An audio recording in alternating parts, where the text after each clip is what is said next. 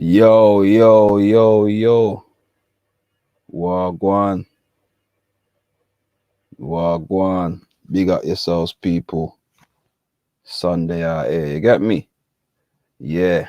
A little bit later than usual. I needed to get some rest and all that. Get my sleep. Get me? But yeah, big up yourselves than usual. Big up man like Shifra. You get me? We out here doing the damn thing. Get me? Hot topics out here. Yeah. Shifra. Out here, bro. Click the link, G, when you're ready. Get me? Yeah, little few things to chop up about today still. Yeah. Come on, man. Got that rotted thing with the teacher going on. Yo, big up Betty. Big up Betty. How you mean? Big up yourself. Come on. The G block massive. Get me? But yeah. Late one today, you know it goes. Know it goes. Sometimes man just gotta get that rest in it and just chill, you get me? And get yourself recuperate, you know, like that. You know, that rest and recuperation. Chill out, relax. Get me?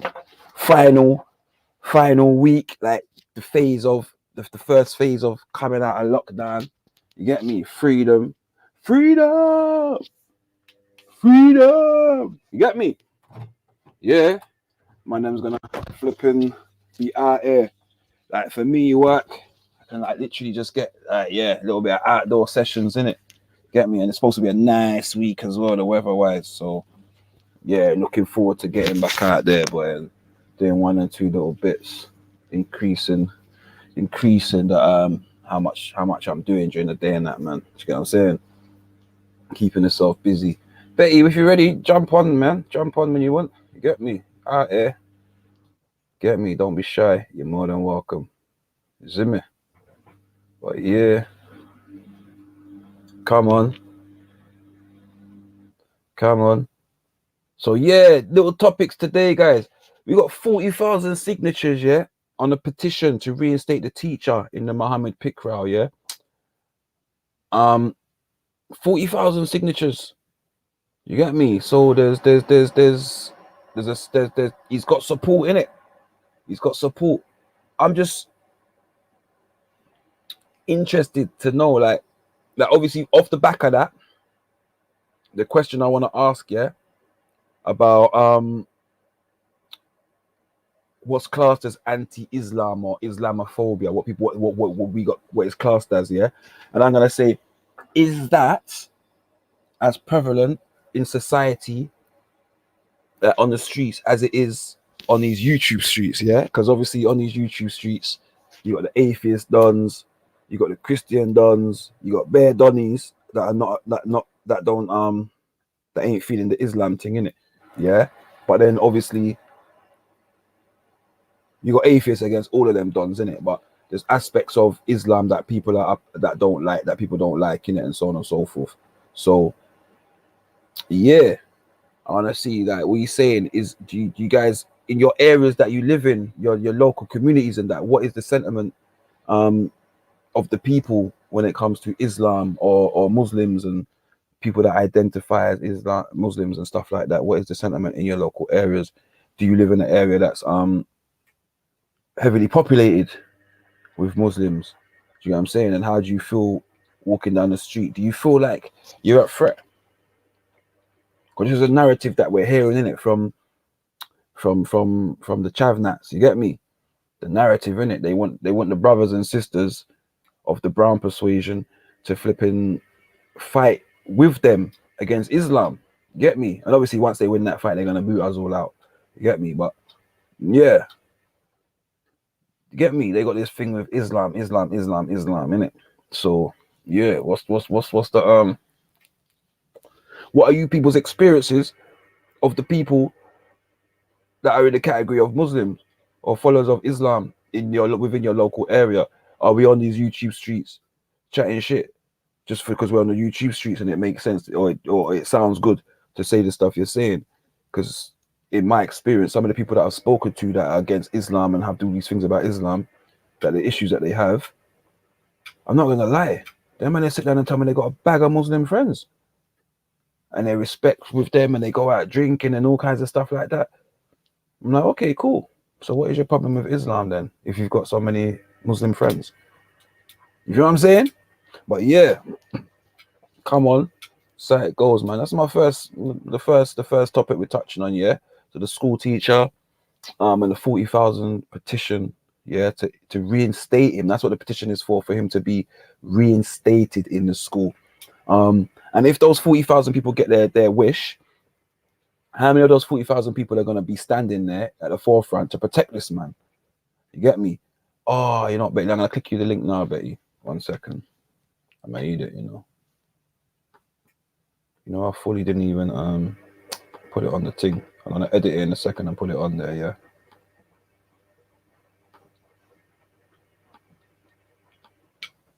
Just do that now. You can hear the washing machine in the background. Let's do this dirty laundry. Come on. You mad. Airing out the dirty laundry on Sunday. You get me? We are wash up. We're doing the washing. You get me? Come on. Shift for the links on the thing, bro. But you're ready, G. Get me? But yeah. So what's topic 2? Where we at? The EU and the GBs. Yeah, Britain's vaccine row with the EU. Yeah, what's the crack? What's popping? Yeah, we're gonna get into that a little bit. Do you get me? See you go on. I don't know if you saw my little video earlier as well. Get me, mad thing. Get me, yo. Let me add Betty. Yo, big up yourself, Betty. Welcome. Hi, Motion. Hi. Go on. You good? Yeah, I'm good, hon. Thank you for letting me on and enjoying the show. I think you made a very good comment. You know, when you said like these FNATs, these people that want black and brown people to join their fight against Islam, and after they got rid of Muslims, they'll get rid of us. Come on, man. I think it's a joke. If man ain't joking, man say thanks for your help, mate, on your bike. That's it. They did that with the Windrush, though, didn't they? Come on, man. Once they build up the country after World War II and World War One, invited us. The next minute, they're throwing the people out. Come on, chartering planes. Literally, listen. The next boat is yours, mate. Right? Thanks for your help and all that. We ain't got any space. Yeah, I'm all right. Yeah, I'm cool in it. You have your fight. Yeah. I will have my fight against religion in itself and people that subscribe to religions and why I don't believe you should subscribe to religion. Full stop. And if you have your faith system, that's fine. I don't have an issue with that. To be fair, I don't even have an issue if you have your religion, but I will argue with you or put my points across against why I'm anti-religion and pro-faith, right? That's me. That's what I can argue for you. But apart from that, like, man wants me to that they want us to jump onto some argument, yeah, and put yourselves in the forefront, and that's what it is. Like, it's like they want cannon fodder in that sense. You guys make yourselves the forefront of this anti-Islam movement. Let's get them in there. Do you know what I'm saying? Like Sarah. Yeah. That's like Sarah Garvey. That's one of the reasons why you always have to worry about their alternative motives. Because Sarah Garvey, he's one of them, isn't he? He's really anti-Islam and he's prepared to be on the right wing. Is that what you think? I don't. Do you know what have I watched of him? I've watched a few things back in the day, yeah, of the corner, and then I watched the thing where they're talking about the Tommy situation and his chat with Respect online. That's about it, really. So I don't really know too much about his stance on certain things, if I'm honest with you. So yeah. He's really anti-Islam, but I think the worst thing about it is he just got used by Tommy like a bitch. Because Tommy Robinson interviewed him, and then Sarah interviewed and Tommy Robinson, and Tommy Robinson was meant to put the interview that he had with Sarah Garvey on Tommy Robinson's channel, and he didn't. And it was only Sarah that put the interview that he had with Tommy Robinson on his channel. It's just. You just got used as a token black Islamophobe. You see what I'm saying? Yeah. So like you said, it's like what you said, Motion. Yeah, and that's what I'm saying, man. Like, And he will have his reasons for being anti-Islam, right? He will have his Yeah. reasons going into the history and so on and so forth. But Mm, it's interesting because you're right. These people will then say, actually, this guy's anti-Islam, and somebody that's got a narrative to spin will turn around and say, oh, this man's anti-Islam. But look, we've sat down and chopped it with him and had a conversation with him, so it means that, so on and so forth, right? yeah. And then the other part is when he's talking his shit, yeah, like it was just weird. It's just a weird situation, that whole thing. That's why I don't like really to chat on it, because I have my how I see Tommy Robinson, yeah, and that's in my head, and I don't think that anything that he does will change that, yeah. So in terms of that, for me, it's like I would want to challenge you on what you've got to say, but I think I would, yes, big up Street Brother. I would want to challenge you in my way, right? But I can't judge someone for challenging someone their way or going about their way, and however people perceive that interview or that chat is how they're going to perceive it, right? If they feel like you should have gone harder, or you should have gone a certain way, or you kind of like caped for him and so on and so forth, they're going to feel that in it, and only he will know his intentions and what how he Mm, felt in those any at that given situation to ask the yeah. questions that he asked and so on and so forth. You get what I'm saying? And Yeah. that's that, man. Because you're gonna get people that, like, I was on there a few weeks back and people was like, oh, you let dupes and that's twist you up, and it's like, oh no, I just let people talk. Yeah. Yeah. You Yeah. get I me? know you're a very fair person. Mm, Anyway, everybody talk, and mm, that's the way life should be, isn't it? Freedom of mm. speech, as That's long as they're not threatening to kill anyone and stuff, etc.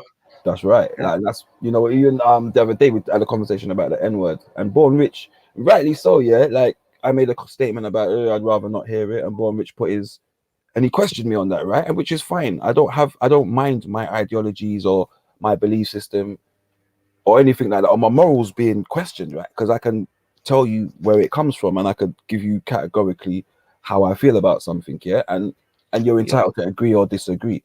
And what Born Rich did the other day was he asked me about that. He questioned my beliefs and said to me, "Oh, so if somebody said to you, my brother, in the same way they said my N word with love, would you take it in that way?" And obviously I said, yes, I would take it in that way. But then obviously, as my brethren, if it was my brethren or someone, he would know that I'd prefer not to be addressed in that way. But I'm not going to judge him because I can receive the love. I can understand the love that's been shown. Do you understand me? As opposed to, just being like, oh, you said a rude word. So I'm not going to take it like that in that sense. But so it's good. It's good to have your challenges and your morals and your belief systems challenged by people. Because it gives you a chance to question them, right? And to say, is it actually in line with where I am today? Yeah. You know what I'm saying? Definitely. Yeah. Because and that's the thing, like we constantly evolve as human beings, and anyone that doesn't believe that, then I'm unfortunate you're stagnant. Yeah. That's it, literally. I They think say, also what it does, all these FNATs and all the racism that you hear on these live streams, mm, it makes me appreciate the white people that I know that are not racist, that mm, will ride out for me. mm, Literally. I spoke about this a while back, actually, a few situations I've been and seen where the white dudes in the situation, I've been surprised at their reactions. And I've been surprised at how far they've taken their reactions, yeah, to a point where I'm like, right, okay. Like I'm talking about, I've not even got a chance to send a punch. You know what I'm saying? Yeah. And man are in there, like you understand what I'm saying to you? And I'm like, right, okay, Yeah. Yeah. you know. There's And then some white folk that got your mm, back yeah, for a and long I've been time. in situations where a man will tell me I'm looking to rip a man's face off. A man will be holding me back and saying, "Bro, no, it's not worth it. It's not worth it." I'm saying to him, "How are you gonna tell me it's not worth it? Uh, How you understand me? How are you gonna tell me it's not worth it? Do you understand me?" But mm, that's that in it. You get people that are like that, and you get people that are gonna just ride for you without you even having to do anything, right? Or not, it's not that they're exactly. not giving you the opportunity, but they feel as strongly as you do um, about it. And that's and some of these people. The worst thing is some of these people I know, like they don't agree with certain things that they see. They don't agree with taking a knee. They don't agree with certain things. Do you understand what I'm saying to you? But Yeah. what they won't do is hear someone call me the N word, right? Because what they will do is smash their heads in Yes. before I get the chance. So could I categorize them as racist? Of course not. Yeah. I think this even is one of those things of the definition of racism. Not everybody's working on the same definition, are they? Mm, The original mm. definition of racism was white supremacy Was because it? Yeah, the original definition, when you go to it, because the people that defined what race were white, German, Mm, social, and anthropologists in the 17th century. So they mm, were the ones that categorized people as the white, the yellow, the red, the brown, and the black. Yo, big up Kane. Big up Kane in the building. Big up So yourself, my brother. Go on, sorry, that, babe. and that's how, and then obviously the Western Europeans, when they went to enslave Africans, they had to justify it. So they said they were Mm, from a completely different race, and they were mm, like 2/5 of a human being. mm. So do you not think there was an element of racism before it got categorized as racism though? The only place I found racism, I found prejudice and discrimination, Mm, and and xenophobia, but I've not found in any native African languages mm. categorizing people by race Okay. and saying that this person's superior. And the Mm, only place I can find it is in India with the Aryans that mm. invaded the Indus Valley. Because And obviously the Aryans were light skinned, like from the mm, Ukraine and mm, mm. It's Iran and interesting. 'Cause places like that. there is a obviously with India, I mean the situation that you see Indians and young Pakistani people go through at the minute in terms of complexion and wanting to be light. And I'm talking about this has been going on for years, like since the early 2000s. I was noticing it. Well, also let's say I was made aware of it. I Mm, didn't understand it. Where I got two brethren, yeah, they're brothers, and like we used to train together. They were good footballers, so we used to train together, eat together. Like they were like my brothers. You get what I'm saying? Um, mm, to a point where like we used to sit down and you know learn certain little language, certain part of the language, and to be able to talk to like little things like before football. And I might say, motion, chai banana, like cool, or chai banana, cool, make a cup of tea. You understand what I'm saying to you? Little things like that because we're trying to be comfortable. We're all being comfortable with each other in it and embracing each other yeah, in that sense, in terms of each other's cultures and languages. yeah, And yeah, yeah, we were talking. I'll never forget. They were chatting to some chicks online, yeah, and he is one of his. The girl asked him about himself, and I remember him saying, I'm a light skinned Indian, yeah." yeah, And I was like, "What?" You get what I'm saying? Being a young man, and I was like, "What was you talking about? You light skinned Indian? What are we talking about?" You understand what I'm saying to you? Because I yeah, only ever thought as black people as light skinned, dark skinned. Do you understand what I'm saying? Like, and didn't realize that actually there's a social construct there, and there's a thing over there where being light skinned is more favored also. Yeah, yes, and that has come about over time, um, and indoctrination. Yeah, so you look at Bollywood and stuff like that. The people are lighter. They bleach. They want to be lighter, and you're seen to be more beautiful when you're lighter. Do you get yeah. what I'm saying? So even over there, they've been indoctrinated in that sense. You Um, see, even prior to the British invading, they say it goes back like 1,000 or something years when the Central Asians invaded, because the mm, original people of India are like dark skin, like hmm Dravidians, like dark like us, except yeah, that they have straight hair. The light skinned ones came and invaded, and they brought in that hierarchy. yeah. What if you think you look at Sri Lankans, how dark they are, Yeah, they're like as, black, as aren't they? Really? You might literally, say some of them black. and then you see some of their heroes of the past. They got Afro hair. Some of them. But Yeah, it's yeah. straight. It's Some of weird them because do. yeah, I went. There's a guy in the shop. He used to own a shop in Croydon, and I used to go in the shop regular. Hmm. I remember he used to always have this picture up there, and then I never clocked it. It was my brethren that clocked it, and was like, "Bro, who's that dude?" Yeah, You get me? He's like, "Bro, like my man's afroed out like hell." You get what I'm saying? Like, so where yeah. would I'm trying to think? Like, not Hendrix. What's the guy from Guns N' Roses? You know the mixed race one, the guitar dude, Slash. Oh, Sash, yeah, yeah, Yeah, yeah. Slash. It wasn't like that, but it was like a big long afro. You get me? And I was like, "What?" You Yeah, get me? And these things you don't clock in it, and it takes someone else to clock it. And I was like, "Rah," you yeah. know. Because So, I remember when I used to watch the cricket team, the Indian and the Sri Lankan cricket team, and you think, "Fuck, they're black." Do you mm, know? Do you know what mm. I mean? Even like people like Nadia, she's Bengali, and she's from Bangladesh. Who's that? Nadia from Nadia from British Break Off.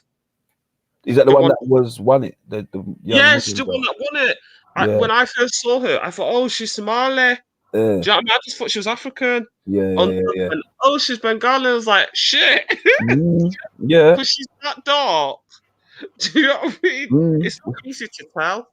It's You crazy, know? isn't it? The way it goes, man. It's crazy that people are indoctrinated in that way, and you have to understand with those things, with those when you're seen to have those clear differences from someone, it's so much harder to come together as a nation of people in that Yes, sense. You get me? Because because there's so many different. India's not one ethnic group. There's several different ethnic groups. mm, That wouldn't have been together if the British haven't forced them together. So yeah, that's the issue. And then they've got different religions as well. That's another mm, problem that they've got, not just ethnic and racial differences. that's They've right. got religious, You got ethnic everything there. superiority, you've got racial superiority. Yeah, Sorry, not racial, but color superiority, and then you've got class superiority. You've got religion superiority. All of those different things are in place there, which stop you from being able to come together as a culture and a nation of people. Do you get what yeah. I'm saying?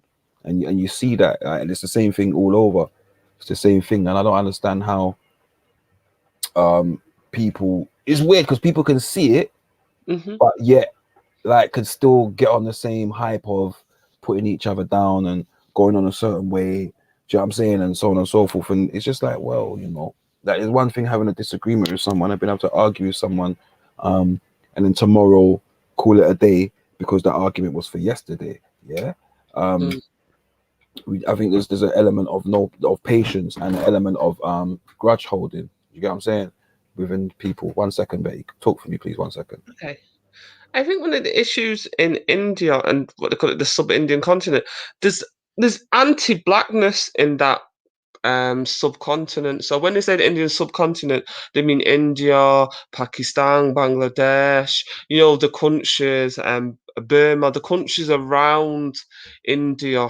Because India's a huge place and very ethnically and racially diverse. So that's the issue. You've already got anti-blackness in there, with how they deal with their native black Indian ethnic groups. Mm, And then you put in religion, and then you get the British bringing in more, anti-blackness with mm. their imperialism. Come on, man. Yo, yes, come on, man. Kodomia. I mean, big up the Bangladesh family, yes. Yeah, yeah, You get me? big them up, man. You And you mean, know big what? up. I was in a makeup class. Used to go to a makeup class up in Bolton. And, Mm, Bolton's got a lot of Asians, and mm, the Pakistani girls and the Indian girls. I remember sitting down one day, and then obviously the teacher's white, and then she went to the Indian girl. You know that foundation you got on? It looks mm. like Caucasian foundation. Oh, And if shit. the Indian girl's face just dropped.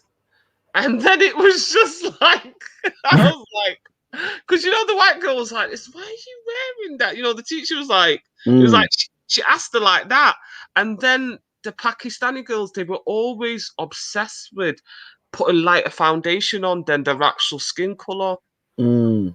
and they're not even dark. They were like maybe like Raj's color, and I was like, if you're worried about your skin color and you've only Raj's skin color, God knows what it must be for, people there that are like my color. And I was just like, freaking hell. It's true. It's true. And that's the thing again, like I was saying, man, like within your own within your own continents and your own countries and your own groups of people, we gotta start putting that this going against these narratives, in my opinion. Yeah, like literally, you gotta start getting out there and saying to people, look, doesn't matter what your complexion is, like you are one of, you know what I'm saying, we're all the same people. I don't understand how people can't come together in that scene. You get what I'm saying? Yeah, it's just, I suppose there's a lot of, like, for example, when they say like bleaching cream is made in India, but Mm, when you look at the companies that own it, one of the biggest companies that owns bleaching cream in India is I think it's Utiliva. mm, Yeah. And that company used to be called the Royal Niger Company. Okay. It was, yeah. So it was the company that was set up in order to administrate the Nigerian protectorate, and then it then sold Nigeria to the British government. Mm. Yeah, yeah. And that's how, and that the profits that they made from exploiting the region they now call Nigeria, they then went set up this company. Yeah, Mm. called I think it's Underlever. Yeah, and that company now makes a bleaching cream. I think it's called Fair and White or Fair and Lovely. Yeah, and Okay. then they have a manufacturing base in India. So some people think that this is owned by Indians, but it's not actually owned by Indians. It's owned by the British. Mm. Do you know what I mean? So they're Okay. Yeah. exploiting. And You that's it, know, innit? Create an ideology of beauty, yes, and then sell that ideology or sell the way to get that ideology. Yeah. So you can you now can be beautiful. Do you know what I'm saying? Like, yeah, get rid of that, bleach that thing. Get me? Now you're gonna be seen as beautiful. Do you know what I'm saying? It's just it's mad, and it's rife. It's rife in the communities as well as other effed up behaviors. Do you know what I'm saying?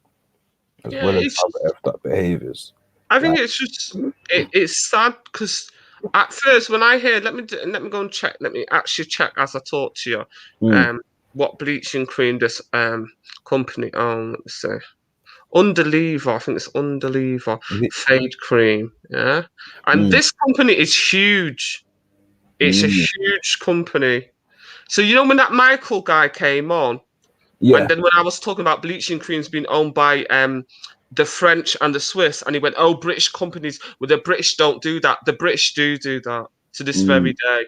They make mm, yeah, it's fair and lovely, an India a bleaching cream in India, but it's owned by the British. It's not owned by the Indians. It's just manufactured in India and it's sold in India. mm, And there was a backlash last year because of the Black Lives Matter, and mm. now they've been forced to rename this bleaching cream because it's Okay. promoting negative stereotypes of dark skin in Asia.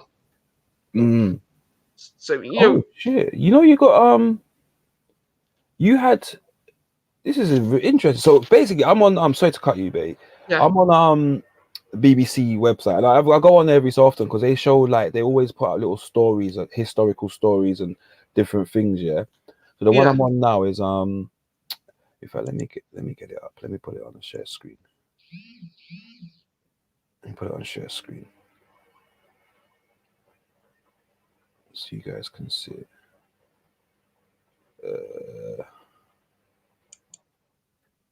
Right? Can you see that? Oh no, I can't see it yet. Hang on. Oh, there you go. There you go. So basically, yeah, it's just about the music and the power of the music through the 60s and 70s during during certain during the movements for the resistance movement, yeah. So it's talking about the racial tensions and so on and so forth, and there's a Yeah, documentary called Black Power, a British story of resistance, which examines the UK's Black Power movement in the late 1960s, surveying both the individuals and the cultural forces that defined the era. Okay, but obviously you just start scrolling down. Yeah, obviously you see man like Dark as Hell, yeah, old school Dark as Hell, yeah. yeah, I remember him. Yeah, I went to so I've said before about I had when I was younger I grew up and I lived next to some people and one of them he was the guy that started the first black newspaper in this country, um and he was a mentor to me, right, in that sense, and I looked up to him. Big up yourself, God of Jacob, man. Respect and manners every single time, brother. um and yeah, so I was basically I had those kind of people around me as a youngster, you get me? So you know he was a great man, great man. And there was three of them that actually started this paper. So it was one guy from Jamaica, Anthony Douglas his name was, and then you had another guy called Russell, I forget his surname. Russell his name was, first name anyway. He was from North London, from like not North, sorry, from East London, Hackney area, Stoke Newton. And then you had another guy, he was actually a Chinese Trinidadian called Alfred Tenchow. So he was part Chinese, and his mother was mixed race, so half black and half white, and so they started this newspaper, and when Russell died, we was at his funeral, and I can't remember the place we was at in Clapton Pond area, and yeah, Darcus Howe was there. And he got really, really drunk, boy, and he kicked off. Absolutely kicked off in the funeral, innit? And I remember having to hold him and be like, bro, what's the matter with you? I think I was about 17 at the time, 16, 17. You get me? And I was peed off because this is somebody that I really, these gentlemen are people that I really looked up to. Like, Yeah. these people sat down and in a time, in those years, you get what I'm saying? In a time when it wouldn't have been easy at all for black men to start off even a newspaper to represent themselves, right? And they went through and they fought against all odds and done that and got that through. Do you know what I'm saying? And started off a something and paved the way for newspapers like The Voice and so on and so forth. Do you get what I'm saying? Yeah, of So course. obviously they're talking about the Salute songs them.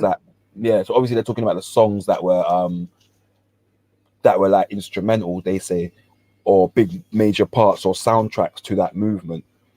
You get what I'm saying? So they're talking about people like Ken Booth and Exodus by Bob Marley. But then this guy here, he's Asian, Yeah. yeah, and he was a member of the Black Panthers. Ah. You get what I'm saying? And I was like, obviously, when you start scrolling down and you see these things, you're like, rah, okay, that's interesting. Do you know what I mean? Yeah. So yeah, that was it. Literally, I just literally had to pull it up because I was like, yeah, it was a bit yeah, burning youth, big youth. Sorry, the revolution will not be televised. Yeah, all those tunes there. To be young, gifted and black, Nina Simone. Do you get me? All Yeah. those tunes there, people. Yeah, you sit down there and you think, yeah, that was it. The end of the article, really. But yeah, it's interesting when you see those things because I've always said, yeah, like no matter what groups you have, depending on where you are, you're gonna have different cultures and nations that identify or want to be part of your movement. Do you understand me? And that's kind of like apparent in that situation. It's a strange one. It's like, yeah, I didn't know that they I had. don't know, but you know what? Do you remember in the 80s? I remember when the word black meant you just weren't white, so it included brown Mm. people from Asia. I'm not It gonna was lie, anybody that wasn't I always white. grew up. I always grew up with a clear. I think by the time I became aware of these things, I can say Mm, um, that there was already a clear difference. So the P word was already about. Um, the C word for Chinese was already about. And so for me, I think, like for example, I got a friend, yeah, from that I went to school with, Sheikh, and he was from East London, yeah, Poplar area, and he used to come back and tell me like, yo, bro, man was out with my boys and we got chased. We got chased and so on and so forth. And understand that they used to go out there and the man used to go pee back bashing. Do you get what I'm yeah, saying? And mm, these men, you know what I'm saying? And then once their populations increased to a point there was loads of them, then they started to defend themselves, in it, and then they started to become the aggressors and yeah, started to practice the learned behavior of the people that were oppressing them. You know what I'm saying? Because that's what happened, in it. Like, and it's what people don't understand this sometimes when they talk about people's behaviors or different cultures or different behaviors. Sometimes they only mirror how you treat them. of course, of course. The abused, when the abused become the abuser. Mm. Or should I say, there'll be a minority that will treat you exactly how you treated them. You get Yeah, me? You're finding that today now, right? Within certain, um, I say, categories of faith and belief systems and so on and so forth, and cultures, yeah, because it's not just people that believe in Islam that are anti-Britain or anti-colonialism, right? So you'll find that that's what's happening, right? So you're going to get people that will wish the exact same thing upon a people that they believe that they put out, and yeah. But I think it's one of them. That's why they say you got to do unto others you want done on you. You can't mm, mistreat people and then expect them to love you mm, and to treat you better than mm, you treated them. You mm-hmm, know, definitely. But I think in terms of that school thing as well, like, I noticed that not all of the Muslims are backing those Muslims that are protesting out the school. Because I'm Mm, hearing, I say, one man that I saw on the TV saying that it's these. He doesn't think protesting is the right solution, and that it's the extremist elements that are coming out to do all this mm. protesting, and he thinks there's a better way to resolve the situation. So, and I think this is the issue, isn't it? How many Muslims are out there protesting outside the school, and where do these Muslims come from? And What do this is you think is the best solution to resolve it? Do we make a universal ban on the drawing of Muhammad, or do we say to the people, listen, yeah, we don't have your belief, so the mm, rules in that sense don't apply to us? It's like at some point, what are you going to turn around and say then? You can't walk past if you walk past a cafe, they can't cook pork in there, they can't cook bacon because that's going to offend your nose or something like that. Do you know what I'm saying? At what point yeah, do we stop and say, well, actually, you can't hold us to the same standards as non-believers? You know yeah. what I I'm think saying? for me, I think the fact of the matter is that school is not a Muslim school. I know the town is 40% Muslim, but it's not a Muslim school. It was started by a reverend. Mm, Well, there's no reverence in Islam. Yeah. But I feel like if what they could have done is take their children out of that particular lesson. I know many parents that would do that. If they're teaching your children something that you're not happy with, you mm. take your child out of the lesson. The Yeah, problem is with that nowadays is that that lesson. the government and the powers that be have so much say over whether or not you can pull your children out of school on any for any given moment or for any reason that they don't deem to be reasonable. You end up in situations in it. So it's Yeah, kind of a so at some point you either have to allow the parents to be the parents and say, right, okay, cool, it's your child, so we're going to allow you to do what you see fit in terms of your child's education, in terms of those kind of subjects, whether it be about sex or about, do you know what I mean, different things, and we'll let you have your judgment on that. Do you know what I mean? but um like because in the law that every religions have a certain protection. Yeah. mm, So what I would advise them to do if it was my child, I would just said that look, this is against my religious beliefs. I'm not happy with the situation, so my child is not going to attend that mm, lesson. Yeah. mm, Yeah. But what they're trying to do is bring in blasphemy laws via stealth. Yeah. mm, You know what I mean? And this is not a Muslim country. This is a Christian secular country. mm, The idea it's secularism that allows Muslims to be here and have a freedom of worship. If mm. it was just a Christian country, you couldn't be in this country in the numbers that they're here there Yeah. and have their own Islamic schools that they have. Mm. Yeah. So Hey, they have to respect the principles. mm. So you see Yeah. the picture that this guy's apparently supposedly showed, yeah. Yeah, but he didn't even draw it. This is So the it's thing not that a annoys drawing. me. What? So somebody else drew it, Yeah, it's not him. It's just the teacher was teaching about blasphemy in the religious lesson. It and was no, so gave them an example of what is classed as yeah, blasphemy. yeah. It's not even like it was in maths class. The guy was teaching about blasphemy in a religious class, See and now, that is what annoys me. you see now, this is why I'm like in the middle of it, yeah, and this is why I like to get more facts on it, yeah, because Mm. I look at this. So that's why I asked, did he draw the picture? No, he didn't draw the picture. He's given an example of blasphemy, but I'm sure there would be. I mean, to be fair, it's a visual. It would be a visual aid, and one that you probably couldn't. That you could show and actually would give a clear understanding of what he's talking about. But I don't know if there's. I believe that there'll be other examples of how he could, being someone that's an RE teacher, he could potentially give other examples of what blasphemy is and make it clear enough for the kids to see. Now it's interesting to know. I'd be interested to know how long he's been a teacher, how long he's covered this topic of blasphemy over the years, and how many times he's covered it, and to know, like, is this the first time then? Because if it's the first time, or after 3 or 4 years of teaching and you've not done this ever before, then I'd question why you did it now. Okay. Naturally, do you know what I Okay. mean? Now, Yeah, if you put fair enough. yeah, if you put me as okay, it's your first year as a teacher, you know, it's the first time running a class on your own in that sense over the term, and you're covering this subject, and it's your first time, then I can give you a little bit of leeway in terms of ignorance, yeah. And I say a little bit because it's minuscule, because I believe that he would be aware of the other situations that have occurred over the time, over the last few years, yeah. So I believe that he would be aware. So any decision he made, he would have done knowing that he's at a school in an area that's 40% Muslim, which probably means that the class or the pupils in the school would probably be about the 30 to 50% mark in terms of population of Muslims, yeah, that attend the school. Yeah, So that's the only assumption that we can make because I can't find out what percentage of the school is Muslim. It's just the town is yeah, 40% Muslim. and it's a private school, is it? Yeah, it's a grammar school.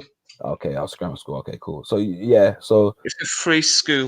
A free yeah, school, but so a you grammar probably school. yeah, I'd probably say that one could assume that. That's why I gave a broad 30 to 50, because obviously 30 gives Mm, me enough to say actually there's not as much, and 50 says okay, there's probably about 50-50.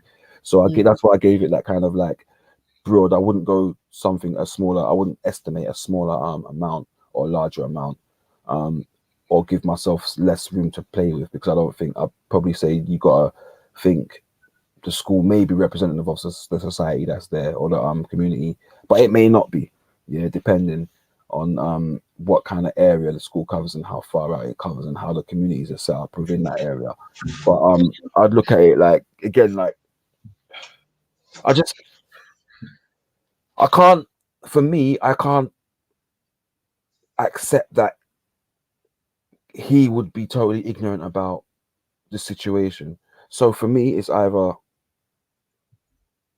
just another one of those things that we're putting into the categories that come in over the last 2-3 months, where people have got something to protest about, and they go and sit down and talk about in the Houses of Parliament, and we don't pay attention to, and then they come and bring out legislation around that we know nothing about. Yeah, so it could be just one of those things, or this guy made a very, very, very poor judgment call. Whose bloody cat is that outside? Someone's cat's just making some stupid noise. You know what I mean? And get the water pistol out. Come on, mad. And Tina love shit up in man's garden. I'm not having it. I just planted some sunflowers and stuff like that. You get me? I was going in this year, you know what I'm saying? Going in. Trying to practice that whole growing, and started to grow foods and stuff like that, and little things like sunflower seeds and stuff like that are good to do. Do you know what I mean? It's that time of year, isn't it? It's not like Yeah, lockdown. It's a, yeah. lockdown. What else can you do? You know what? Last year I spent 3 days. Yeah, I literally like gutted the garden, on a mad one. So yeah, I've got that to do this year as well. Do you know what I mean? I like like the things that we do when we were younger. Yeah, they still kind of like ingrained in me. Like, so certain times of the year we would always have a huge cleanup at home, in it, from young growing up, in it, like get rid of all the old stuff, and you know what I mean. Yeah. You know what I mean, like every window get clean, and curtains, and you know what I'm saying. You're doing that like 3 times, 4 times for the year, like every probably quarterly.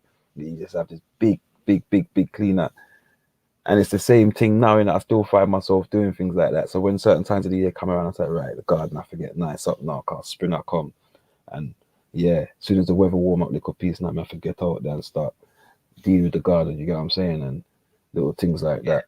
It's crazy, It's man. like eating your own food that's been grown in your own garden. It's lovely. Mm. Yeah, that's the thing, in it. That's what I'm saying. Like, obviously, hopefully, looking at some properties. Yes, but obviously we're looking at property with a nice size garden and things like that. That'd be nice. It's Yeah. nothing better than having a garden. Well, we've got a garden, to be fair, and it's Mm. not a bad size, but the house itself is not the biggest. So probably could So use a you're bit more looking for a space. bigger house. Yeah, bigger house, so more storage space and stuff like that. Because obviously I got the two snakes and a bearded dragon as well, and then my aim is to get a hawk, So I want to have a garden big enough to be able to build an aviary out the back. You got a snake? I got 2. Lord have mercy. Yeah, Lord have mercy. yeah. Oh, Lord. Gang banging shit. Oh, God. Yeah. Honestly, they're calm pets. They're calm. Some of the calmest pets, man. Did you eat a lot? Are they? Nah. So I feed mine probably every 10 days or so. Oh, right. God, A man. week to 10 days. So yeah, it's not. I mean, they're low maintenance. Low Snake. maintenance. Mm. Snake. What type of snake is it? Lord have mercy. I'm sorry. I I'm just got in shock. I got a ball python, which is like a small version of a python. A python. It's a small Oh, version, so she won't grow till more than like 5.5, 6 foot, if that. Do you know what I mean? Lord have Yeah. mercy. And then I got a corn snake called Jake. He's like 5.5 foot, but he's one of them slim snakes. Do you get me? Oh, Lord. Lord. Mm. Oh, the people you meet on the internet, God forbid. A snake. Do you know what though? Like, this is the thing in it. Like, people hear about them and they're like, "Oh my god, snake, snake, snake!" Like, literally, I used to be scared of birds. Imagine I used to be scared of birds, yeah, and I mean proper scared of birds. Like, I couldn't go to no pier. You think I could go down to? You think I could go to anywhere like Bournemouth and start going to any pier to go play games or arcade? There's too much. There was too much seagulls. Yeah, I would have turned back. Yeah, and straight up. Yeah, 1 second. Go. I wonder if your kids, have you got kids? Do they like it? Oh no, man, no. What are the people in the comments saying? Could you live with a man that's got a snake? Would you have a snake as a pet? Lord have mercy. I've been worried. I've been worried. What if it gets out? What if the thing break and then next minute the snake's just next to you? And then when you said python, I was like, oh shit, man, a python. I'm thinking of all those Hollywood horror movies. You know, where is it the python or the cobra that just wraps himself around someone's neck and then starts strangling them to death? Nah, man. Hey, listen, babe. Listen. Let me show you something. You see, for example, how long have I had snakes now? Probably about 5, 6 years, yeah. And I could tell you categorically, never been bitten by any one of them, ever.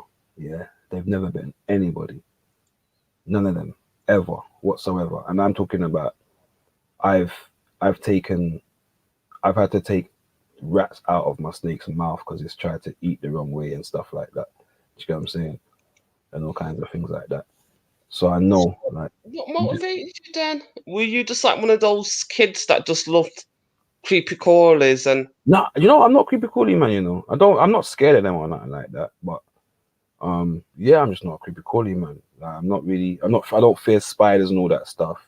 Like, I'm the kind of dude that'll pick a spider up by its legs and just chuck it outside or something. You get me? Like, I'm not bothered about that kind of stuff. I always like animals. Always like animals. So for me, it was about exotic, different animals. I didn't know anyone growing up that had snakes, you know what I'm saying? But I was always interested in them, and you know what I'm saying, and other animals as well. So like hawks, I've always been a big fan of hawks. Even though I had a phobia of birds, I like hawks, you know what I'm saying? I like eagles and them kind of thing there. So I just liked animals all my life really. And snakes are just one of those ones that were just like one of my favorites. So it's a hawk the type? Do you work with animals? Or is it just a hawk? Oh, it's only like a little bird. How big is this bird? I'm just looking at. Does it look like a vulture? so if you search for one of some of the most popular ones to own are like Harris hawks. Yeah. Ah, So if you type in a Harris hawk, you'll see one, and then you've got like kites and buzzards, but not many people own buzzards. More people own Harris hawks. ah. And then you got a few people that will See, have falcons and stuff like that. I can see why you need the space then. You know what I'm saying? Because you can train them in it. You train them up, so you can go hunting and everything with them. Do you know what I'm saying? That's what people do. You can train them up, go hunting, train them to hunt. Or do you go hunting as well, Motion? No, I don't. But I'm not that I wouldn't go hunting, but you can train them to hunt and get rid of, like, for example, vermin, for example, yeah. Or you could train them to get rid of, like, for example, in certain areas. Yo, big up Panero, brother.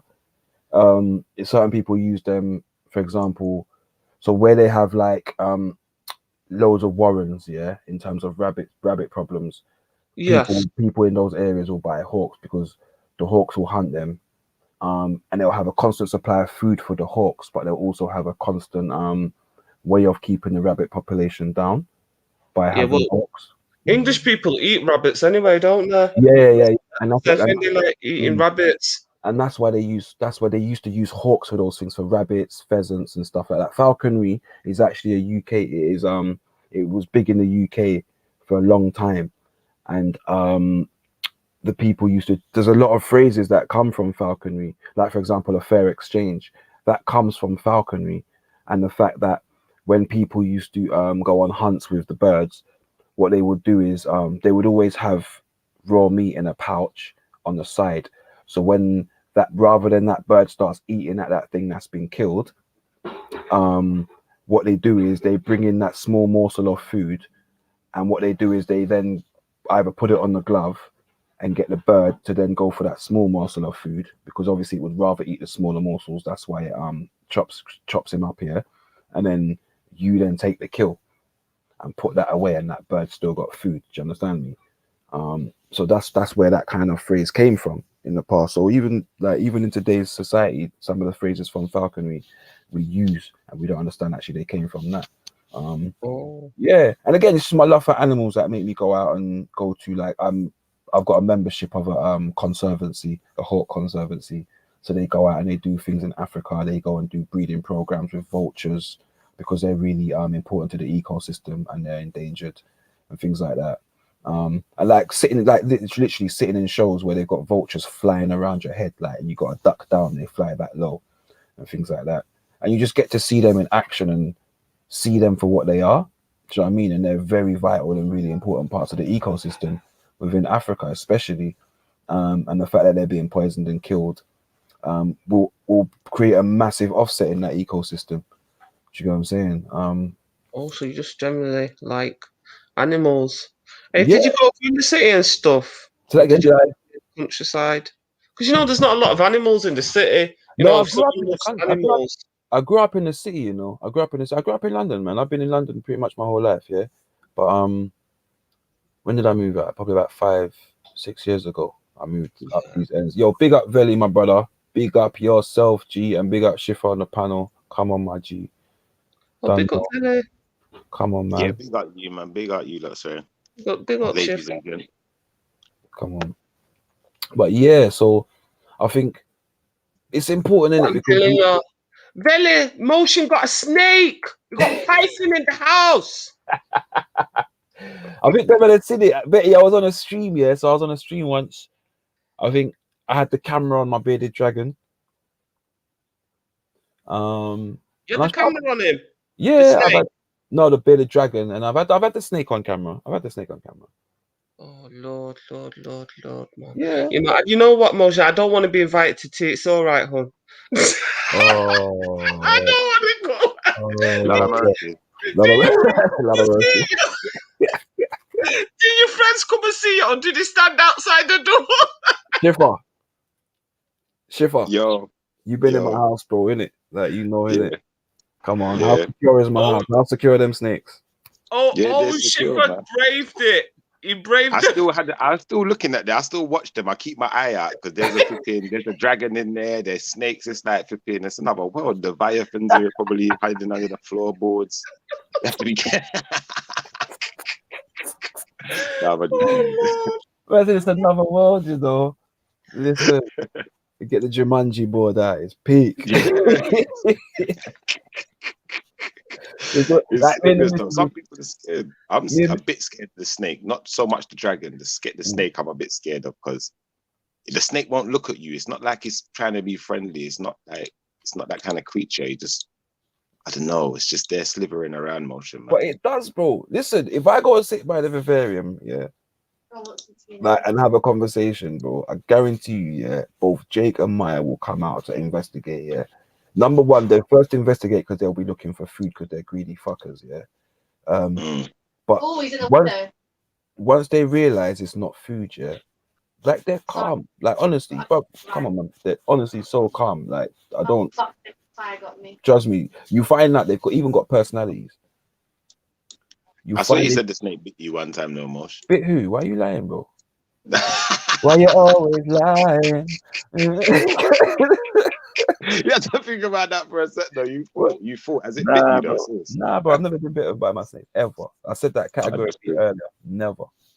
That's good. That's good. My dragon's gone on like she wanted to bite, man. But even her, like you just be calm. Dragon. Bearded dragon, yeah. What's a bearded dragon?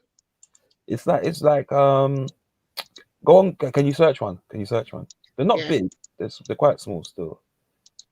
Oh, it's a reptile, like little lizard, like in Africa. Oh, I see. Oh, fair enough. Yeah, I got one of them as well. Khaleesi, her name is. She's a gangster still. Okay. No, them ones I'm used to in Africa. That's fine. You sort of just hang around in the yard. That's what I'm saying. Lizards are nothing, innit? That's what I'm trying to say. People don't worry about lizards. Yeah. But we worry about spiders and everything. It's just a python, the snake. And when you said it might grow to 6 foot, I was like, what the fuck? Yeah. I mean, 6 foot would be an extremity for that type of python, to be fair. You rarely get them 6 foot. Normally about 5.5 foot max. So about Hector's height. Snakes are more scary than lizards. Like lizards ain't scary the way snakes are. The only thing I think with the lizard, if he got out, he could scratch me up. You know, like that he might lick my face or something. But the snake now, you know, snakes constrict things like that, and they poison things, and they just. But you have to understand though. See, for example, like for my example, my snakes, they will never try to eat a human being. Number one, they're not big enough to eat a human being, and so even if he was to be bitten, most snakes realize you're not food and prey, so they release anyway. Yeah, they release anyway. And the other aspect of that is sometimes people feed their snakes in the places that they home them, which makes them then become very aggressive around the home. So you're supposed to take your snakes out of their home and feed them in something different and then place them back in their home. Do you know what I'm saying? Yeah, that is what you're supposed to do. So you create that element of actually you're going out to hunt as opposed to food's just coming to you. Okay, I think I kind of get that aspect still, because obviously anything that comes into that area where it's been eaten is going to think it's food. That's right. So that's why sometimes you get some snakes, and some of them they're quick, they're good feeders. You get some snakes that are very good feeders, like my corn snake. He doesn't play games. Like I can give him 2 rats and he will box them off, like, and he will attack them both with the same energy. Do you know what I'm saying? Whereas my python, sometimes she'll leave it there. Like sometimes I'm there hanging it because I want her to strike. So I'll be holding it in the tongs, and I want her to strike, and she'll just be on some dilly dally thing. And I'll be there all 5 minutes. I'll be like, yo, yeah, me, man. I just put the tea in there, man. Go fit, man, when you're ready. Cause my shoulders all aching and shit. Do you ever think though, Moshe? Do you ever think though, like obviously you've got a small dog as well, yeah? Did you ever think like if the snake gets big enough, she might think about going for the dog, kind of? She would never get big enough for that dog. She would never get that. She won't get too. Huh? That dog's only small, you know. Yeah, that dog's way too big for that snake to eat. Way too big. I'd have to get at least a reticulated python for that to be a threat. You get me? Yeah. But that's coming. Somebody was selling one the other day still. And me and G was looking at it like, yo, should we grab it? But obviously, like, I've got a vivarium now, a spare one. But I've got someone reserved it for a few days, so I'm gonna get rid of it. Because obviously I got the newer ones the other day. And but all of that though, I enjoyed that because it's all wood and glass. I enjoyed the fact that I took I got one for cheap, and I upscaled it. So I created a brand new hide using the shelves that was in there. I put extra lighting in there. I created like a little doorway, so now the python's got like a little doorway into a hide. Do you get what I'm saying? Yeah. Get myself a little sign for a house. You get what I'm saying? And little things like that. So you just start to like, it's like people do with their dogs and stuff and cats and it, right? They just make them as comfortable as possible and give them as much stimulation as possible. That's it, really. You get what I'm saying? Are you gonna put clothes on the snake as well? No, don't be stupid, bro. She got mittens. See that you can actually eat snake. You can have snake soup. Why are you gonna say stuff like that, baby? Why would you do that? I'm sorry. I just thought I was just looking at it. It's like bushmeat. Bushmeat, you know. Hey. So it's the African in me. That's it. The bushmeat in there. Betty has snakes. She's like, "What can we eat them, motherfuckers?" Bushmeat, you know. Get rid of them quick, yeah. Get salt and pepper. Fucking no. It's true that people do eat snakes, isn't it? Like Chinese eat snakes. But there's tribe. What's the tribe in Nigeria that venerate the snake? Betty. Oh, I don't know. There's a tribe that Google it. Yeah, over time and as well. They've been around for a long time as well. I know what you're talking about. Them people who got the they got like a little temple with the pythons and stuff. I think God of Jacob can tell me though. I think he might know. Did the tribes, the 12 tribes also have animal representatives on their flags, or for example, what's the word I'm looking for? Like not like the moon and the stars, things like that. Did they have those kind of symbols as their flags as well as animals as well? Because obviously Judah was classed as the lion, right? So was their flag was there a lion crest? Yeah, because there's another one of the tribes was a snake tribe, or was kind of like I can't remember. Sorry, my mum just rang me. Nah, man, big up mums, man. Big up the mumsies, them. Yes, big up. So, yeah, come on, man. Every mum's in other place. Come on. You know, the battle against the snake. Oh no, I'm trying to find it. Man said, "Cha." Oh, meet the snake man in Nigeria. Is that what you're saying? Yeah, the snake people. The people that work, they pray at a temple. They got a temple, and they got like serpents and stuff. It's weird. Maybe that's a native religion or something like that. Yeah, I think it's a small tribe. Yeah. Let me Google it. I think it was a historical thing as well, but I can't remember exactly what it was called. But I'm sure it was in Nigeria, or the country they call Nigeria. So I know some people don't like to be called it Nigeria. So now I respect that. Yo, Chipper, got a Jacob address you in the chat, G.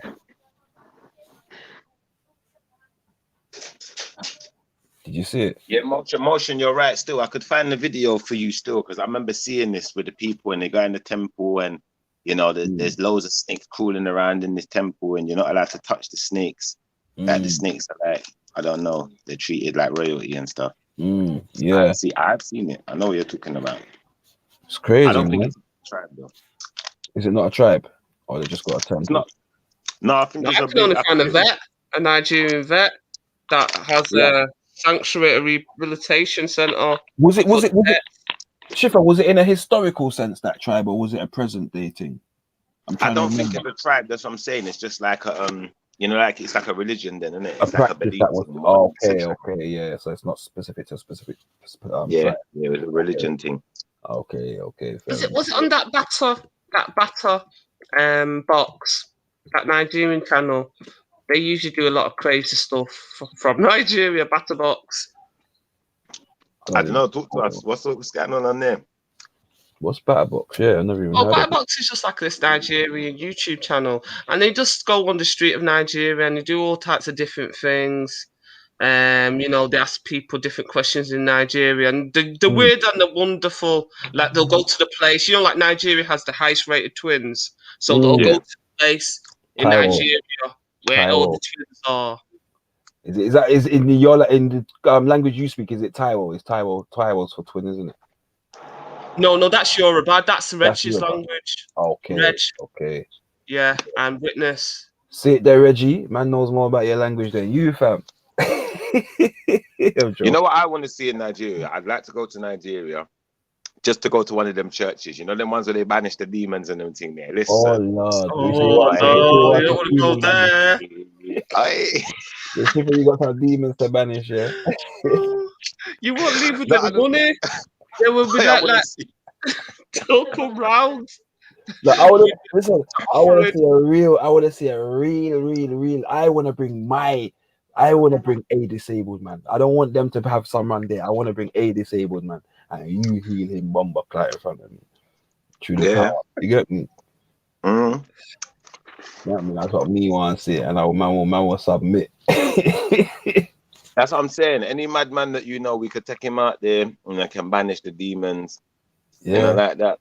Man will submit wholeheartedly, fam. Come on. Bro, have you seen some of them videos? When the man starts calling out the demon and they start moving funny, will drop on the floor, start wiggling. Bro, the worst thing is, I can't even lie. I don't need to see videos to see that, yeah. I remember going to church with my nan and stuff like that, yeah. And seeing shit like that, bro. You get me? So, I can't listen. The spirit tech you, innit? The spirit tech you. Yeah, you're gone. Come on, man. Mm-hmm. I remember seeing it when I was a youngster. I was like, I wanted them people, your dog. Like, Busting up, like with my brother, that like, yo, what happened to these people, fam? Like, are they moving stuff? You get me? Yeah. Anyway, the spirit tech them, the spirit tech. Say, what kind of spirit tech them so? Like, Virgin, I see one where the brother was spitting at the pastor. He's spitting, and he keeps spitting like a snake and acting like a snake. That's what I'm saying. And the pastor start cussing, and he dropped on the floor, and he got powerless. He lost all his powers. The demon lost his powers. So he's on the floor moving around funky. And then after a little while, he got back up, and he's like he didn't know what happened. Like that. Weird. Nothing, yeah, them things are mad. Cray, get me. Too scary for me. And I don't even believe half of it. People just really paranoid. I don't think it's scary. Remember, the preacher's there, he's there to protect you, innit? No one in there don't look scared, innit? Like, it will be like having, you know, like when you watch them movie, like The Exorcist. That one's over-exaggerated I've never watched it. I don't like horror movies. But you see, that's in the screen. That ain't in real life. It's not real, innit? Like, I'm taking it like a cartoon. But this is real life. This is what I mean. Like, I mean, if you like horror movies, you can do all those type of things. But me, I've never watched The Exorcist. I watched The Omen once, and I had nightmares for 3 weeks. I can't. That one ain't even that scary, sis. It is to me. I think it's bad. You know what? For some people, yeah, like men don't get scared. My missus, yeah, she don't like horror movies. It's not that she doesn't like. It's not that she likes it, but she can watch the blood and the gore. I think what she can't watch is the surprise element and the threat element of not knowing where it's coming from. And you get people that are like that, yeah. Like it's just people's natures, yeah. Some people want to know more about things before they go into things, and so I think that element is probably what's more scary for her. Go on. You see what you just said there, yeah? I'm glad you said that, because I find this as well. I find that most females I've been around, including my partner, they can sit there and watch blood and gore and guts and whatever, and it's not disturbing them. But it disturbs me. That's the only thing that disturbs me when I see horror movie. You know, I don't understand how their stomachs are strong. Like, what I'm saying. You have to see what see what them push out of them. Them blood and guts irregular. You know what I'm saying? Yeah, that's true. I want to do. I can deal with the blood and guts, but the other bit with the ghost and the spirits, I'm like, no, I can't. I guess for some people it's the threat of it. Like, and you see that in society as well. Yeah, like even since that young lady was murdered, you hear the things that people have, how the women feel about how they themselves and how they've got to carry themselves and the things that they've got to do to feel safe or safe. Is it true that this girl's grandma was from the Caribbean? They said that this girl was mixed race. They said that one of the grandparents was from the Windrush generation. Really? She looked like Hitler would have been well happy to have her in part of his gang. She's got a big nose, hasn't she? She's got big lips. And I don't even know if I'm honest with you. And to me, she looks like an English lady to me, yeah. So, and if that's the case, is that put out there to emotionally charge people? Well, you have to ask for this business of, because like I was on the Skin Throw Glows channel, that Jamaican girl from Birmingham, and she was talking about it. She just said today that the girl's apparently was mixed race, that Sarah Everard, but she was treated like she was a white woman. Get me. Oh. But I was trying to find some information if what she's saying was true. But yeah, they want to like put men on curfew. But you know what annoys me about that 6 hour curfew, the 6 o'clock curfew? The good men will stay at home. The wicked men will ignore it, and they'll just be running the streets. It's just not going to work, though, is it? It's things that are just crazy. Like, so what about what? You're going to put men on curfew, and what about work? And who else are you going to put on curfew? You're going to put policemen on curfew and the fire brigade on curfew. Yeah, and ambulance workers on curfew. What are you just going to have? You're going to make it? Are you going to make a clear differential between which kind of men? These kind of ideas are just made out of emotion and not made out of any kind of thinking critically or any kind of logic. That's where it comes from. It's just people screaming out from emotion and saying, "Oh, we should just give men a curfew because it's safer for women." Okay, but you do understand that there are men out there that they're going to rob banks and they wear women's clothes, or they're going to do violence and they wear women's clothes. Do you not think they won't wear women's clothes to come and get? Like, come on, man. I know. Why would a wicked man that is a murderer sit at home because women told them to? Especially the women haters, because all you're gonna do is create, in my eyes, if some of these people have got issues with women while they commit these abhorrent crimes, you may potentially create more. Now, that's not to say that that justifies creating that these people are about, because it doesn't. As far as I'm concerned, there's something wrong with them. They're probably beyond help, so maybe just get rid, innit? Like, simple as maybe just get rid. But you know, you risk creating more of that when you hold those kind of stances. Do you know what I'm saying? I think what it would do is, it's just like lockdown, isn't it? We've already been on lockdown, and we know the mental health rates are going up, domestic violence is going up. So putting men that have not done anything wrong on curfew, do you know what I mean? You're punishing people who haven't committed a crime for the mistakes of a very few minority. And I notice how they keep and say it's men, but they forget to mention it was a police officer. To be fair, some people have got on that bag when to say it's a police officer, but I think that got shut down pretty quickly, I guess, in that sense, because for me, like, yes, it was a police officer, but look at all the major killings that have happened over the years. How many of them have been police officers? No, we're getting grass. Do you know what I'm saying? How many of them have been? And so you have to look at it like that, like. But then obviously people are going to jump on that because there's this shout to defund the police, defund the police, defund the police, and there's that narrative.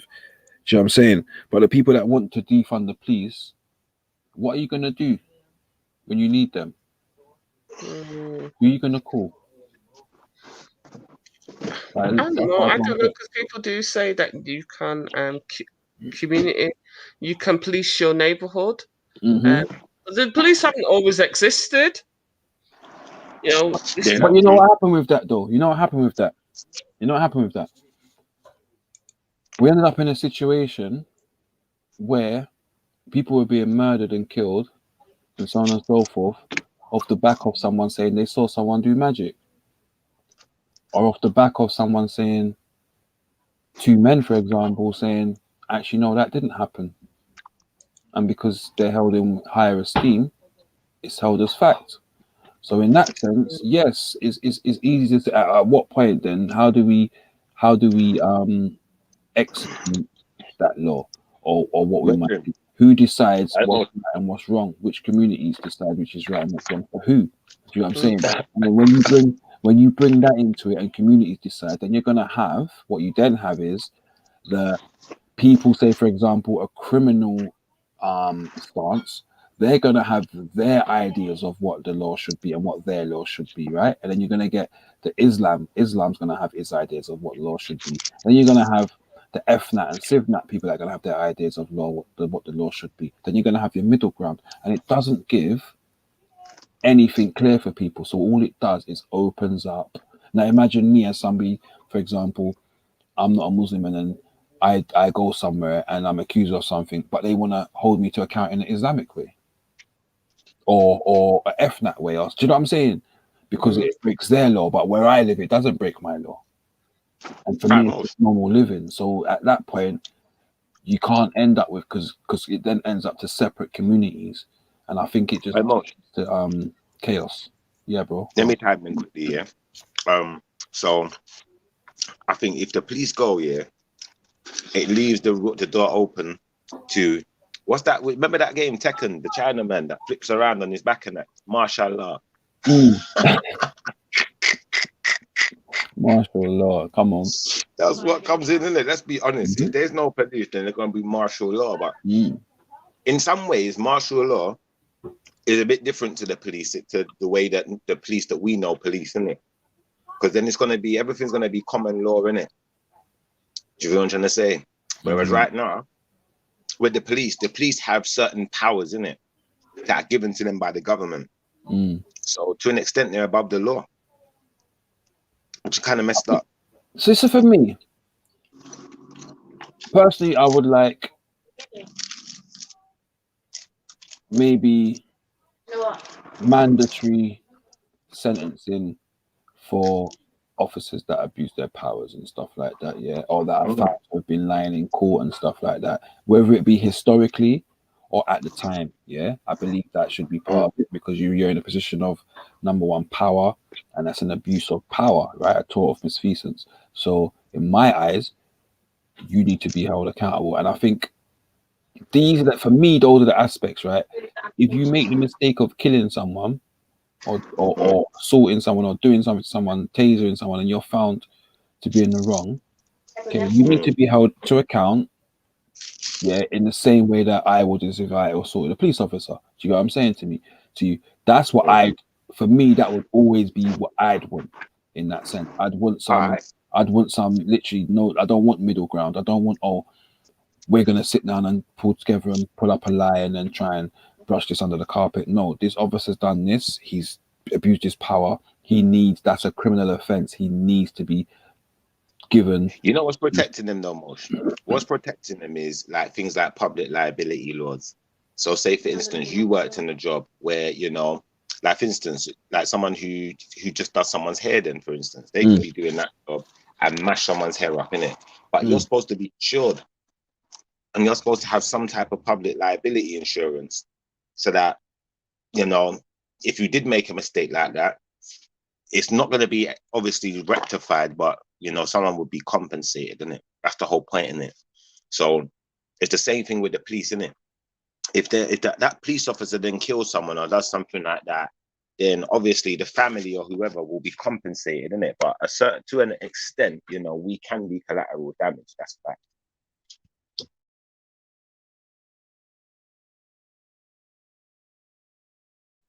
Did that make sense? 1 second, Shift. I'm just plugging in my charge on the lappy. So basically, yeah, a policeman, yeah, could make a mistake. Say like a policeman saw a guy running from where a scene of a crime happened, and someone had just got shot, and he believes that that's the guy who done the shooting. It might not be. They might be running from the gunshot just as much as everyone else. But the police officer can actually make that mistake, shoot you, and you could just be collateral damage, innit? Then they'll give you your family a payout, innit? Yeah, blood money. This is the thing. Something like that. But mistakes are going to happen in every job. That's the only problem. Yes. But also I think you do have to look at the fact that when a police officer's killed somebody, they've never been prosecuted. Is it since the 60s? That's why. And that's why, because of public liability. You know, that man... Sorry, go on, you go, sis. Sorry. I just think it's important that we look at if the police are employing psychopaths, that instead of protecting the public, they're killing them. Because, you know, there's several different, you know. I love the way you said that. But yeah, the thing though, sis, when the police are employed, do you think they're discriminating? Remember, discrimination is a big thing in the society we live in, you know. So anyone who's applying, they have to give everyone the same opportunity, innit? And then to that extent, you know, once you're in the police, how do they know whether you're morally a good person? You're going to take the oath. You're going to do the rest of the stuff they ask you to do. But no one really knows who's morally good or bad. No one really knows that until things go bad. So, Did they not unfortunately, have psychological? Did they not have psychological? Because I don't know what the recruitment process is. Do they not have psychological tests and stuff? Even when you go and work in Asda, there's that questionnaire that asks you yeah, psychologically what you would do. yeah, but you could be good at answering questions.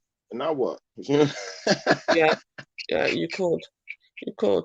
You see it. So people will slip through the cracks, and ultimately, the police aren't supposed to be perfect, innit? No more than any industry is supposed to be filled with perfect people. It's supposed to be filled with people who are learning to do something, and they get to a point where they become better at it.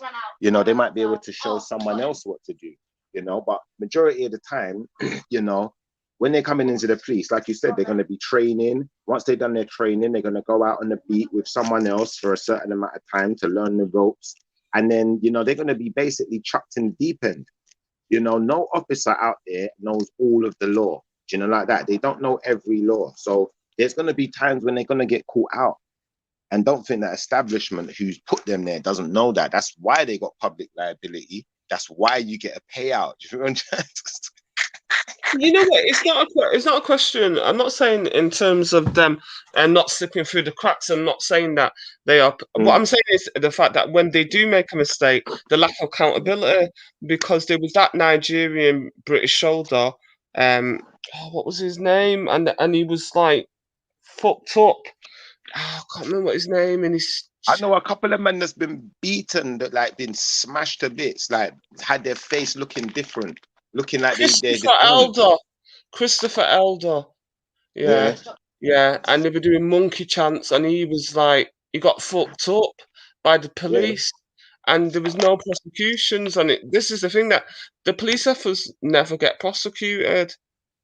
No, the police won't get prosecuted. You'll just get a payout. Yeah, I got a friend who he got beaten up really badly by the police. Similar thing, he's got serious physical injuries because of it. Where a man's not disabled, but a man it's affected his body that bad. There's physical, ailments that he now has because of it. So what happens is they just give you a payout in it. Them officers ain't going to jail though. They don't even have to turn up at court. And that's the worst part of it, that this man has done you this crime, done you this thing, and he's just going to be still on the job, getting paid. If he gets any time off because of it, it's probably going to be paid too. So hopefully you don't get the time off, isn't it? It's a terrible system. Do you know what I mean? That's why people don't trust the police. They don't feel. That's why a lot of people don't want to call the police. They'd rather call the local gangster than call the police. Yeah, but sis, how are you going to convince people to join the police force when you're going to hold them accountable for what they do? The only reason people are joining that police force is because if anything goes wrong, if they mess up, they could get the sack, but ultimately the company's going to take responsibility, not the person. It's not like in America, you got this thing of guns in it. So it's a bit more, it's a bit more tricky to just let them get away with it like that. So on a few occasions where these policemen have gunned down young black men or people where they weren't supposed to, they have been prosecuted for that reason, because they're using lethal force. But our police officers aren't supposed to use lethal force. And on the occasions when they do, 9 times out of 10, what they're going to do, they're going to have some reason to justify it. So it's like I said, the man was running from where a crime just happened. Someone had fired shots in it. So I thought that was the guy that fired the shots. I shot him.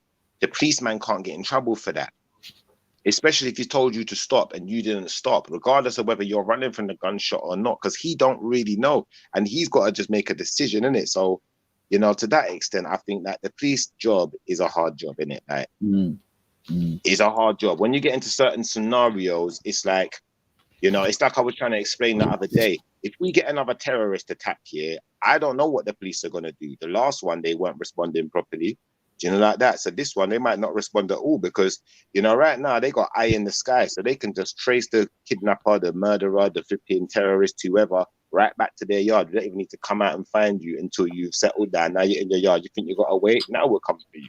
But I think, excuse me, always in danger when they use lethal for. So when the case of Sarah Reid, that mixed race girl that was accused of shoplifting, and you see the police officer battering her on camera, and I think he got sacked or something, and she ended up committing suicide. This is the thing about it, right? This is what I don't get. You just battered this girl. Cool, you got sacked, but anybody else would get sacked in criminal charges. Yeah. So there's an element of protecting these people, right? And in my eyes, but the other thing is what Shipper said is like, if there's a terrorist attack, what's going to happen? Now he just gave an example of what people don't like about the police is the fact that nowadays police are not preventative, they're more reactionary, they're more recorders of crime as opposed to people that stop crime. Okay, now to sit down there and say, okay, cool, like I was talking about this today about these riots in Bristol, yeah, and we're going to touch on it in a minute, so I won't go too far into it. But you could have a clear plan of action for those protests. So the protests, right? So let's make a clear differential: protests and riots, or different. Sorry, protests and riots. So you've got protesters that are going to go there and largely be peaceful, and maybe have a sit-down protest and maybe chant and play music and dance and whatever. Yeah, you're going to get that. And whilst you might not want that during the time that we're in, you're going to say, okay, that's going to happen, so we can allow that. At what point do you then start to say, actually, we now have clear knowledge of what times these people come, when they're coming to these protests, and it's usually at the later stages and so on and so forth. So how can we now stop that from happening? Instead, what we then get is, let's let it happen, let's cause the anger, let's cause the outrage, and then what we'll do is we'll put some people's papers and faces in the paper and say we're looking for these people to speak to in relation to whatever's happening. Do you get what I'm saying? Or whatever's gone on. And that's for me, that's not stopping crime. Thank you. That's not stopping crime. That's just literally allowing it to happen and then recording it for your statistics. Yeah. And to me, that's not policing. It's almost like baiting people into crime. You know, like that. Because I wouldn't say baiting. I wouldn't say baiting because I think that's an excuse to do what people do. Do you know why I say bait emotion? Because if you think about it, most of these cameras and all of these things they got up, what it's doing really is invading your privacy. So without the camera there, you wouldn't have seen nothing. You don't know who did what in it because you didn't even bother to try and prevent. But because they got these cameras now, it gives them the excuse to sit behind the wall, let everything get mashed up. Whoever got hurt. Now we're going to come out and arrest someone. That gives us a reason to arrest. And they're sitting there watching for evidence in it where they could have stopped that thing from happening. You're right. That's not on, bro.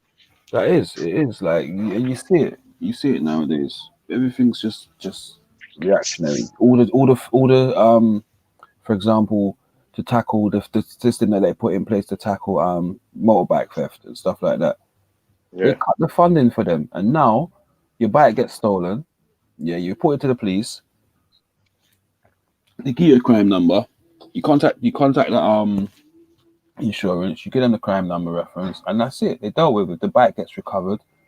You contact the insurance company, and they deal with it. And they don't go out looking for your bike. They don't ask for a description of your bike. They don't ask nothing.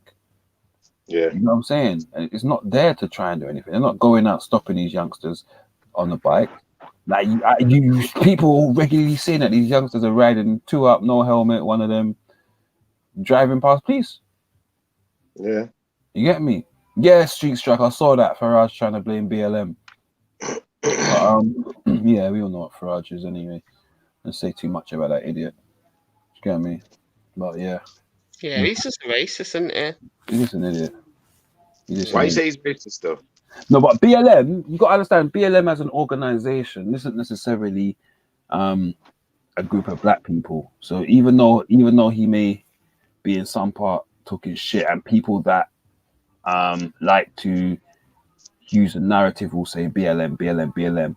Let's put it out there, and I'll put it out there that BLM are not necessarily a group of black people that are protesting. I'd say BLM is predominantly white, to be fair. Up north they are. And I went on one of their protests and I thought, fucking hell, I felt like I was in the wrong place. It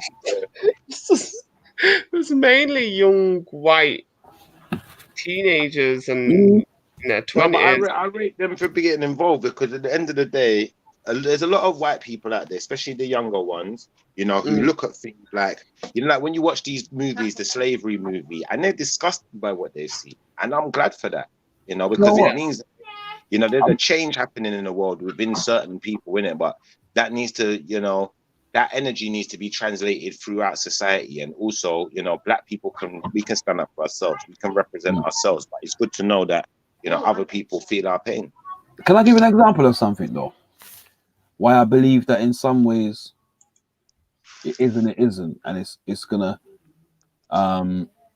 cool and cause more divide. And this is why. Go on.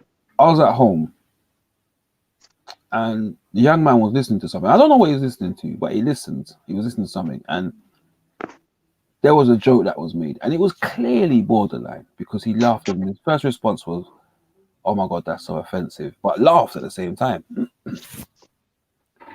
And I thought to myself, I was going to question him on what he was watching, yeah. And I thought to myself, well, no, I want him to figure out himself what offensive is. Now I know that he's been told what offensive is, but his instinct wasn't that it was offensive, even though the language said it was offensive. His instinct was it was funny. Yeah. And that's why he laughed and said it's offensive. Understand me? So now, what was really offensive? Was it really offensive, or was it a joke that was borderline, or maybe in poor taste? Was it really offensive? And people, so in that sense, I respect people for standing for a cause. What I can't say is that these people are being told what to argue about. These people are being told what is offensive. These people are being taught these things, right? And so they're now putting that out to the general public, and now people are now telling me what offensive is. And I'm like, well, hang on a minute, I'm not offended, and I'm the person in the skin. So what the fuck are you offended about?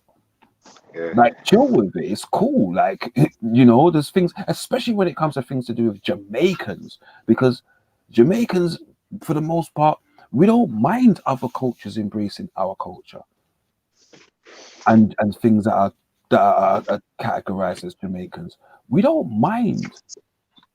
What we don't want is people taking our things and getting ahead of us, or taking it and plagiarizing it and turning it into stupidness, like jerk soup. You know what I'm saying? We don't want that stuff. Do you know what I mean? Imagine better you go to Waitrose and they've got jollof soup, a Waitrose jollof soup. Like, you'd be like, what the hell? What are you doing? That don't make no sense. Jollof soup. But you know what I mean? I know it would be a bit weird. You'd be like, what the hell? What? And in that sense, people talk about cultural appropriation and stuff like that. Yes, I can definitely get that, because you're taking someone's dish from their nation, plagiarizing it, and making some fucked up shit. You get me? Because you don't understand what jerk means and what it means to jerk something. So you can never have. I know Jamaican people that do get sort of fed up of people who are not Jamaican, sort of like bastardizing the culture and using, and patois, and not really understanding, But again, do you not think that's because they're doing it wrong? It's not because they're doing it right. That's the problem that people have. That's the problem I would naturally have in a position that I would. Yeah, 100%. It's when they're doing it wrong. They're using that accent. They're using words. They don't even know what that word means, but they're just saying it because they put it sounding cool. Just like, nah, bro. Use it. At least learn how to use the word, innit? Like any language. Come on, man. If you're a white dude, and you want to listen to reggae and bashment and whatever, that's cool. That's cool. If you want to wear a Jamaican flag, that's cool. You love Jamaica. Jamaica's a country. You're entitled to love whatever country you like. I don't have an issue with that. What I have an issue with is you as an Englishman thinking you can tell me suck my mother. Yeah. and not You got it realize right, though, and man. not realize the connotations behind telling me to suck my mother. Yeah, but You know what I'm most saying? you got it right 100% in the sense of, if you're learning about people, say like I go to a place now, yeah. If I go to America, they speak American, they don't speak English. It's English, but they got their own twang to it. They use particular words in a particular way. So in me learning their language and getting closer and a better understanding of those people, I'm not just gonna learn like the N word and a couple of words that they know and just think that that's cool to just go around saying those words when I'm around those people. Do you know, like that? Like when I see white, do you know what pisses me off? When I get like a white friend now, yeah, and then they find out you're Jamaican, and the first thing they say is "Bomba Club" or that. I don't want to hear that. Do you know where I'm coming from? Yeah, there's wholly more patter that you can use. Yeah, that's what my friend Wholly more said. patter you can use. Yeah. Yeah, that's what my friend said. That word is very offensive, and people just use it willy nilly. Mm-hmm. Come on, man. And don't understand what it means. And it's just can I just say, but let me just big up some people in the place, yeah, because I ain't big up some people that have been on the chat. So big up another, yeah, big up yourself, yeah, big up Street Struck, yeah, I think I big up before, big up Urban, yeah, come on my brother, big up Urban, yeah, respect and manners, yeah. Who else did I see? Gurdeep, come on my G, big up yourself, Sky. Big up yourself as well, yeah. I mean, yeah. Yo, really? You know how it goes. What you saying? And you're deading up on the game, yeah? She's playing the game, man. She's getting dead up, boy. I can hear it. Oh, really? yeah, she's getting shoot up. Funny thing, man. Come on. She's on there with your brother as well, man. The two of them, I get shoot up. Is it? They're getting their head top lick off. They might get beat up. Big up my big bro. Big up my big bro.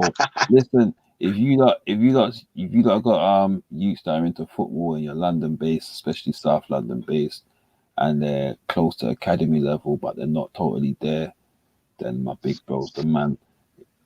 Watch the space, yeah. I'm gonna be dropping an advert for you lot soon for him, yeah, so you can see his academy and the stuff that they do, and the youngsters that he's got into got pro contracts for and stuff like that. Yeah, so yeah, I'll be doing some work with him in the future as well in terms of conditioning for the youngsters and stuff like that. So yeah, watch this space. Gonna be plugging that for quite a bit. You get me? You see what I'm saying? Keep it in the family. You know? Yeah, makes sense. Come on, man. Family matters, people. Yeah, and family just doesn't mean blood. Do you get what I'm saying? Family is extended. Do you get what I'm saying? Come on, man. We got a G Block family. Some of y'all are my family too. Get me?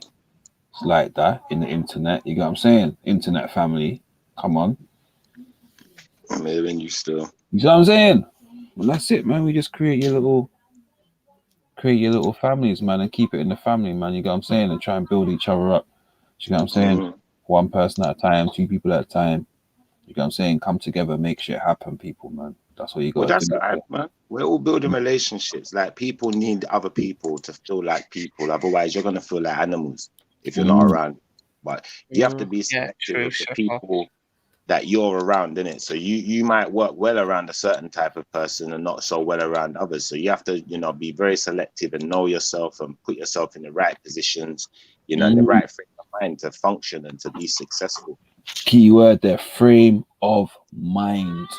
Yeah, so this is the thing in it that as a sports psychologist, yeah, one of the main things that we cover is that frame of mind, innit, and the mindset. You get me? And having the mindset before we even undertake the task. You get what I'm saying? Yeah, because sometimes we fail because we don't get the mindset before we try and undertake the task, or we don't go into it understanding what the task entails. So automatically our mindset's not really there to take on the full task. Then we get half into the task and the mindset. You lost that mindset now because you didn't understand exactly what you needed to get through. Do you know what I'm saying? But this is why it's so important, the work that your brother's doing with the youth and, people that do work with youth, because, they don't necessarily have the mindset yet. They're still growing. And, a lot of things are going to hold you back in life. Sometimes it's going to be you holding yourself back. Like, I was watching this thing about kids that play basketball, yeah? So these basketball kids, one of them, his mum died from cancer and all sorts, and he went off the rails a little bit, but he's really good at basketball. So, you know, his coach now has come and taken over this basketball team, and they weren't a successful team at first, but he's made the team more successful, and he's encouraging these youth that, you know, if you do well for this team, you're going to get into NBA, you're going to be millionaires, you're going to be worried about the cruddy life you're coming from. And a lot of them are coming from some cruddy areas, you know, like that you got 4 men living in a one room and stupidness like that just to go to college, just, you know, to be able to afford it. Do you feel where I'm coming from? So, you know, they're not coming from money and they're not coming from stuff in it. So there's every temptation out there in the world to lead them down a wrong path. And all this guy's doing is like, he's a minister as well as he's a, you know, he's a basketball coach. So he likes to do his Christian stuff and minister to people, innit? So every minute's running them down, innit? Like when they're trying to disappear and go and do foolishness, he's ringing off their phone, running them down. One of them, you know, he got into drugs and he started smoking and he got fat, started eating fast food and whatever. So he's brought him back into the team and he's got him back onto a level now. But it's like he can't control his attitude. He gets really fiery, he gets really angry and upset if things ain't going his way. He has to throw stuff around and, you know, act like a big girl basically. So, you know, a lot of people have turned their back on the youth, but my man's saying, no, I'm not turning my back on him. I'm not turning my back. I'm going to get him to where he needs to go. Once I've got him where he needs to go and he's now a success, then he's on his own, innit? He's a big man from there, innit? But right now and that's how the youth need that, you know. Not enough youth get that kind of energy and that kind of drive put into them. Yo, big up Melanated in the chat. Peace and power, sister. How you mean? Come on. Yo, Betty, coming like you're getting some love, man. Like Urban saying that he's respecting the new you. You're chilled and intelligent. Been in some good debates. So big up yourself. It's not. I don't think that. I don't take that as a compliment. It's not. What do you mean the new? This is you, it's not a new Betty. No, but Betty, you have to understand. Yeah, listen. Listen. No, I hear what you're saying, but listen to this. This is how I see it. Yeah, I've never had a dealings with you before that. So other people did, right? So they have a view on how they've seen you in the past. Yeah, and maybe it didn't rub them up the right way in that sense. And they're seeing you now, and they're saying, "Rah, you know what? She's talking sense, and I can actually hear what she's saying because she's saying it in a way that that resonates with me." And yeah, I'm hearing the points, and actually, she's more intelligent. And maybe they're giving you the credit that they believe you deserve, right? And saying actually you're more intelligent than I actually thought you was, because before, maybe through arguments and different situations, they believed, like, look, Betty, you know, there's some people, right? They have an argument and they argue. Betty, if you need a good defense lawyer, I'll be your defense lawyer. Don't worry, man. But don't you know, motion talk you down. No, I'm not talking about that. You know, you got some people, right? You got to argue. You argue with them, and you don't get to see their intelligence. Yeah. And then there's other people where even if there's no argument, you can see they're dumb as hell. Do you know what I'm saying? Like, and I think sometimes we can be involved in arguments with people and make ourselves look not as intelligent as maybe we may be. And I'm not saying that I'm super intelligent, yeah, but I'm just saying maybe on occasions me getting into certain arguments I can look more stupid than I may be, yeah. So but for me it's not a question. Look, some of these people that I've argued with, like Raspeck's channel, the Lions Den, that like if you're on there and you're chatting shit, you know, come on, nobody's going there to be uplifted. You're going there for Car Crash TV. So if you saw me on there and you got an idea of who you thought I was, then what were you doing there in the first place? Because you certainly weren't going there for positivity. And then Rio's channel as well, the same thing. You're Betty. Can I say one thing here? I want to say one thing here, because I think that what you're saying is totally relevant, and I sympathize with, you know, what's been said, basically, in the sense of, you know, you can be around people and everyone gets along. Like right now, we all get along. We're all cool. No one's drawing anyone out. You know, no one's overly controversial or, you know, trying to be too flamboyant. We're just being natural. We're just real people, innit? And if you put me around people that ain't so natural, ain't so real, you know, people are trying to give off fake personas, X, Y, Z, I'm going to call you out. And eventually we probably will end up arguing. It's not going to be good for the viewer no more than it's good for us. Do you feel where I'm coming from? So it's probably best that, you know, you know, we stay in environments that are conducive to our behavior and to how we, you know, cooperate and coexist. Because otherwise, you know, what happens is I've been in that situation where I'm around people who don't cooperate and coexist in the way I do, and I don't find them to be I don't find their behavior to always be acceptable. So, you know, I'm not trying to show them acceptable behavior. I'm trying to just deal with them like who I feel like they are. Yeah, but it's just like, for me, it's just like, if you catch me, like, A knows exactly what she did. Yeah, I remember what she did and why I blocked her. So all this business about unblock me, no. Stay in that same energy when you were putting my picture and telling me that I was a Tommy Robinson supporter, even though I got a bottle thrown at me by a Tommy Robinson supporter. And I could have struck your channel, and I never got a chance to struck your channel. So for me now, don't come back a year or two later with unblock me. Nah. Stay in that energy where who you thought I was, because I don't need you in my life. I don't need this white Arab girl who thinks she's gonna tell me how to be black. Nah, hey, stay in that energy. You know the crew you were rolling with, respect and all them that didn't respect black people. You want to make us one-dimensional. Stay there. And I'm not going to unblock you. Why do you say that, though, sis? Why do you say that he doesn't respect black people and wants to make us one-dimensional? Can you elaborate? Because you know what, Schiffer? If you go on initially with the channel that he started, the Lion's Stand, it was just car crash TV. It was running people's name through the mud, people's children, the dead got mocked, babies got mocked. There's nothing that he didn't get mocked but he didn't like to get mocked himself. I could not say that channel was a positive channel. Okay. See, I think you see what you're saying there, yeah.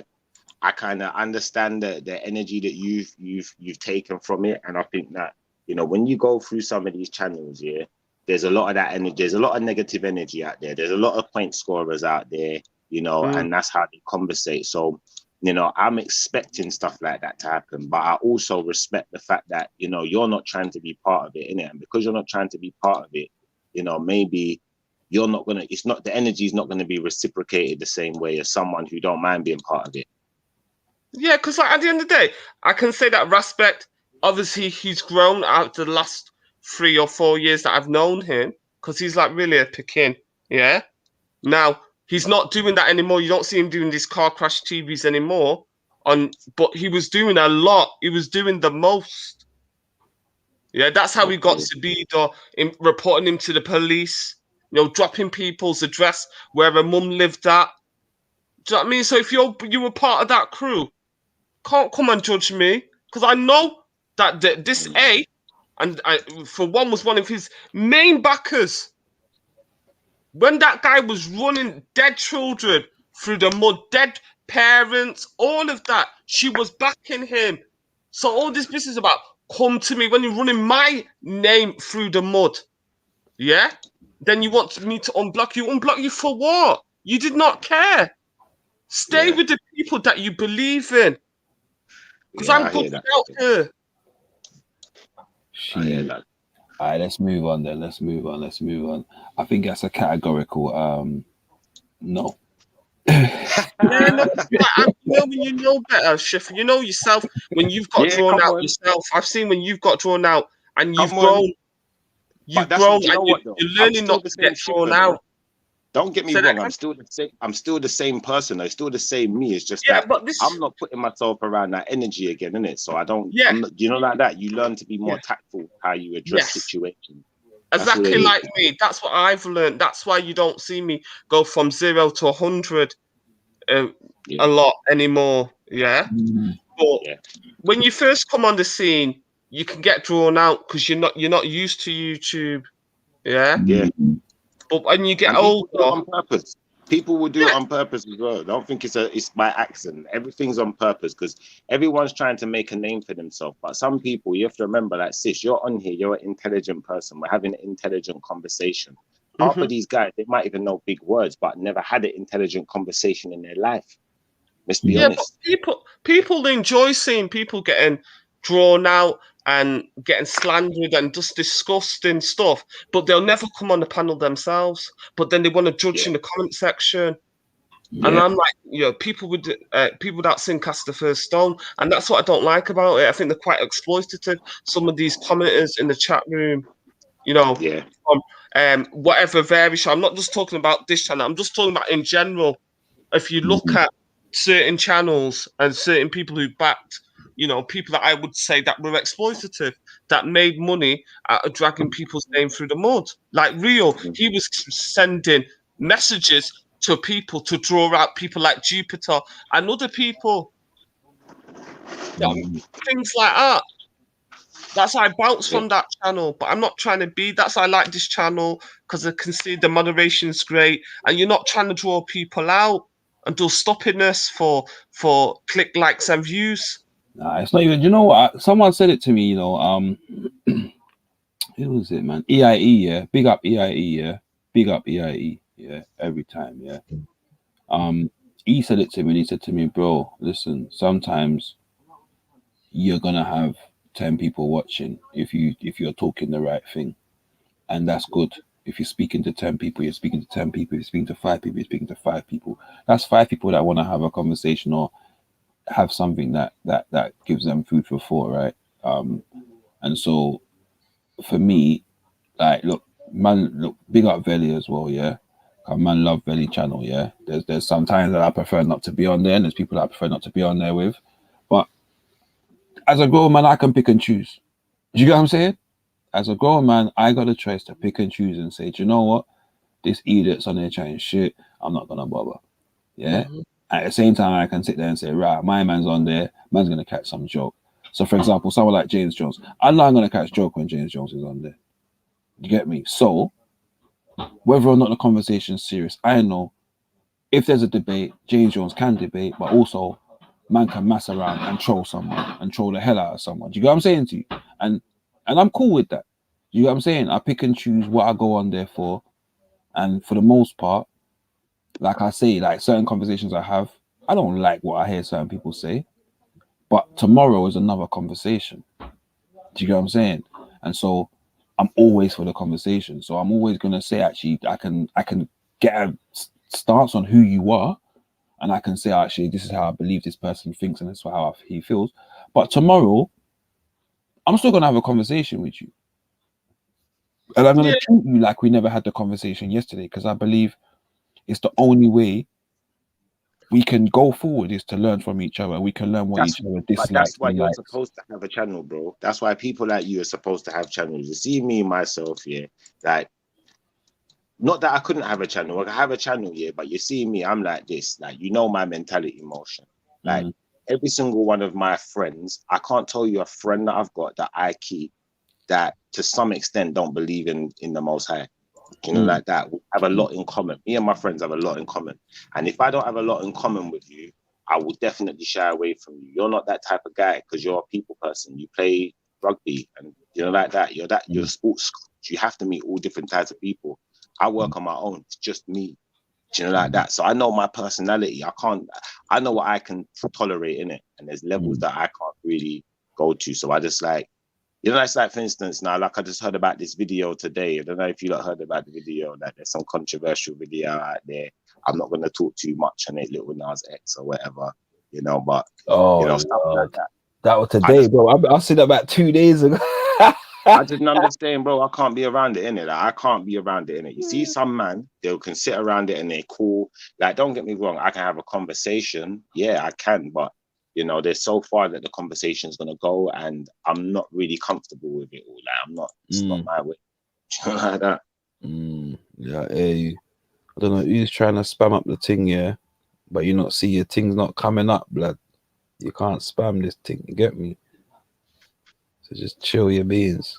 But yeah, anyway, you get me? But yeah, listen, I got a next couple of subjects I wanted to chat on, yeah? So, okay. So the EU, you've had this EU row with the UK about the vaccine, and basically there's a narrative that the EU is trying to stop the rollout and so on and so forth.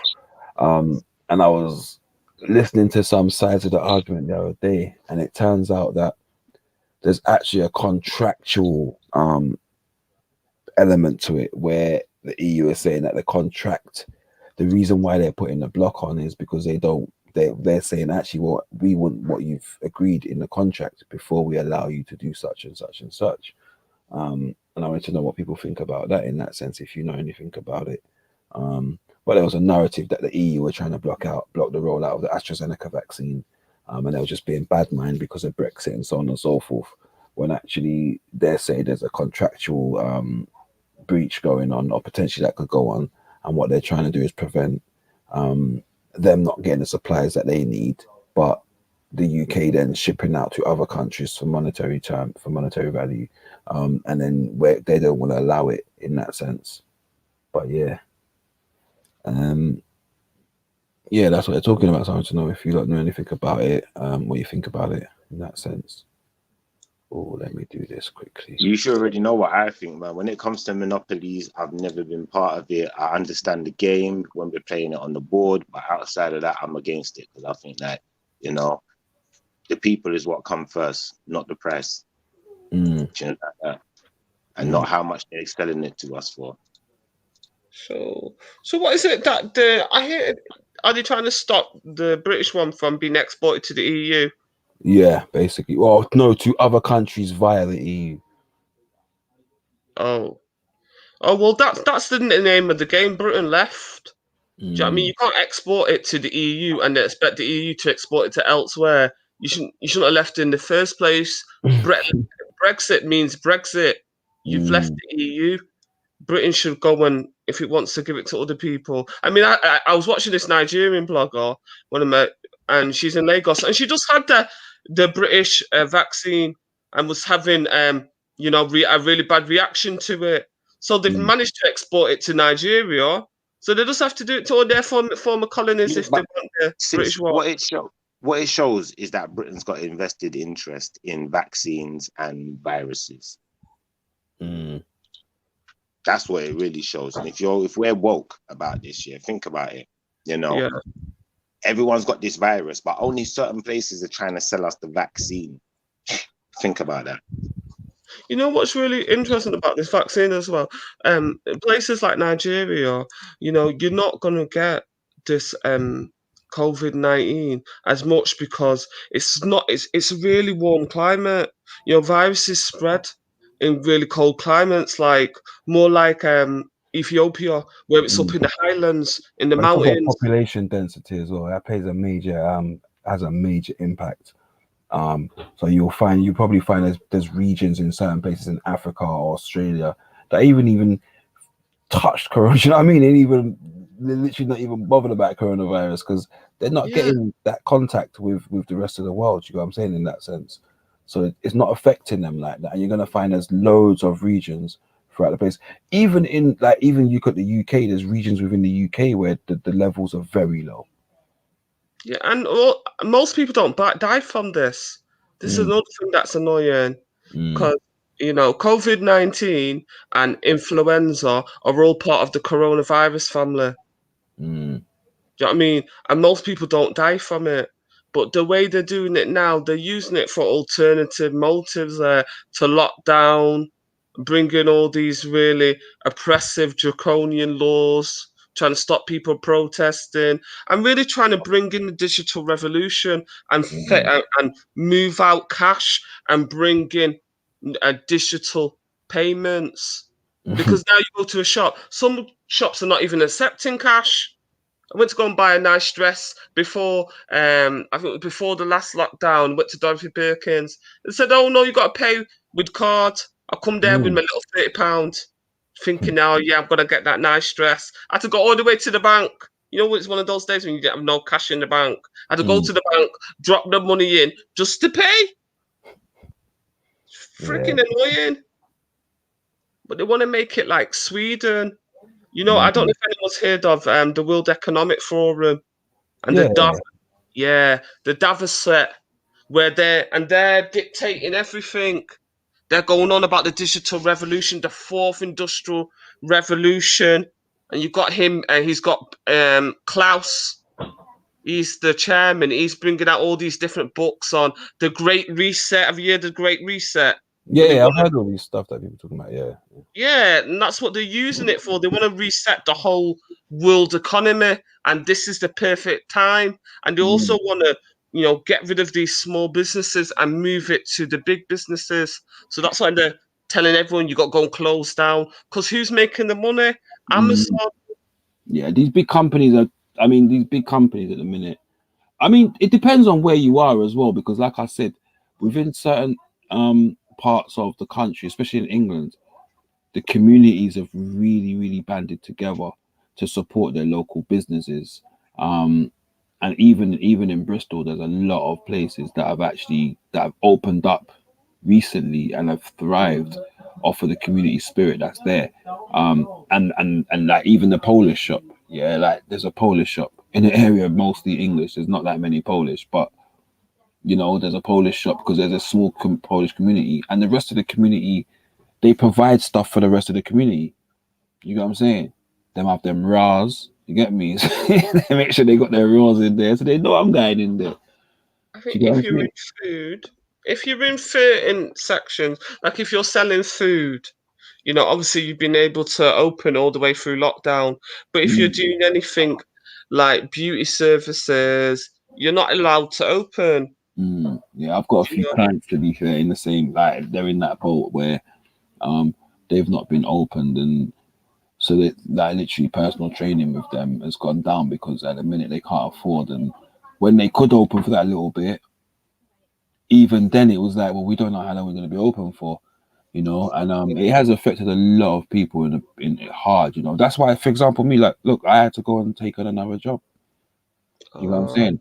And I'm not, listen, I don't business. I'm a big man, and you know what you got to do, you got to do. And at first, I can't lie, I was reluctant because I love my job and I love what I do, and I didn't want to prioritize anything else.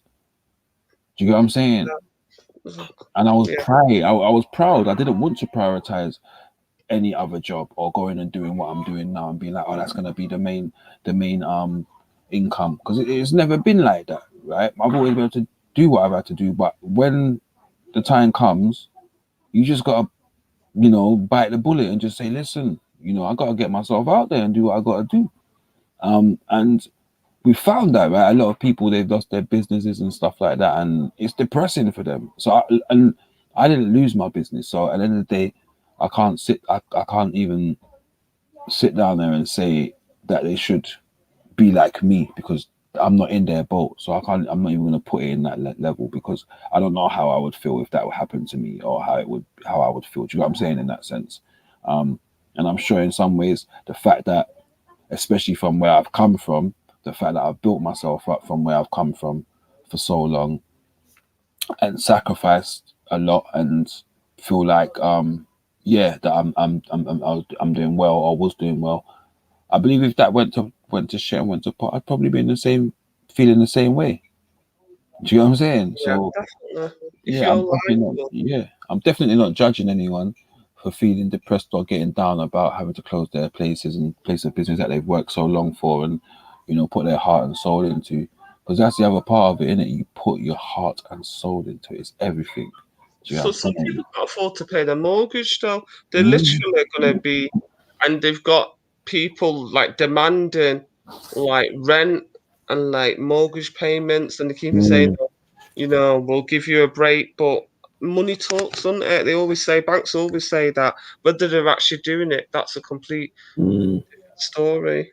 I'm not gonna lie, I've got from my insurance company and so on and so forth, there's certain companies that have messaged me, emailed and said, look, through the pandemic, if you've got a situation, call us, so on and so forth. And so I've been made aware, for example, that those options are available to me. Yeah. Which is good, yeah, in that sense. And if you've been in a situation where you felt like, God damn, that I can't afford to pay this month, I guess if you've had those emails or those texts or something like that, it can be reassuring. I think part of the problem is that certain elements that the government provided at the beginning was never sustainable to be able to last for a year. Do you know what I'm saying? And so we found that within the second and third lockdowns is that it hit people harder because the things that were available, even though the furlough scheme is still there. Emotion. Can I Go on. interject, please? Go on. Yeah. We live in Great Britain, right? We all live in the same country. No one's from a different country. So we should all know a little bit about austerity and just how long we've been in austerity. And what you just said, yeah, I think that that's relevant because at the end of the day, you know, if we've been in austerity for how long, but we know this country's been making way more money than what they're paying out against their national debt, then yeah, they're prepared for something like this, isn't it? Yeah, they could afford a few years. We've been in like not like 2 years worth of austerity, you know. It ain't 10 years, bro. It's a lot of austerity out there, B. And you have to I think think it about it. started in 2009, though, when the Conservatives came in. Oh, no, Austerity started then. before that, this is what I'm trying to say. Like, that's what I used to think. I used to think it started when like, it was my era. And then I started talking to the older like generations. Yeah. You know, so austerity They're been going there on about the 80s. since the war. Do you feel where I'm coming from? Because the Yeah. rebuild after the war, we was in austerity, innit? And since then, you know, this thing has continued. You know, there's been times where, you know, there's been economy boosts. Like if you think there was a time where people got houses cheap and it was easy to get on the housing market, just like there was a time where it was easy to get credit. Everyone was getting credit. Do you understand? But those times have passed, innit? And that's how we know, like, literally, we've been in austerity and just little things, you know, have helped people to get through. If you missed the boat, though, you missed the boat. Like the credit crunch happened, didn't it? So now the credit, you can't get it the same no more. That's how things really work, innit? So when we look at it like that, there could definitely be an agenda here to say, okay, we're going to starve you lot out, you know, in a way, you know, for X amount of years, austerity, save up X amount of money, and then we're going to reset everything, innit? So anything you're building, anything you're trying to do, we're going to own it. Done. It's interesting, you know, because I was watching a video, I think it was last year, and they were talking about I can't remember what country it was, man. And you know when you just watch a documentary, but you're not actually watching it; it's just background noise. Yeah. And but it was talking about how they created a boom, financial boom, and created housing and so on and so forth, and this and that, and then in order to create a crash. Do you see it? Do you get what I'm saying? And it was interesting to like there were certain parts of it I was like, whoa, okay. And they were talking about how they just invested and continuously invested and spent money. Yeah. That's what you have to do. You'd have to do that because you have to instill a certain amount of confidence in the people. But ultimately, that's not feasible. It's not maintainable. You can't just maintain that. You can't just keep on plowing money. At some point the system's gonna crash. All right, let's just imagine this though, motion, yeah. Let's say money's not a thing. Money's printed on paper, in it. So there's there's endless supply of money, in it. But there isn't though. But there isn't, because the people that print the money. So, for example, Britain doesn't print its own money. Okay. Yeah, the mint isn't owned by Britain. The mint is owned by other people. So, for the people that print the money, they then charge an interest on that money that's printed. Yeah. So, if for example, if the UK want to make £1 billion in sterling, they're gonna then pay the interest on that £1 billion in sterling, and it's gonna come in a loan, which is gonna be paid off over time.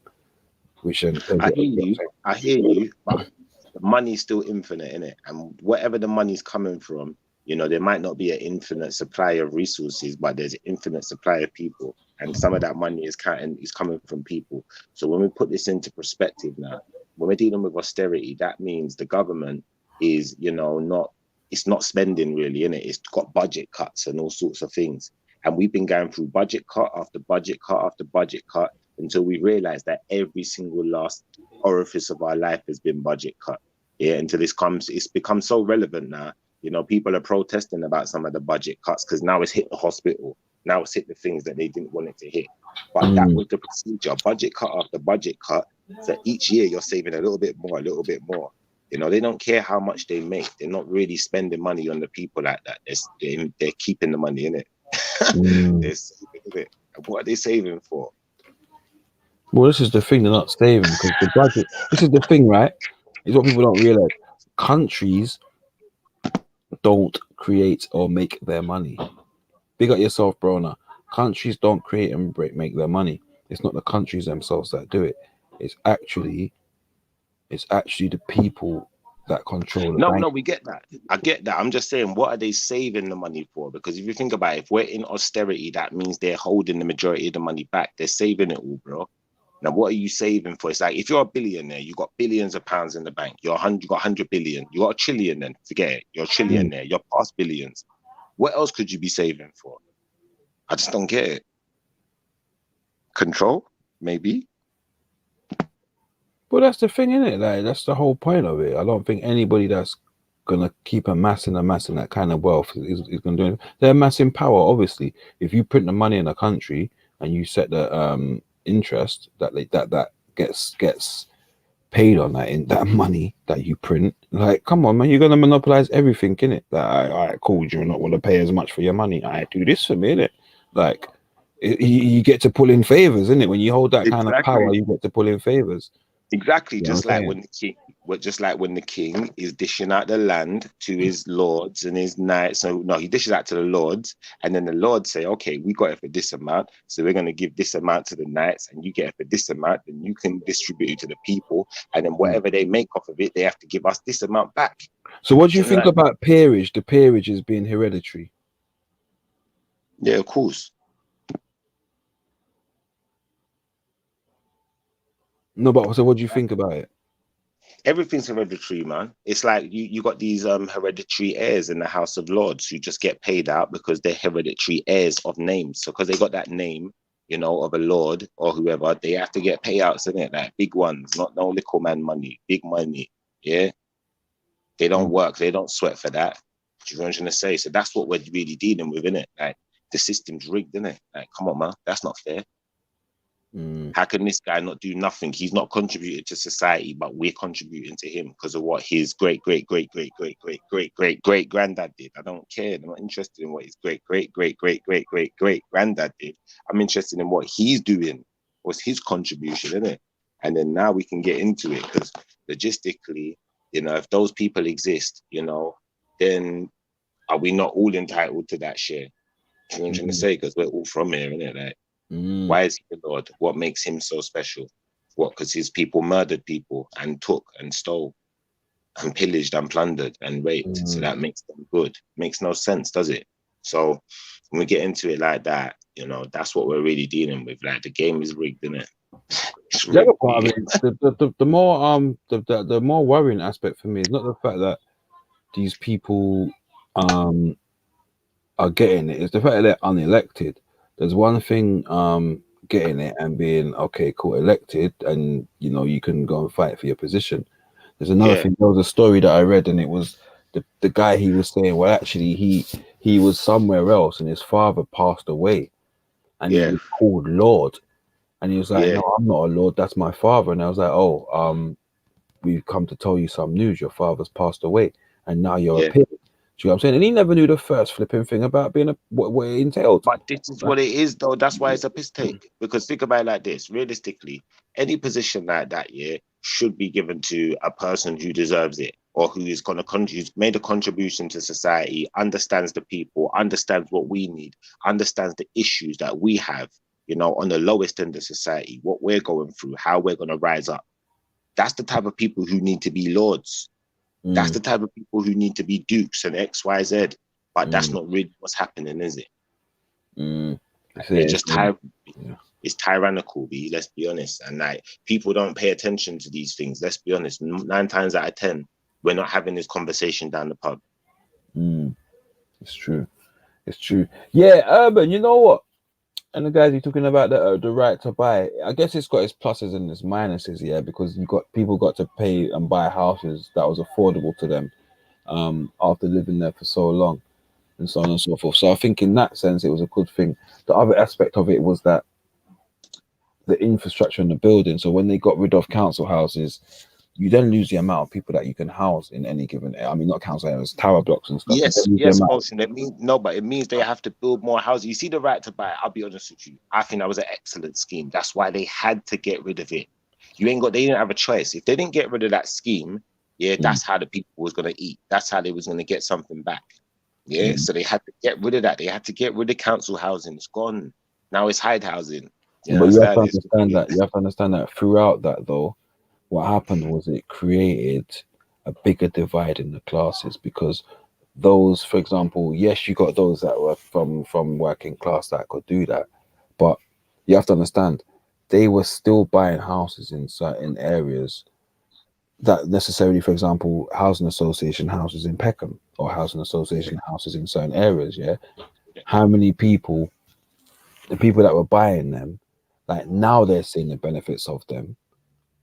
Do you get what I'm saying? Yeah, I hear you. And they But gave you all of these mad deals where you couldn't sell it for X amount of years. And yeah, I get you. But I'm saying ultimately, the ultimate thing is that, it benefits the person, the people too much. Yeah, because if you think about it, the council, the government, yeah, they benefit from not having to build more houses because it means they can have a lower budget for the year. Do you know what I'm trying to say? They ain't got to spend as much money. There's enough housing out there with the housing associations and red tape. Go to this company, they'll house you.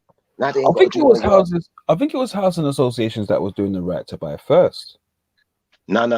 It was the Was it the council. councils? With the council be and you can't get council no more. When you was getting council house, the council had to evaluate your circumstances and say how much they thought you'd be able to pay in it. Yeah, so they give you a place. They might even give you a decent sized place, and you'd have some low rent. Certain people were getting like 2-bedroom houses. They was paying like £300, £400 at different prices, isn't it? Depending on the person. That's how they was doing it. So if you put it in perspective now, everyone had the opportunity to get some low rent, basically, as well as once you've been there for X amount of time, you get a massive discount and the right to buy. So you was winning. And they realized, too many people are winning off of this. At first, not enough people were smart enough to get involved, or, there was loads of people who didn't want to come off benefits or whatever their problem was, isn't it? But once people started figuring it out, they realized, no, we can't have this. Because what will happen is all of the council houses will end up getting bought. There'll be none left, and we're going to have to build more. And that means more money we're going to have to spend. And that's the thing. With the building quotas, when they started giving contracts and building quotas to outside companies like the Chinese and so on and so forth, what they then was saying, okay, cool, so you need to build a small percentage of those houses to be social housing, housing associations, etc. That's dead. But obviously, you're building all the rest of that house for private ownership. That's right. Some rich person in Hong Kong is now making, for a house in Vauxhall, some rich person in Vauxhall is getting paid probably 15, 16 to £2,000 a month. It just boosted that side of the economy. Do you understand what I'm saying? But only for the richer end of the. But where's the money going? The money's not being used in England because it's somebody in Hong Kong that owns. Somebody in Hong Kong owns at home. That's right, but they're paying their taxes, and that's all the government cares about. They don't give a damn. They're not paying the taxes. They're not paying the taxes. They don't live. How are they paying taxes from? Well, when you say they're not paying their taxes, they're paying their taxes because they're paying their council tax. Do you understand? And they're paying whoever lives in that house is paying their taxes, isn't it? Do you know what I'm trying to say? They don't care. Like at the end of the day, you have to understand what this game is, isn't it? Like you see the council is there to spend. They're trying to spend as little money this year as possible so they can, all get a decent wage, and so that realistically, on top of that, whatever money goes back into the economy, innit? They're trying to score points, innit? It's a point scoring exercise again. So if we're going to get into it like that, then what's going to happen is, they're going to get smart. They're going to say, forget this right to buy. Forget you getting a council house and getting cheap rent.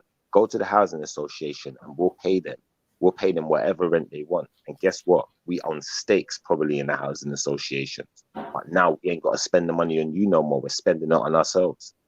You know what I'm trying to say? Because every time this government system pays out to these housing associations, which they probably, like I said, I don't know for definite, but I would guess that you would find that a lot of government people probably owe money in housing associations and in housing in general, where they're putting people in places where, people are signed on, get benefits, pay the rent, however they do it. They don't care.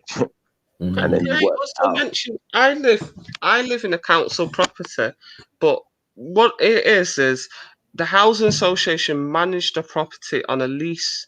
So the council never gave their properties to the housing association because they still own it. So if I pay my rent, it goes to the council.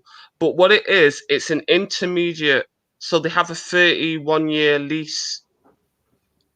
And so that gives the council the option of getting rid of this housing association if they mismanage it and stuff. Yeah, that's right. It's like subletting. So Cheaper basically, the for council have basically subletted to the Yeah. housing association, who's now letting to you. Simple. It's Yeah, not and it's cheaper. It's cheaper exactly. for the council to get someone else to manage it. That's how they And the cut council get more. The council now get more money for their rent because of it. Because before they were probably charging half the price what that housing association is charging for the property, and now they can get the full money. Do you understand? Yeah. And that's what it comes down to. It's all a money game. It's all number crunching.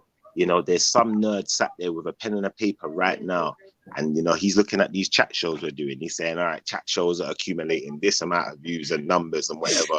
You know, and if it gets too crazy, they're gonna lock down chat shows, and they're gonna only have certain men doing chat shows because they know people love this thing here. Do you understand? That's what it is. That's what it is. It's monopoly. It's monopoly, B. That's what we're playing.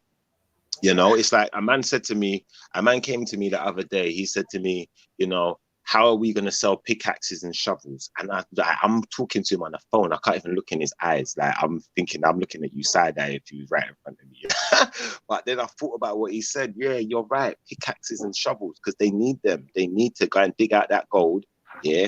And once they dig out their gold, they're going to have money in it.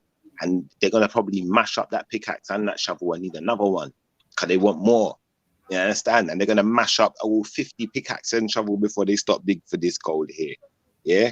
And by the time they mash up them 50 pickaxes and shovels, I got half of their gold sat in my closet. And that's what this is. That's what this really is. It's monopoly.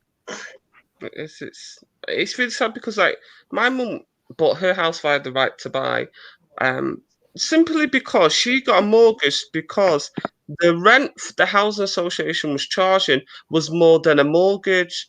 So she thought, just forget this, I'm just going to do it. And then when I'm retired, that my house will be paid off. And now it's paid off. But one of the things was the government stopped the councils from using the money from right to buy, that, you know, the money that when they sold council properties to build new council properties. Oh, really? Yeah. They weren't allowed to use that money to go and, you know, build new properties.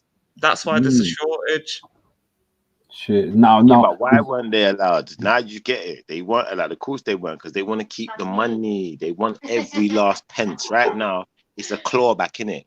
So for all of those people who got the right to buy and was getting stupid discounts, like, you know, I don't know, like 50%, 60%, 70%, 80% discount. Like, when you're getting those kind of massive discounts, they're making a loss. Although, don't get me wrong, yeah, they made all of that rent money off of you for all of that time. But really, you know, they want the big chunk. They're looking at what other people are getting for their house and saying, "No, we want what they're getting." You understand? You lot keep talking. I'm just going to go on mute for a second. Yeah, keep talking. Okay. Yeah, definitely. I think people made a killing in London, definitely, in terms of, because London has such big profits. Thank you. And then when you're talking about this gentrification and stuff, you have to understand a lot of these people that was living in these properties, you know, that were paying these minuscule rents, the property itself is worth stupid amounts of money, in accordance to the property value of the time. Do you feel where I'm coming from? So they're like, nah, we got to find a way to get people out. If you miss that rent one time, you're out. We're not playing no more games, because, you know, there's hundreds of thousands of pounds tied up in these properties now. Whereas previously, these properties were sold for, you know, minuscule amounts, if that makes sense. I'm just amazed at the profits that people have made on this right to buy in London. It's just amazing. Like in Peckham, was it Peckham? Yeah, I think it was Peckham House, and houses would go like hitting, like, is it 1 million? Like, is it either Peckham or Brixton? Like a 3-bedroom house, and I'm like, yeah, but Brixton especially, because the closer you get to central, you know, the house prices go up. Like when you're in places like Clapham, and when you're in places like even like Ladbroke Grove, and then kind of parts of West London or whatever, if you had a council place, now it's worth money. Yes. That if you lived around that carnival setting at one time, those, not everywhere around there was big money rent like that. It was still decent rent, but not where it is now. And now it's all gone up, you know, over time, over, you know, inflation. You know, they want that money in it. It's too much now. it's worth too much. It's right near to Central as well. It's like, it's crazy. Look at Camden. Camden's crazy money now. Yeah, it was just, and it's just so lovely. And when I went round Lambert Grove and like, like Notting, is it Notting Hill? That Notting one, Hill, yeah, Notting Hill. yeah, like the different colour houses. I could just smell the money. I went down, where the Ritz is, and you can smell the money. Come Men with on. heavy shoes that make What do you think they're noises. saying about these? What's that thing? The block. Remember the tower blocks that got burnt down? I can't remember the Oh, Grenfell. The yeah, Grenfell. yeah, Right. Grenfell. Yeah. And that's why it's so significant. That's why it's like it's such a big media hype. They're not going to talk the realness though, which is that, if those towers blocks don't go back up and those people don't get rehoused there, then someone's going to make a stupid amount of money. Yeah, because someone's going to get a building project there to put something else there, and it's going to be worth twice, triple, 4 times, 5 times the amount. I Yeah, wonder and that's what they do what's with really that. going on. I wonder what they're going to do with. Are they doing obviously because this lockdown? Do you know what's going on with them? Because they used to do a walk on the 14th every month, didn't they? A Maybe, walk for the Grenfell. yeah, on the 14th Yeah, every month. yeah, I So, didn't know that. So. yeah, I went on one of them walks, but because of this lockdown, I don't know what they're doing now because they're probably, Mm. obviously, because of COVID and everything, probably not allowed to do it. Maybe it's a virtual walk. You know So, what, sis, though? Yeah, it's funny mm, we're having this conversation because I was saying this now on another show on Pinero's Mind the other day. It's yeah, like the way the world is now. Like, remember when we was growing up, you used to have these movies, yeah, where you'll have this man who's like, he's a money man, he's a businessman, but he's tyrannical with it. And then you'll yeah, have some council estate or some poor people lived in this area, and he wants to knock it all down and build a highway or something. He wants to build a shopping market, or he wants to, and that's what's happening. That's literally what's so it's like it's almost like it's unreal because that's the kind of stuff I was used to seeing in films. But that's what's happening now, and that's what I felt like when I saw that Grenfell. You feel where I'm yeah. coming from? I know it was just awful. That it's really, It's sickening. Sickening. you know, just I do think the demographic, the very fact that there was a lot of people of color in that building, I think that was a significant reason as to why it happened. Yeah, Like being burnt alive. And yeah, don't they say Kensington is it one of the richest boroughs in Europe? yeah, It's just like it says a lot for what working class lives and brown and black lives are worth in the UK. yeah, yeah, Not more. definitely. Definitely. But then, it's not even just like I wouldn't put it just down to color. It just comes down to status, innit? It's the haves versus the have-nots. That's where it really is to me, innit? And the people who have, they don't care about the people who don't have. They just care about what they want, be it Grenfell Tower, be it whatever it may be, innit? And you have to think a person with money like that and that kind of a mindset, they're dangerous to the rest of us. Because, if they put us in harm's way, they ain't got no qualms about it. They don't care. Do you feel where I'm coming from? And they probably got the facilities to do it without us even knowing. And that's dangerous. Yeah, but that's why I've said I do believe it's about racism, but I also mention class, meaning working Yeah, class, because yeah, both of those demographics were getting burnt alive in Grenfell. yeah, yeah. But I was shocked at the wealth in that borough as well. It's nice houses in that borough, man. Certain places Mm. in Kensington, fucking hell, I wouldn't mind living here. The private gardens. I was like, yo, these people got private gardens and private roads. Yo, what's going on? You don't realise how much money is in London compared to the north. If you come up north, you'll see such a difference. I've been up north, but I think like you see what you're saying. I think that's it. This is something that's worldwide. Yeah, wherever we go in the world, there's a certain mindset of people who, they have this sense of entitlement. Then, yeah, which is where I believe, even like when we're going into titles and stuff, that's where that's coming from. That's why they got titles because they have a sense of entitlement, and because of that, You know, there's always going to be people who are oppressed. That's the natural order of, you know, human nature. So, you know, unless we're gonna, you know, we have to be prepared to fight for what we want in this life, innit? That's basically what I'm saying. And some people will never change, not just because they can't change, but because they don't want to. They are who they want to be. They're where they want to be. That's who they were meant to be. And if you want to quit, you know what it's taught, what Hangouts has taught me, that they are generally people who enjoy insulting, oppressing, and bullying. That they actually get off on it, and it's the same in real life. They are generally people who enjoy seeing other people suffer. So I don't know. Did you see that thing on TV where there was that black girl, their mother, and she was in some, was it Croydon or some flat, and the flat was leaking water, mold, and she couldn't switch on the electric because she was worried about getting electrocuted, and it was on ITV. I've never seen a flat in such a bad state. Then there was a brother as well, and a black man as well that lived in these high rises flats. I think it was, is it Croydon? Is it Croydon or? And then ITV did a broadcast about it. The next minute they moved the girl out.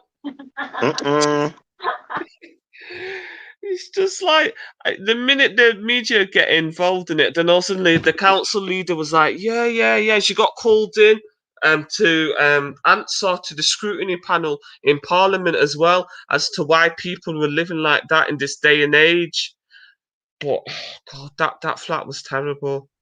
No, it's that real though, because you have to remember the council as well. Like I said, from day one, they've had this thing of, you know, budget cuts and trying not to spend no money. So all those type of things, like the upkeep of your house, they're supposed to make sure that, you know, after a certain amount of time, they come in, they redo your kitchen, X, Y, Z, but they just weren't doing it. And they knew that people weren't going to argue in it, because there's a lot of people who just won't argue, you know. Yeah, it's there's true. a large section of society. It's not easy to take on the institution, because they got lawyers, they can afford lawyers. And they try and intimidate you, like send threatening letters, like they did to Grenfell people. So they're going to sue them, and they'll try and throw you out of your home. Well, they make the rules, don't they? At the end of the day, because they make the rules, they're part of the establishment, all the institutions are basically one in it.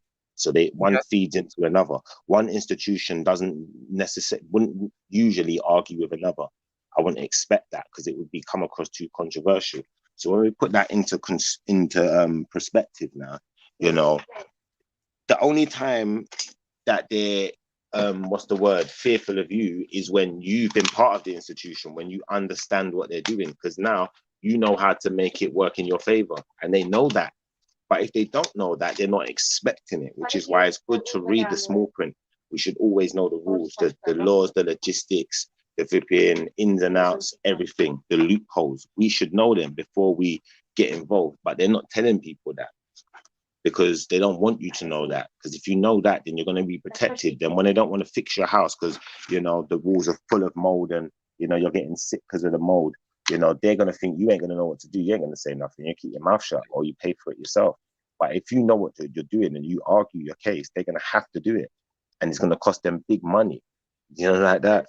So you get like, you know, you get these people who live in council estates now who are the complete opposite, where, you know, anything like that, they're onto the council. They ring them every week. Yeah, you know? That's what you got to do, though. If you allow the council to mess you about, they'll mess you about, you know. Honestly, you can take in your rent money. But my mum used to work for the council, yeah. I remember one time I was bad at school and I went to go to the council office to sit down. She was the housing officer. And the amount of people that are ringing up, there's certain people who ring up like the guy would ring up like 2 or 3 times, and he was like, he's not rude or anything, but he's just chatting for long on the phone. He's complaining. He wants it done, innit? His lights ain't working properly. He wants it fixed, and he don't feel safe. He's making every excuse you can come up with, but he gets it done. And that's the thing, like, you gotta watch them type of people and know that they're not just crazy, they're just getting it done, innit? Because otherwise it won't get done. That's true. You've just got to be really proactive with the council and just know your rights, even if you've got to go citizen advice and do whatever it takes because the council don't feel either way. You're just a number to them. But the next, I think we should probably move on to the next topic. There's another topic of he said of 8 and 10 migrant boats were adult males, says Priti Patel. What is the solution? Hold on, say that again. I didn't catch that properly. Say that again. Okay. It says 8 out of 10 migrants on a boat were adult males, says Priti Patel. What is the solution? So they're saying that these refugees that are coming in boats, most of them are male. 8 out of 10. So 80% of the people on the migrant boats are men. Yeah, I can see that because thanks, depending on, I was just literally slapping my lips on some rascal. yeah. I was where did you go with your big mouth eating food anyway? Listen, you see, if there's like 8 out of 10 is male on the boat, then wherever these people are coming from, you got to think like, if I'm in a refugee country, me personally, I'm making sure women and children go first. But these men have no regard for these women and children, innit? So, it's on us to know that, there's a lot of women and children being left in these places then, innit? And our governments or whoever, can protect these people should be going out there and ensuring that these people are, but then at the same time, that could be seen as sexist. So, but I don't know, maybe just the children need to go first then, innit? I don't know. But then the children on their own. If you're going illegally, there's a lot of hazards. Like, for example, if you're coming from Africa, there's a lot of gangs. You got chances of getting raped. You got a chance of getting your kidnaps. They take your kidneys. You've got that, selling organs. There's that as well, for real. When you say it like that, we're getting into this. So, maybe the men are feeling a bit braver. We can defend ourselves. There's 8 of us. There's however many of them when we get there. We just deal with that when we get there. But we're man them, innit? Whereas if there's the girls there, we might be a bit more vulnerable. If they catch hold of her, she might not be able to wriggle out of it as quick. Who knows? I don't know.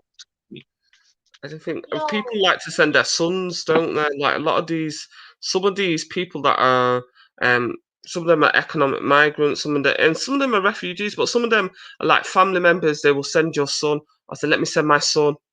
And so when it gets to the West, the promised land, he will get a job and send money home. Send money back in it. Yeah, that could make sense still. That could make sense.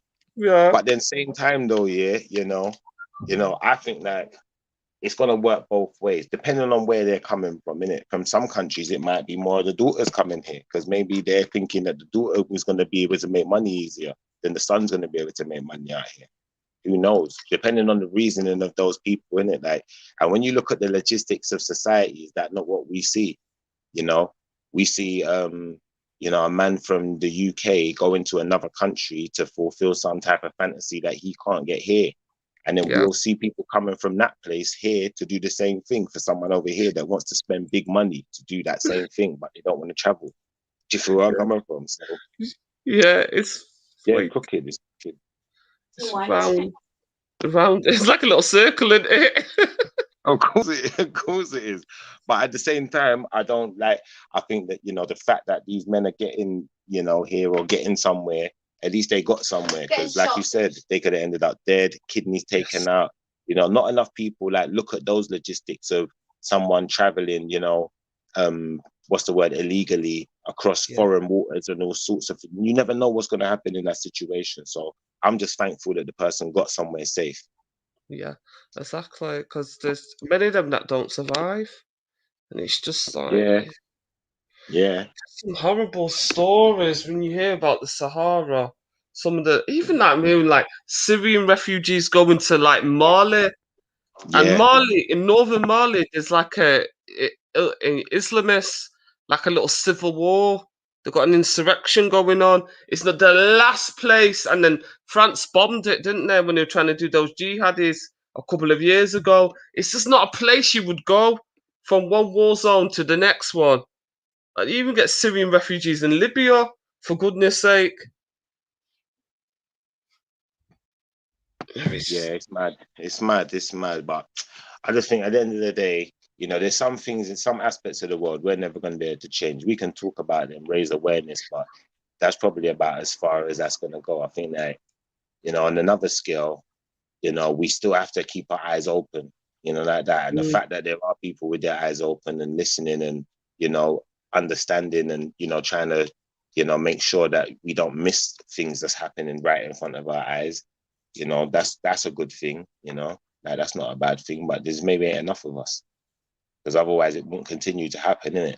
It's like, you look at the law's outdated, but it remains the same, you know? So I'd imagine the laws, as far as refugees are concerned and all of these things, they're outdated. They need changing, innit? Yeah. You know, if we're really going to help anyone. Hey, Betty, do you want to see the python eat?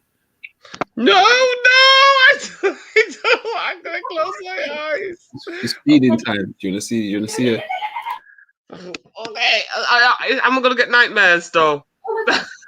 How big is it? Has it got a big head?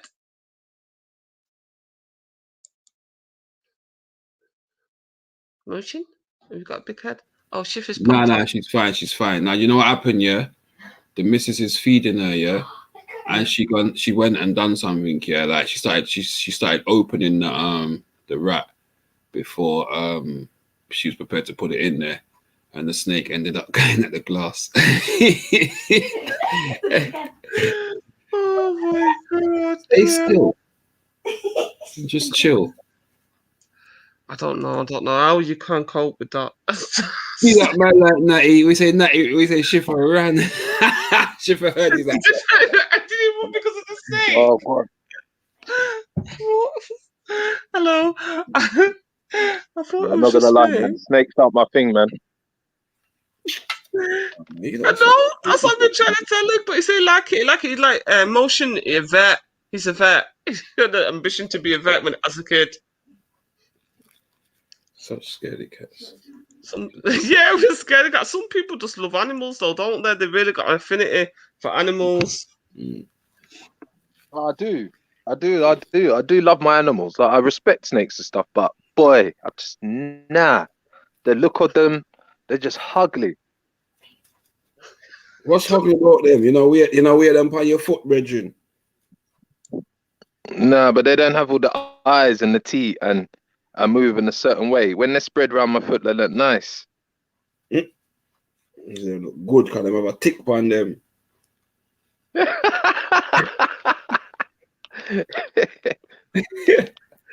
Oh, my thing. Nah, I'm joking. But you know what, though, yeah? Go on. Even though you might just think it's a snake here, some people, their snakes are clever, man. They learn stuff. Like, do you know what I mean? Like, you just think they just lie there, coil up and eat something and flick their tongue. But I could feel my brethren, some of them they actually come out the cage and they'll go to them, man. Like, they must smell them or something, innit? And like go sit next to them and shit. Yeah, there's ways you can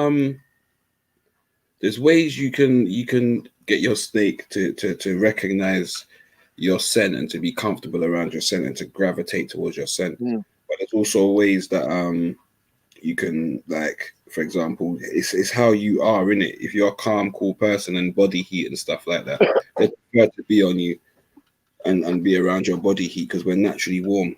Do you know what I'm saying? We naturally emit heat. So naturally they want to gravitate to you because you're warm. You feel what I'm saying? That's like cats, man. Whenever I'm out on road, man, I swear to God, cats just, I don't know what it is, bruv. Yeah, big up Betty, man. Just chilling. The team, man. Big up yourself, man. Yeah, big up yourself, Betty. So you know what I'm saying, though, bruv? You ever been just chilling there, having a little smoke, and next minute this cat just come up from out of nowhere, start rub up your head on your leg. Boy, brother, I'm gonna lie. That happens to me all the time, and people's dogs, other people's dogs, and that tend to do that as well. They just gravitate me in that sense, yeah. But I think it's just because, again, I'm like, but I like animals, innit? I've always liked animals, so it's just that, innit? It's just that's what it is. When you have a natural energy towards them or good energy towards them, I guess in that sense, they'll gravitate to you. That's it, man. That's how they communicate, though, innit? With energy. They don't talk.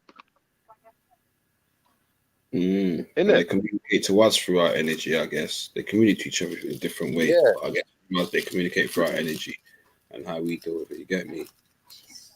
But yeah, it's because it is strange. Because sometimes I'll be walking down the street and someone's dog will be really happy to see me, or like really itching to come and say hello to me, and I'm like, okay, well, go on here, you get me? But yeah, man, it's just how it is, man. It's just how it is. I want to go horse riding. That's the experience I want to experience. I want to go horse riding, but I'm wary of horses. Same here, G. And big ass thing, man. They're powerful, man. Yeah, that's it is. There's a respect for them in it and their potential to do damage. But I'd love to go horse riding. I'm gonna try it one day still. That's the one thing I want to go and do is horse riding. But I'm gonna wait till I get my hawk first and go horse riding with my hawk on my shoulder. Get me? You feel what I'm saying? On some bad man thing. Get me? Well, they used to like it back in the day, didn't they? Yes, they did. So there you go. We'll be out there. Get me? Yeah. About, go on, bro.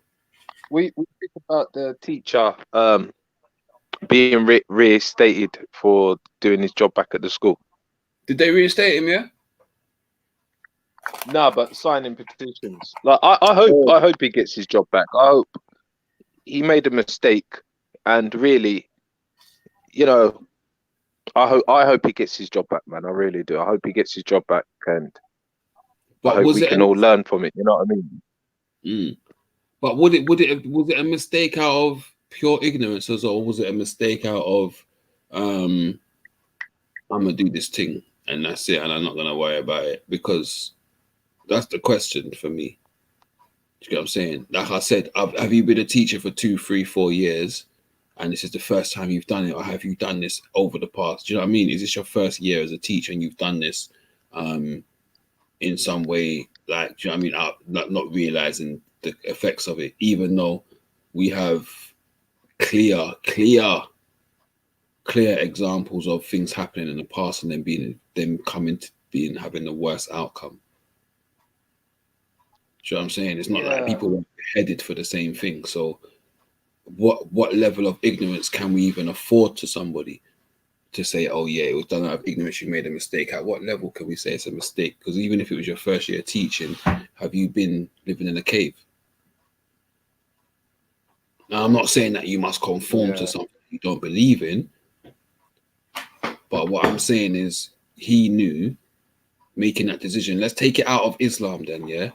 And say he offended someone else or another group of people. No. Another group of people. And they were going to do that, yeah? Let's take Islam out of it and say it's another group of people. Say he did something about women and the feminists were there, yeah? Is the risk to the children based on his actions still not the same? Yeah, of course. Yeah, it is the same.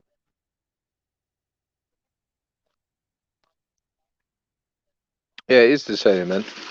But regardless, he knew it was a controversial thing to do.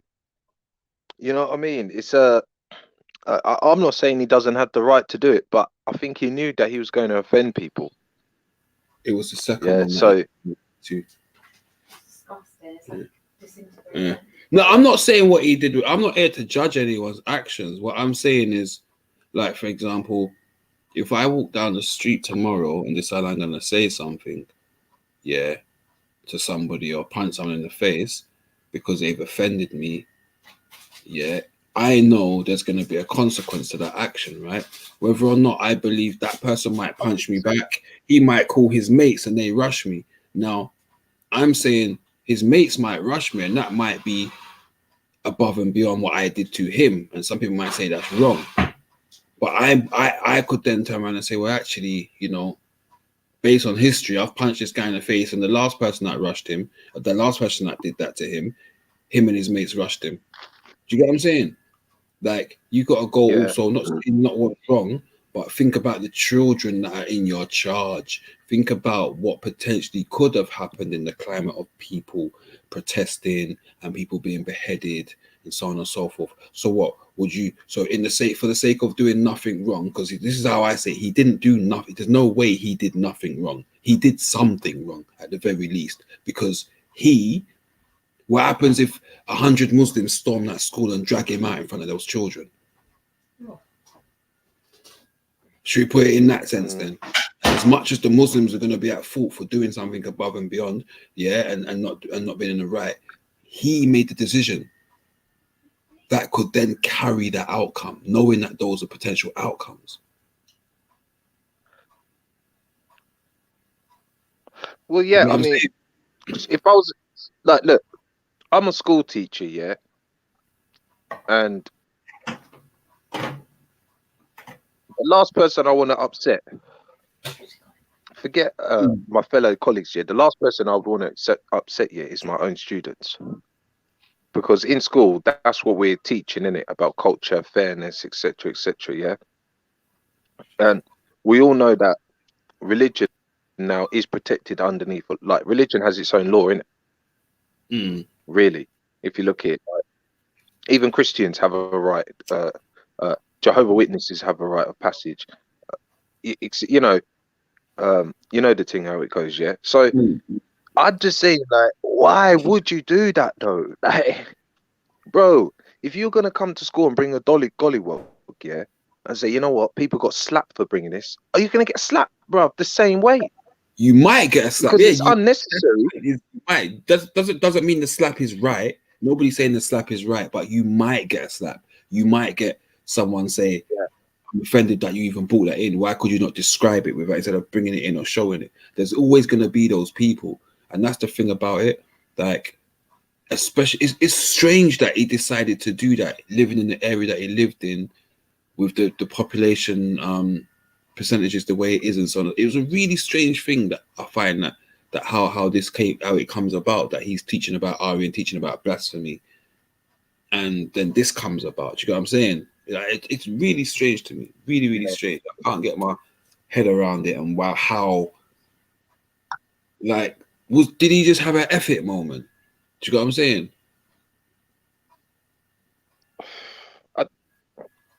Knowing the controversy of how serious people take it around the world, yeah, just don't do it. It's just not worth it. And not only that, if you don't even need to. You don't even know what he looks like yourself. So don't even. Oh, I'm going to draw something. I'm going to see the reaction of people. Well, you found out the reaction. People know the reaction. And me personally, I don't go out of my way to go and do that to people. And you know what? I'm saying, I'm not ignorant. I think I played it down a little, but I said, did he just have an effort moment? And no, actually, no. He thought about what he was doing, because he would have had to prepare that picture and get it ready, whatever, to put it into wherever he's putting it in with. Yeah. So he thought that out. Yeah. And I don't know what went on before that, or what's gone on in his life before that, in that sense. In some ways, I agree with you, Natty.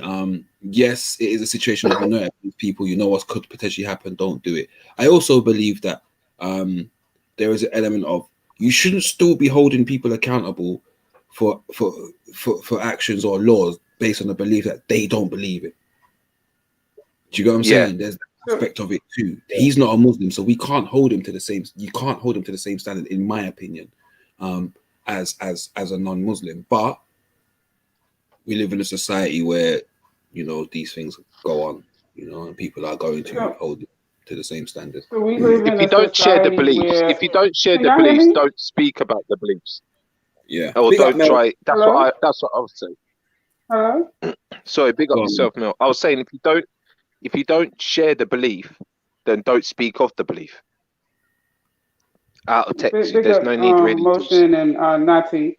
I don't think that, because that class is an elective, right? So if you don't want to hear anyone speak about a belief, don't take an elective, right? Like that's ridiculous that in a religious class, that's an elective. It's not math, science, history, and English, right? It's an elective class. There's still topics that are gonna that's just ridiculous. That's like saying, you know, I'm gonna enroll my child in sex education, but don't talk about condoms. I'm gonna need you to take your child up out of here because we are talking about condoms. Don't show them a condom. Take your child out of the class. That's what you need to do. You Yeah, don't get no. That's just we were talking, ridiculous. It's an The thing, elective class. the thing but is, Mel, in It's the an the thing is, I UK, wanted elective. to ask you to something as well. Yeah, in the God, court of law, say if somebody draws a picture of my family member, I can take them to court, or my family member can take them to court. Yeah, like if they put up a picture of, say, my great great uncle. no, So not if yeah. really, Uh, for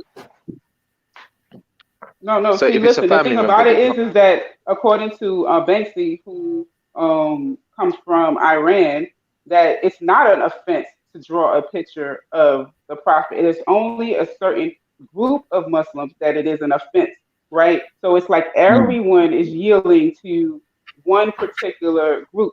Like if people, no one knows what Jesus really looked like, but there's pictures of Jesus, right? And a black person could say, "Don't be showing me the white Jesus," or a white person could say, "Don't show me black Jesus," whatever. You see what I'm saying? That's nothing to lose your job over. mm, Actually, if you are a Jesus believing person, and you say, these people are going to just show a false picture, you mm, have the right to not have your child go to that school. mm. This is what I'm I trying do to think, say is that why does this person have to lose their job when you live in a free society where you get to pick, choose, and refuse where your child gets to go, right? I So if do, the school environment doesn't reflect your values, then you pick a school where that it does. does. That's it. I do think there's an element of the school suspending him to protect the school. Yeah, to protect the school and the children that have to attend the school. Yeah, and I think it would have been very very irresponsible in that sense to have the teacher be attending work, driving, walking into school, riding into school, whatever, having police guarding, walking him in and out of school constantly. I don't think that would have been a positive. So I think in that sense I think there's other aspects to the teacher being suspended as opposed to, oh, actually we believe you did something totally wrong. There may be an element of he discussed what he was going to do in the class, and maybe in hindsight there's people that had discussed it with him that said, oh, I wish I didn't give him that advice and say to go ahead, right? We don't know those things, but what I can say is that the school wouldn't just suspend him just for the action. There is the element of This is bringing a danger to the children through his this actions. is why I got you. This is why parents have no control now, and you're gonna have men dressing up in dresses and full makeup, reading books to your kids because people who make a lot of noise and appear to have a lot of power are gonna have influence, and then they're gonna say, guess what? What if there was a whole bunch of like transgender or trans what's the transvestite like threatening to beat up people at the school if you don't allow them to be in the school or read books to the kids. If everybody's going to just cower down and say, or they're going to wonder about the psychological impact that that's going to have on their kids, and they're going to say, you're just going to have to be upset that as a community, this is not what we want. And I just don't. I just feel like more people get upset at um someone, a man wearing a dress, being in the school versus someone getting for a picture, someone getting an issue for a picture. Like Mm. this is to me, this is just foolishness. And it's Yeah, not, and my position has nothing to do with me not respecting um Islam. Like my nieces and my nephews, you know where they go? They go to African Center School. So now we don't have to worry about, oh, if they what images they seeing, what right? They learn about Queen Nzinga and different the Akan tribe. They learn in Yoruba as their second language or Swahili. They doing their parents are putting their children in an environment that reflects their values. That's what you do. You don't complain and saying you guys are offending me. That's just madness.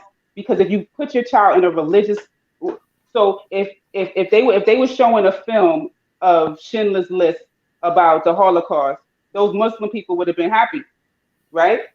Showing images of of deceased Jewish people laying down on the floor, being put in ovens.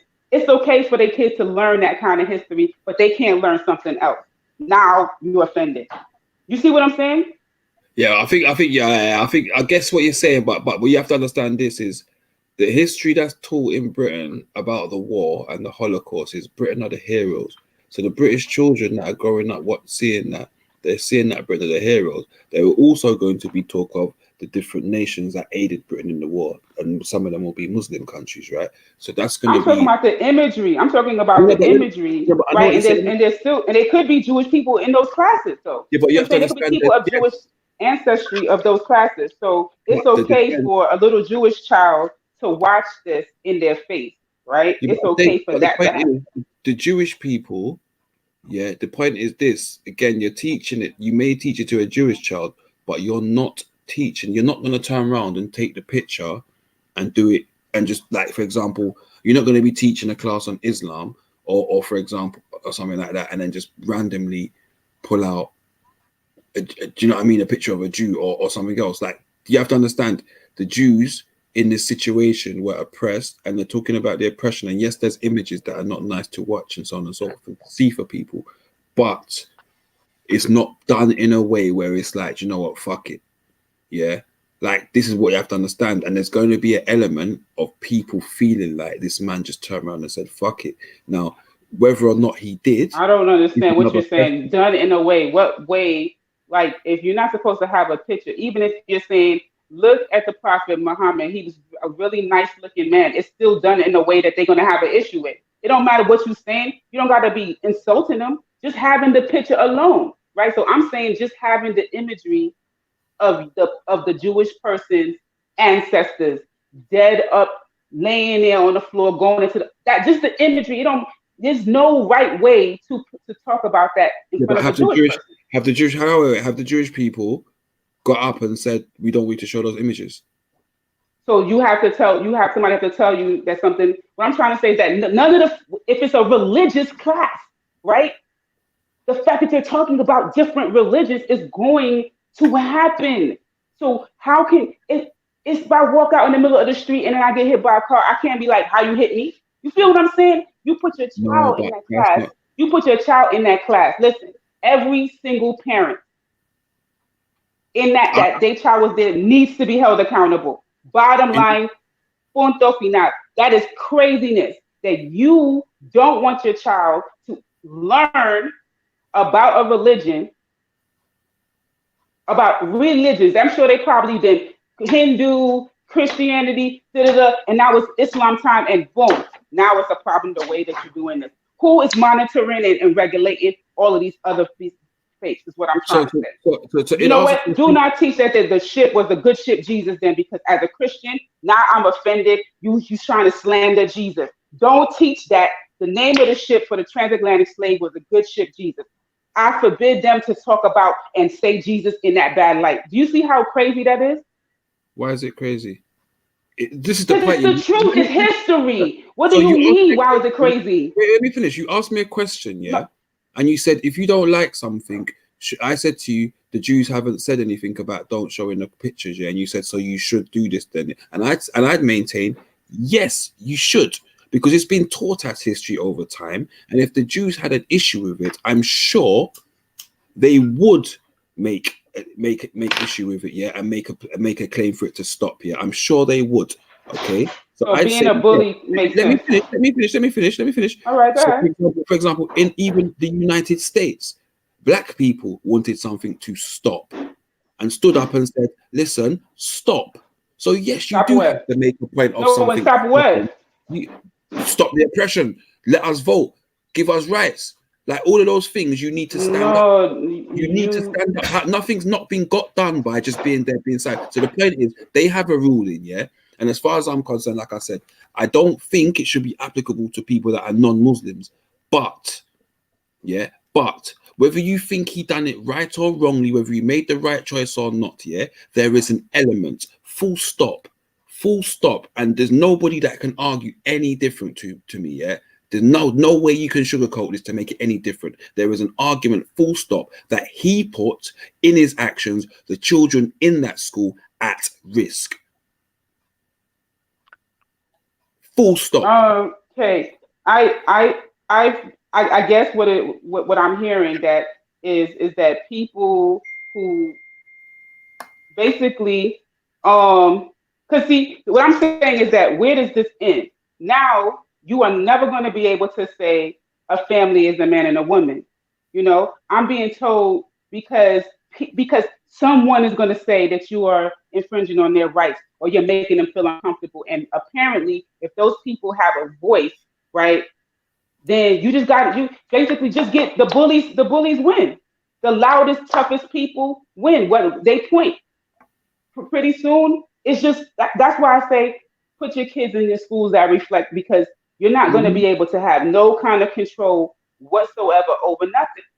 Yeah, but when your child comes home and says their teacher is Miss this, not Mr. or Miss, right? It's the MX because the gender is neutral and is fluid. Or they're like saying they're doing that there and they would like to play with me and you're like, but it's only one person. What you mean they? That's their pronouns. Mom, dad, get with it. You know, like you're not gonna and you try to refer to them as a they, right? Yeah, that's a totally different subject though, Mills.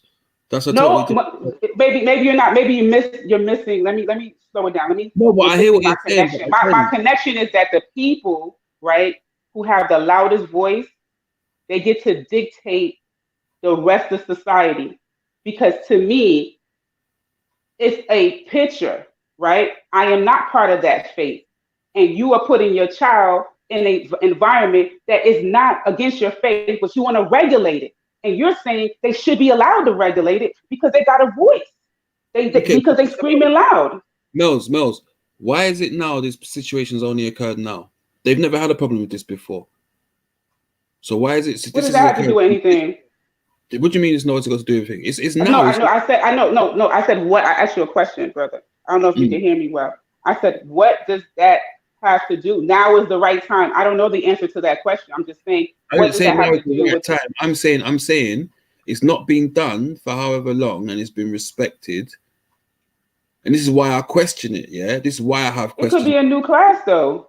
It's an elective. That's why RE in England's not a new class. Maybe the curriculum changed. I don't know. You see what I'm saying? Like teachers have educational they have what they call it educational coaching. Okay, Miles. Right? I can highly doubt, yeah, being and living in England, that they're in schools, it's in the curriculum to now show pictures of Muhammad to explain blasphemy. I can highly doubt that. Yeah, highly. In fact, I will categorically say that is wrong. They will not be doing that. That is not going to be in the curriculum of the British schooling system to say, let's put pictures up of Muhammad, because they know it would cause anarchy. That would be stupid. That would be the biggest mistake they'd ever make, because they know the reaction that would happen. There's no way that's in plus the curriculum. It's a belief system as well. So you've got to respect it, like you've got to respect the LGBT community. That's just the way it goes.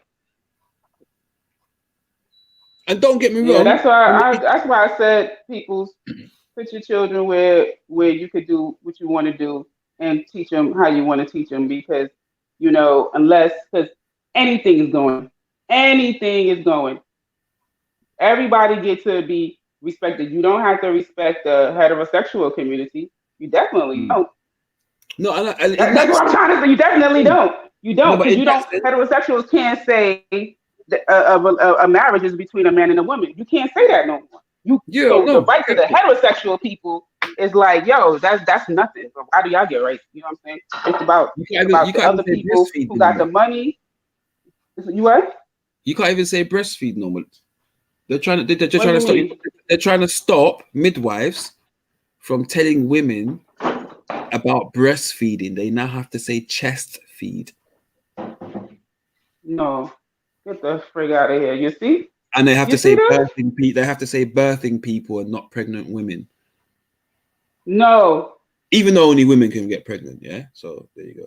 But so again, birthing people. what you're saying, I agree with you, yeah, in terms of the whole of how we can talk and stuff. I totally agree with you in that sense, yeah. Totally. It's the same thing. It's censorship. It's the same What, thing. It's just no, that, it's not really, because the difference is because you're asking me to go against my whole senses and nature to address you as something that I can clearly see that you are not. There's a difference to that and me but just they saying, are. See, you saying they not, but they are in their mind. Well, there's a difference to that and me just saying, don't draw that, bro, because I don't like that. Now, if we was on this panel right now and I said to you, Mels, you said something to me and I said to you, you know what, Mels, I don't like that, really offends me. Can you not do that, yeah? And you continue to do it, yeah? Am I not entitled to question why you couldn't just respect that, considering that I've not got no issues with you or so on, or seemingly I have no issues with you or so on and so forth? Am I not then entitled to then question that? And that's what I tried to say when you asked, should these people have asked? Yes, if you want that respect, you can get your respect. If someone does, but see, right, but this,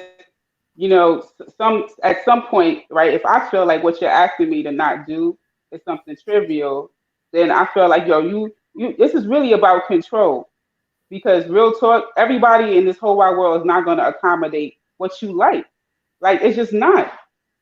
That's just, I don't even understand. Like, that everywhere is not going to accommodate what you like. And if it's something trivial, I might like jump off the panel and then continue to keep doing it, saying whatever it is that you asked me to stop saying, because you can't control me from saying it. And if I feel like saying it, then I'm going to say it. Okay, are you mad? So it's not control. It wouldn't be control to request, to respectfully ask, to make somebody aware of how you feel about a situation. I don't think that's an element of control. That's just letting somebody know. Now they have a choice whether or not they do that. Okay. Now, if you want to have the freedom of choice, you also have to allow the freedom of reaction. Okay. That's in my eyes. And then I turn around and say, the very fact that people are against these people saying we don't like this is an element of control, because it's like, you're in this country, you go to this school, shut the fuck up. Like, no, they could. I'm saying you're in this country. Isn't that an element of control? They don't have Arab schools, or they don't have faith-based schools out there. But over here, hold on, let me finish. Out here, we have a very minimal Muslims that integrate within the regular public school system, and I respect that. I don't shun that. I don't talk bad about that. Just the same way that there's not a whole bunch of little kids with yarmulkes or hijabs in schools. Why? Because the Jewish people want to instill the values and so forth into their children. And I respect that. And that's why I always promote African-centered schools too. I think we need to take that as instead of complaining on, why all they do is talk about slavery and they never talk about anything else. Because we can't control the information that they are. That's their message. So if you want your kids to get your message, you got to teach your own kids. And I don't mean homeschooling. I mean put your children in school systems that reflect your values. That way that would have never happened in a Muslim school. So if Muslim kids was going to Muslim schools, they wouldn't have to worry about that. But the same way that little Tyrone got to watch and learn about who he is was his history starts at slavery, right? And how many times Black people get mad that why we had a history, but why they not teaching it? That's not their fucking place to do. You feel me? They're not supposed to consider, and we can't be mad at them for not considering us. What I'm saying is that, so in another group of people can't get mad that another group of people is not considering them. Yes, it would be nice, but they don't gotta be nice.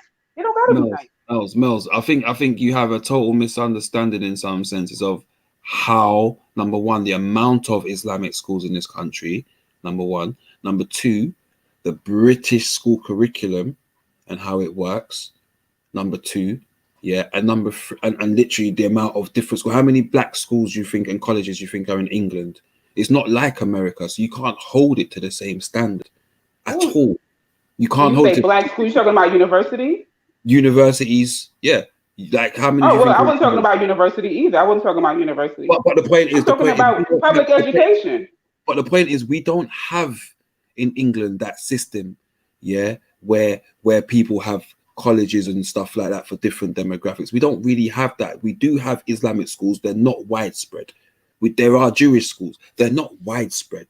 They're around specific communities where there's a higher volume of these people, right? And then you also have to understand there was elements of, what is it, 2, 3, 4 years ago, they were putting out documentaries on these Islamic schools, yeah, and talking about the abuse that happened in certain Islamic schools. So as for example, peaceful, loving Muslims seeing these things, you're going to sit down there and say, well, actually, I don't want to send my child to that, because these people are slapping their children and they're still going by these old draconian Islamic ways, and we don't believe that we should be slapping our children, and I don't want nobody else slapping my children. And so, do you know what? I'm going to go to another school. I'm going to send my children to a British school.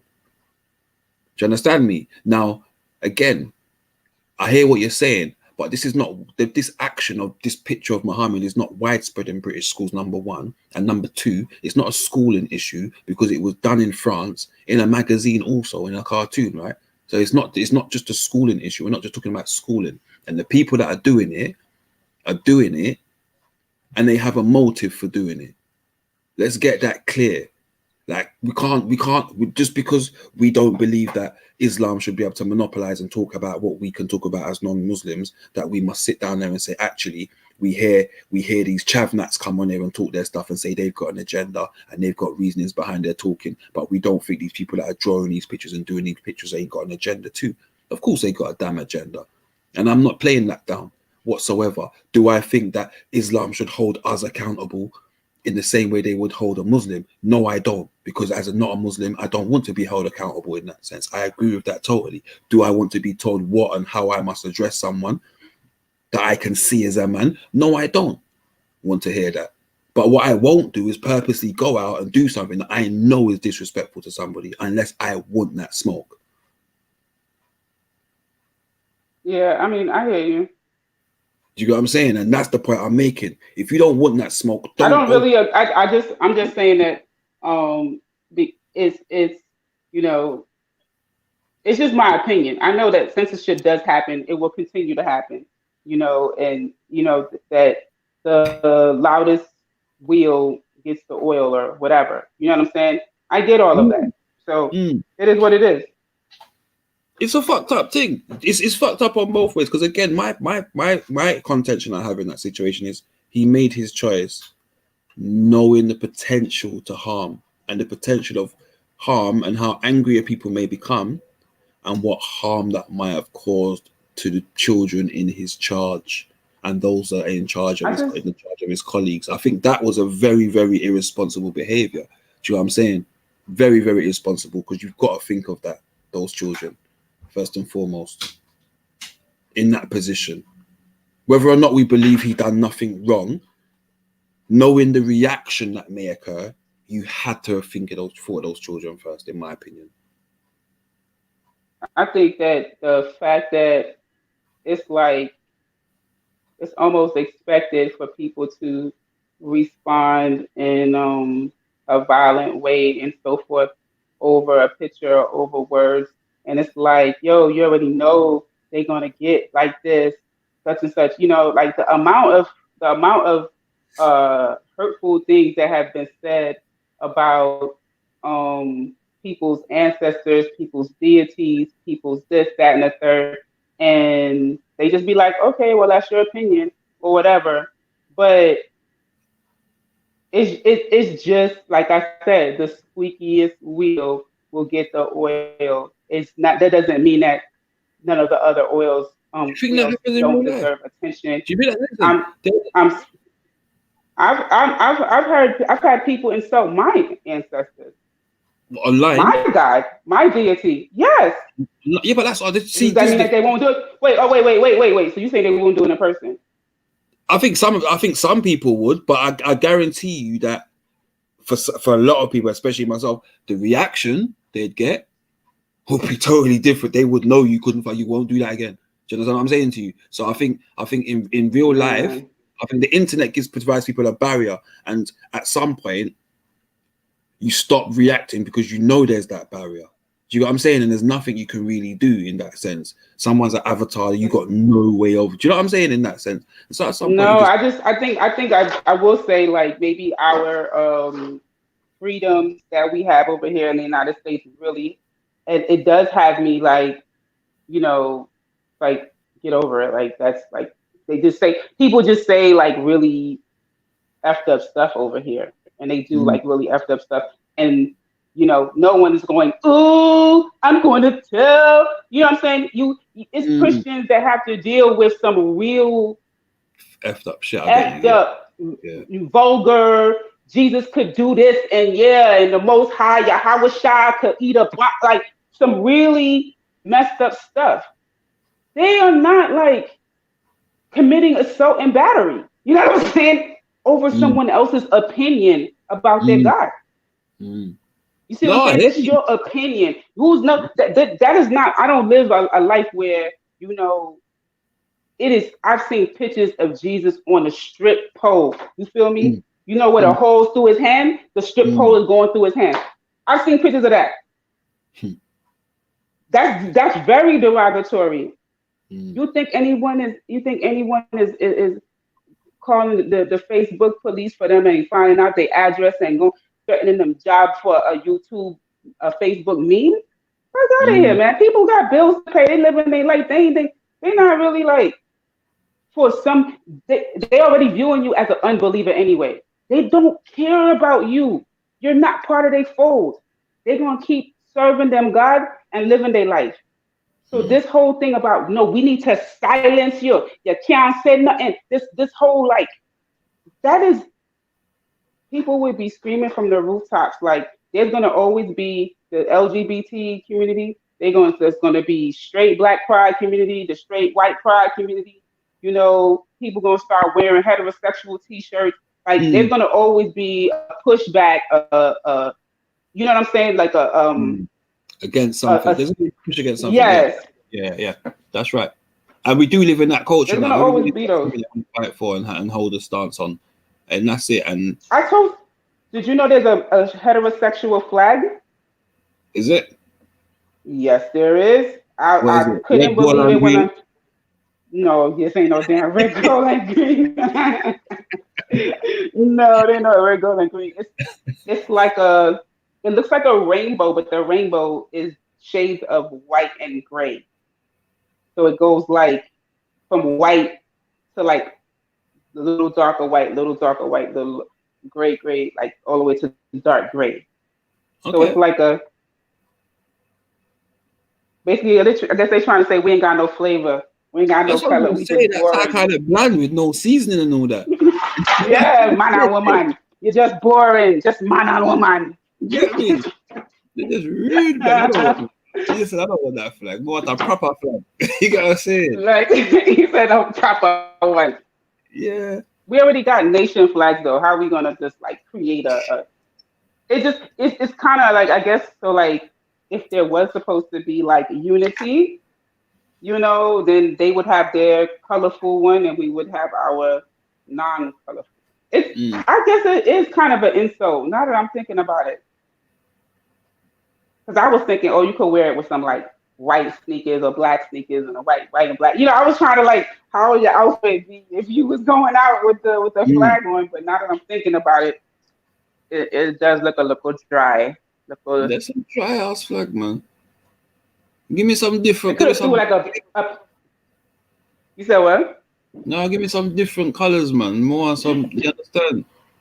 If you're in front of your computer, you can look it up. If you're in front of your computer, you could look it up. Type in heterosexual. I guess you type in the heterosexual flag, just so you can see what it looked like. Hang on, let me look out.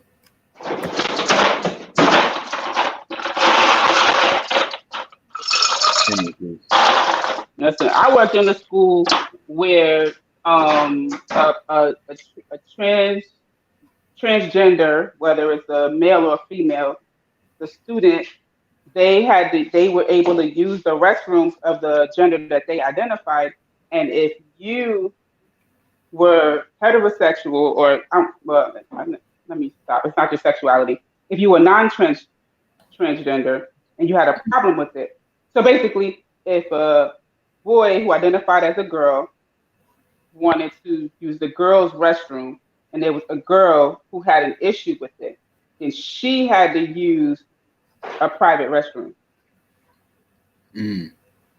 She had to. But the boy who identified as a girl, we couldn't ask him to go use a private restroom. Oh You see my what I'm God. saying? So they've got all these flags, yeah? No, they got transgender, I heterosexual, told you.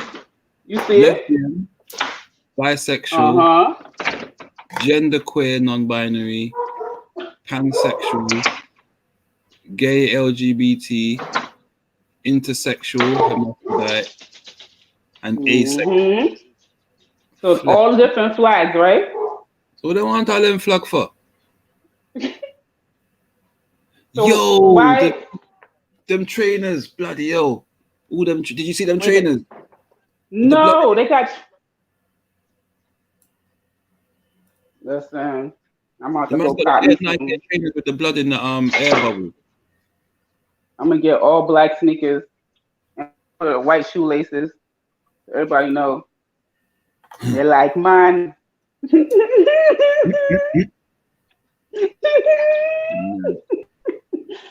Yo, you're gonna have to start sending signals. Me like mine. I'm gonna have to download that image quickly. I told you. Keep that image on file. Man, this is. So like that whole like a couple of flags. They've got a couple of heterosexual ones. They've got because they've had people suggest. I think they might have had a competition or something. Imagine you got a competition. Oh, okay. Imagine they got a competition to be heterosexual. For fuck's sake. Oh my God, man's got to compete to be heterosexual out here. It's nuts. Listen, I'm trying to say like you raise your children to be intolerant, but I'm saying that especially during their formative ages, it's nothing wrong with making sure that your kids are exposed to whatever your particular values are. So like I grew up in Brooklyn, New York. I saw like when we didn't have school, I would come outside and I would see the school buses, all the Jewish kids on it. They got their own school bus. They have no public system, no nothing. Their own yellow school bus with their kids on it. School is in session. Yeah, America's different like that in that sense, man. You got that freedom in that sense to do that over there. It's totally different over here. Do you know what I'm saying? Even like you're talking about some of the rules they've put in place over here now in terms of schooling and taking your children out of school. Like you can get heavily fined or go to prison, man. Or social services come and take your children away. Do you understand what I'm saying to you? One of my brethren over there in the UK, I forget how old is the oldest child. His children have never been into public school, have never been in the school system. From day one, him and his wife have been homeschooling, and I think the oldest might be like 8, 9. Yeah, all those kids are school age. He just went through. If you serious about it, you just research what you got to do. You fill out the paperwork. There's no way that you're gonna get. If you do it illegally, like you just say, okay, like let's say my child in the 2nd grade, right, and then they out for the summer, and then the following year I just don't bring them back. You can't do that. You see what I'm saying? Because the school is gonna say, huh? I'm not talking about setting up and homeschooling, because you have to understand again, we live in a society, especially in certain places like London, where people pay so much for housing that they have to work. Mums and dads have to work, right? So homeschooling isn't necessarily an option. Do you get what I'm saying? So we have to think about those social, economic factors that affect other people. Do you understand me? And also, like I said to you, if you want to pull out of one class for whatever reason, years ago it was a lot easier to do that. I remember years ago the Jehovah's Witnesses, they would always come out of certain classes if it was playing music or so on and so forth. They was always allowed to, and now it's not so much seen. It's not seen as much. You get what I'm saying? And so yeah, just the way that they've changed things nowadays has made it. I guess some parents probably feel a little bit more restricted in how they even educate their children. Do you know what I'm saying?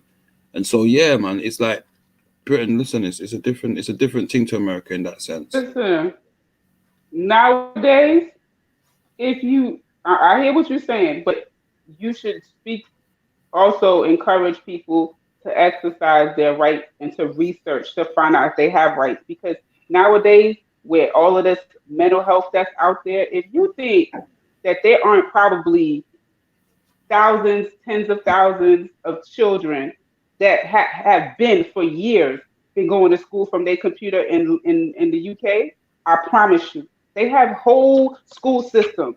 Khan Academy, they got kids sitting in front of computers going from grade to grade. Sometimes they graduate early. Kids have for years. This is not just like since the COVID. Kids have been going to school from the computer. What about kids that have no, I'm not saying they're not, Mel's, or terminal illness?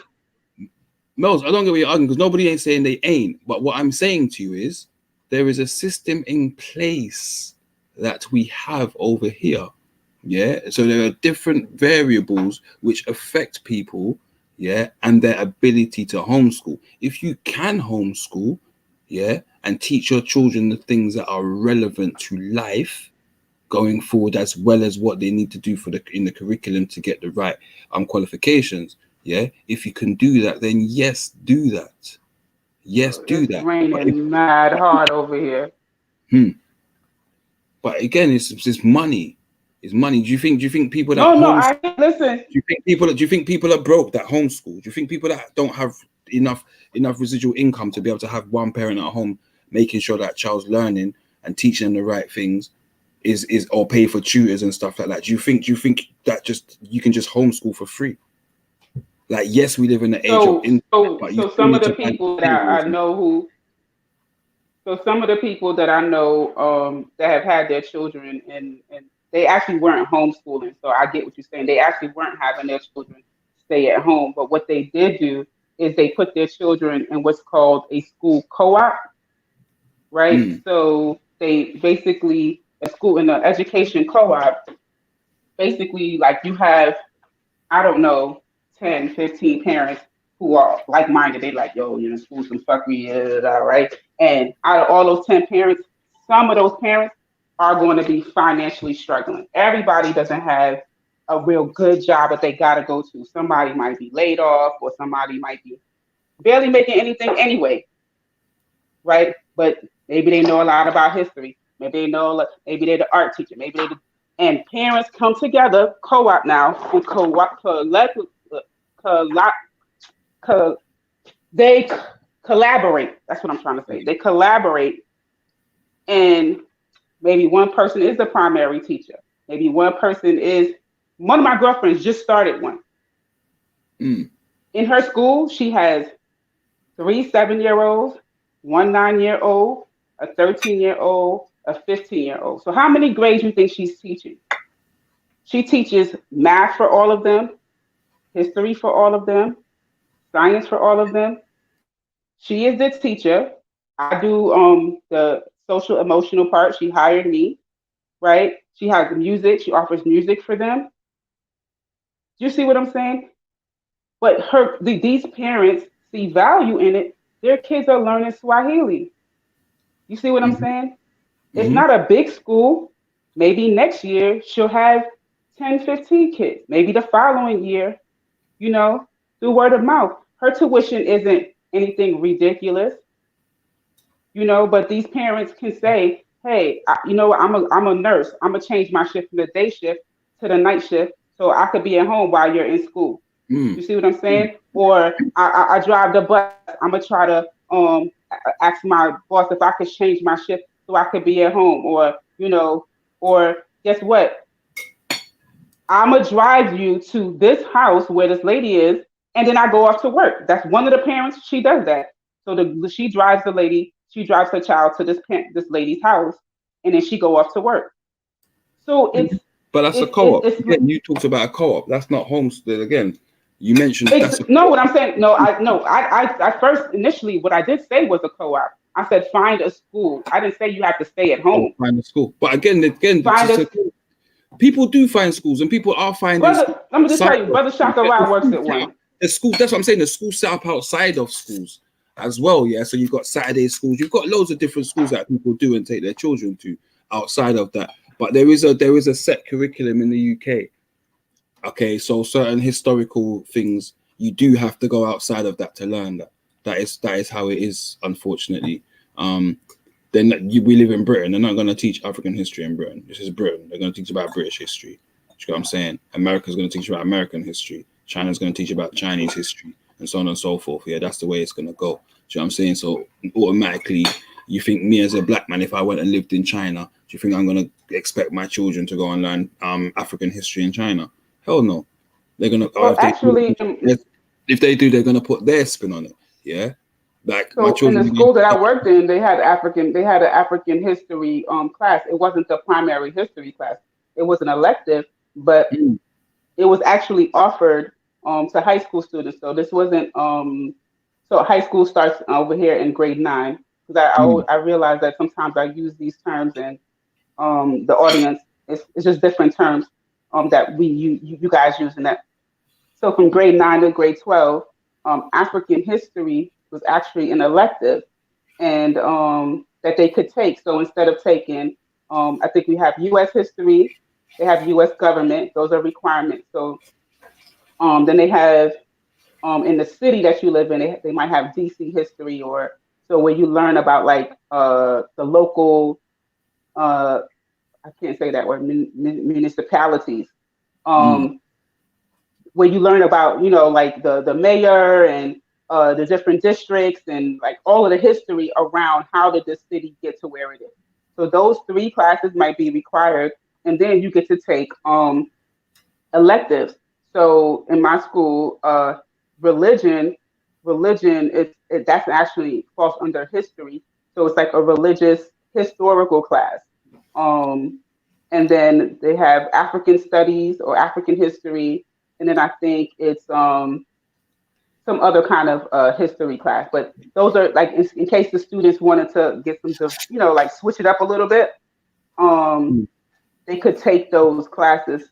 So I get what you're saying, that yes, you're in this, you do have certain things that are outlined, but I feel like the same way that people are innovative and they find resources or find time to do certain things, especially when it comes to your family, like I think that whether it's you got 3 or 4 sisters and each one of y'all take turns being an educator for all of y'all kids, and all of the cousins get together or something, like we just have to do more and not complain that it's not being done for us. That's really what my point is. But to be fair, I don't complain about anything not being done for me. To be fair, I've always been one of them people. Like I said, if I want something, I go and get something.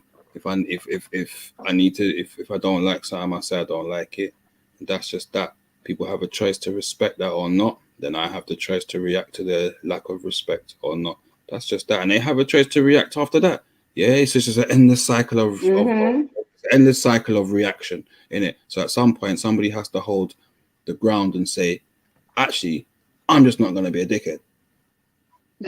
Well, when I was saying we have the right not to complain, I wasn't really speaking about you specifically. When I said we, I meant more like the Black community, and I do think that a lot of complaining does happen. But yes, there are people such as yourself, such as myself. Like I didn't do all that complaining. You know what I'm saying? Whatever. If I sit my son down, I'm like, yo, you gonna listen to Umar? You gonna get some of this work? You know what I'm saying?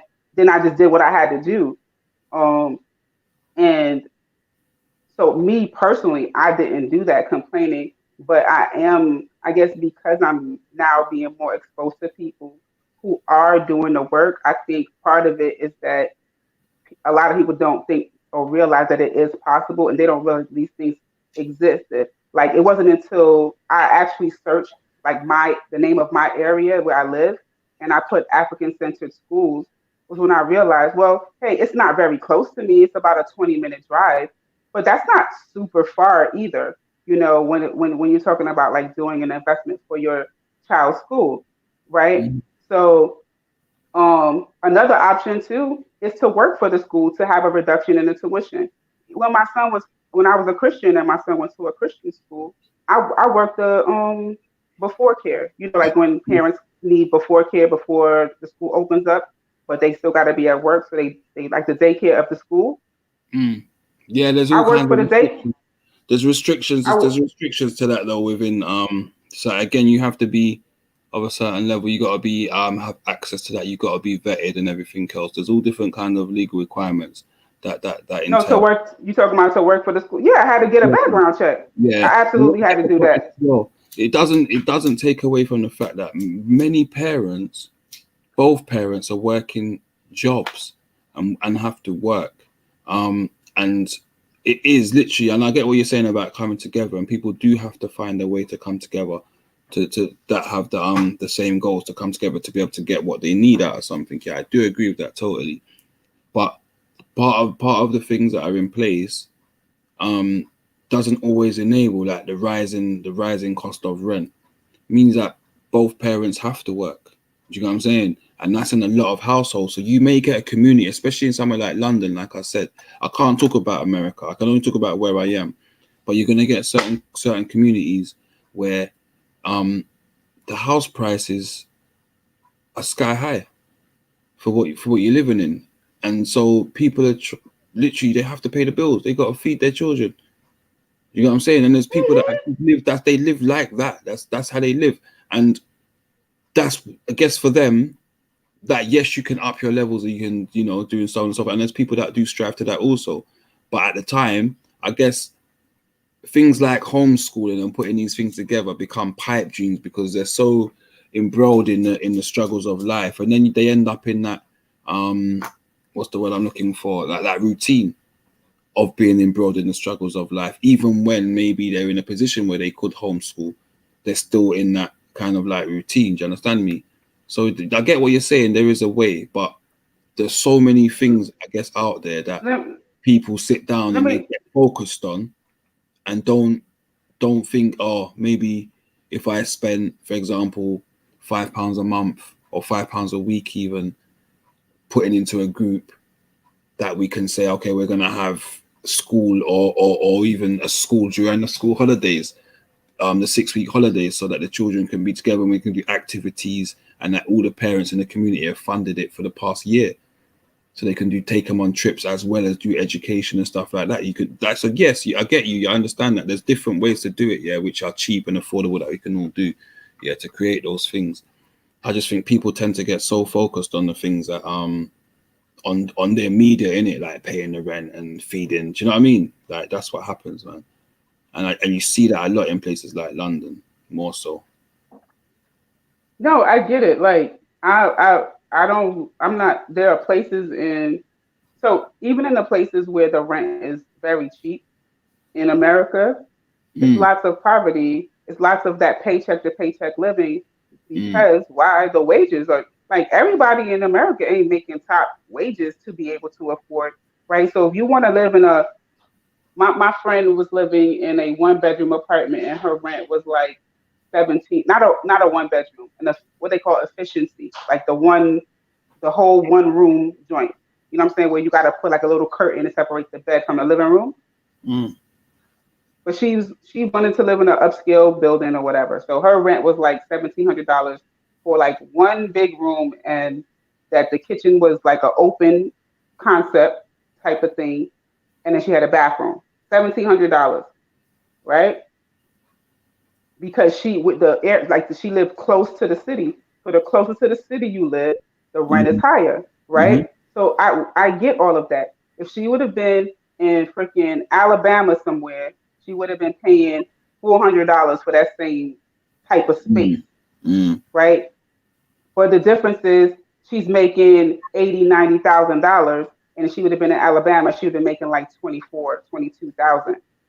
You see what I'm saying? So $22,000 is not going to really get you hardly nowhere in Alabama. Still, you're still struggling, right? But what I am saying is that when people make use of their time, like for instance, homeschooling doesn't say the hours that you have to be in school. You literally could start school when you get home. Everybody in the whole society does not work traditional hours, Monday through Friday, 9 to 5. Lots of people actually work on the weekend. Lots of people actually have weekdays off.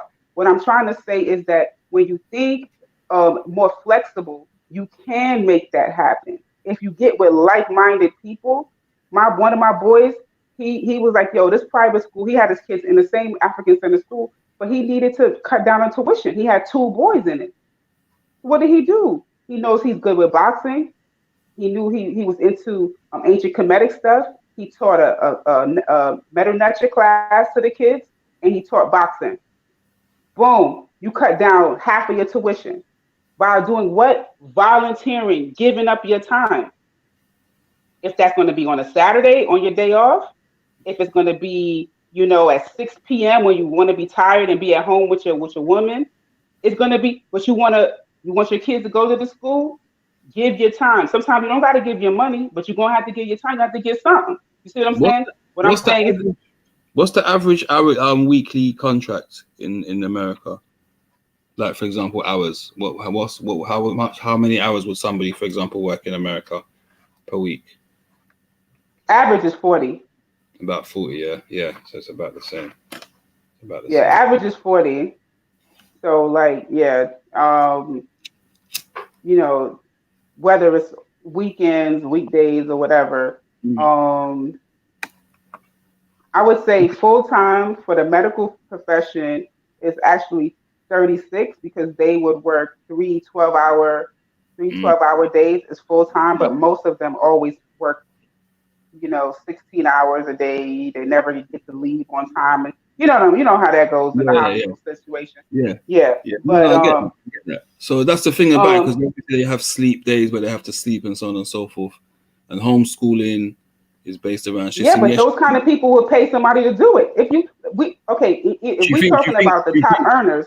Do you think about the top earners? Yeah, nurses and midwives in the UK are not top earners, and do you think they could afford to pay for their children, pay for private housing, and pay for their children to have those things? I'm telling you now, that's not happening. Okay, not in this country, not at all. This is why they're kicking off about it, because they're trying to give them a 1% pay rise, and that's not acceptable.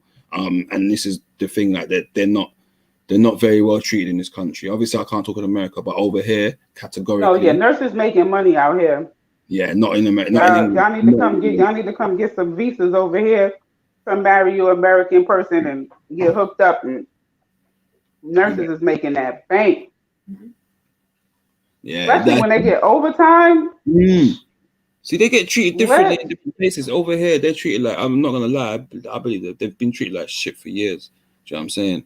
And teachers don't make no money. I mean, I shouldn't say don't make no money. Yeah, teachers pay is not the best anyway. You go, I don't think, to be fair. Teachers pay is not the best. In Qatar, in Qatar, he makes good money. In Qatar, he's a science teacher in Qatar, and he's making good money still, to be fair, over there. But then, I mean, to be honest with you, I don't know one teacher who don't got like some kind of side hustle. You know how many teachers is like tutoring on the side and stuff like that? What I'm saying is that they definitely are can and do make money. And again, the teachers' hours, they get off of work early, if they had to. I'm saying like it too, because when that whole Umar Johnson thing happened, right?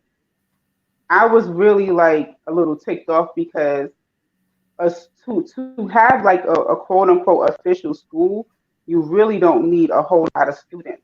My girlfriend that I told you that started her school, her first year, she only had her own kids. She had a business name, business logo, website, everything. But her first year, I met her working in the school system. She got sick and tired of working in the school system, right? She recognized that her children, I wouldn't even call it have special needs, but she felt like the school system wasn't accommodating their unique learning style. And she was like, I've had enough. I'm over here helping other people kids, and what about my own? And she was just like, I'm gonna build it and the village will come. And this is her second year. And then, I'm not gonna lie, COVID definitely prompted parents to be like, yeah, I like this, so and I think she has what I think you guys call them a charity. Yeah, yeah. Okay, so she has a charity, like an official charity type of thing, where she's able to get her school funded. She put in there, and the government is aware that it is an African centered school. You know, um, what type of information she's teaching. I don't think she had to provide her whole curriculum, but she just basically, said like the key points of what she's going to be teaching.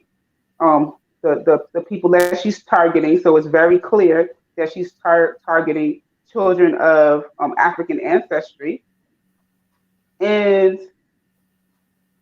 she was able to hire me. Mm. So and I be telling them kids are all kind of, like I take like all these scenarios, and all the scenarios have ethnic names. I use names like Shaka, Oshun, like all of my characters, everything that I talk about, all of the videos I show, because I want what I'm doing is reflecting her vision for her school. You see what I'm saying? Like, I don't want to. Mm-hmm.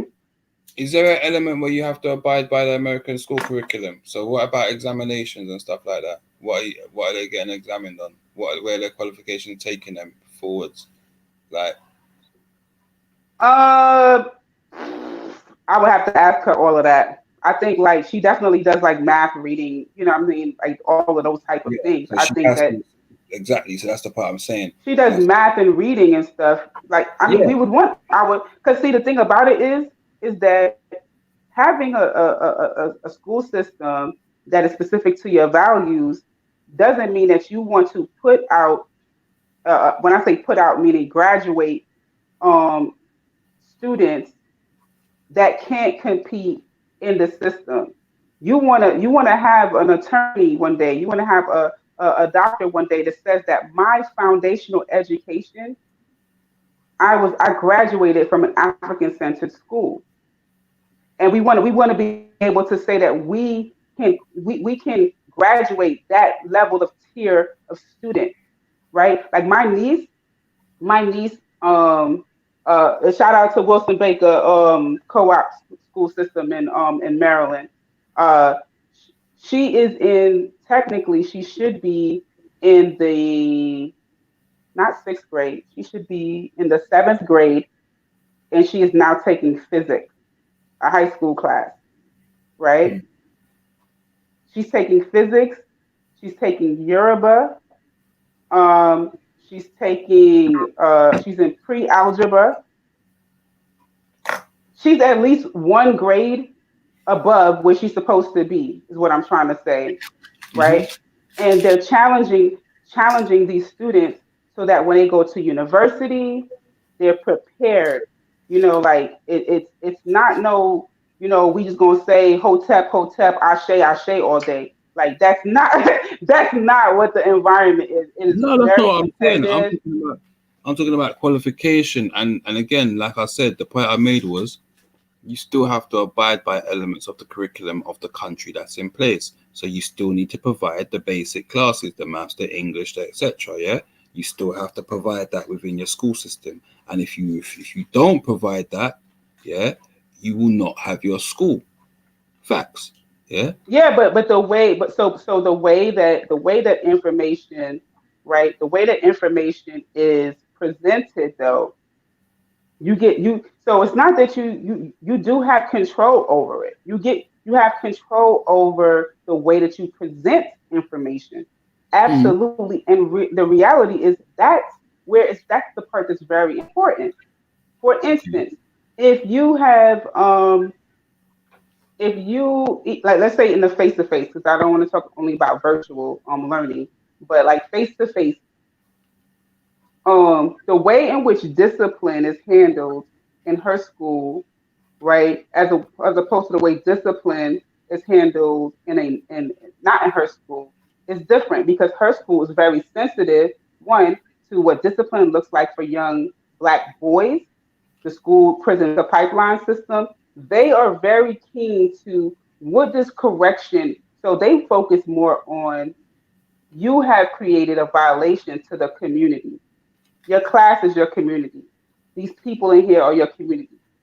All of the parents are part of your community. So they don't call they call all of the parents in the school mama and baba, not just their teachers. Every single parent is mama baba in the whole school.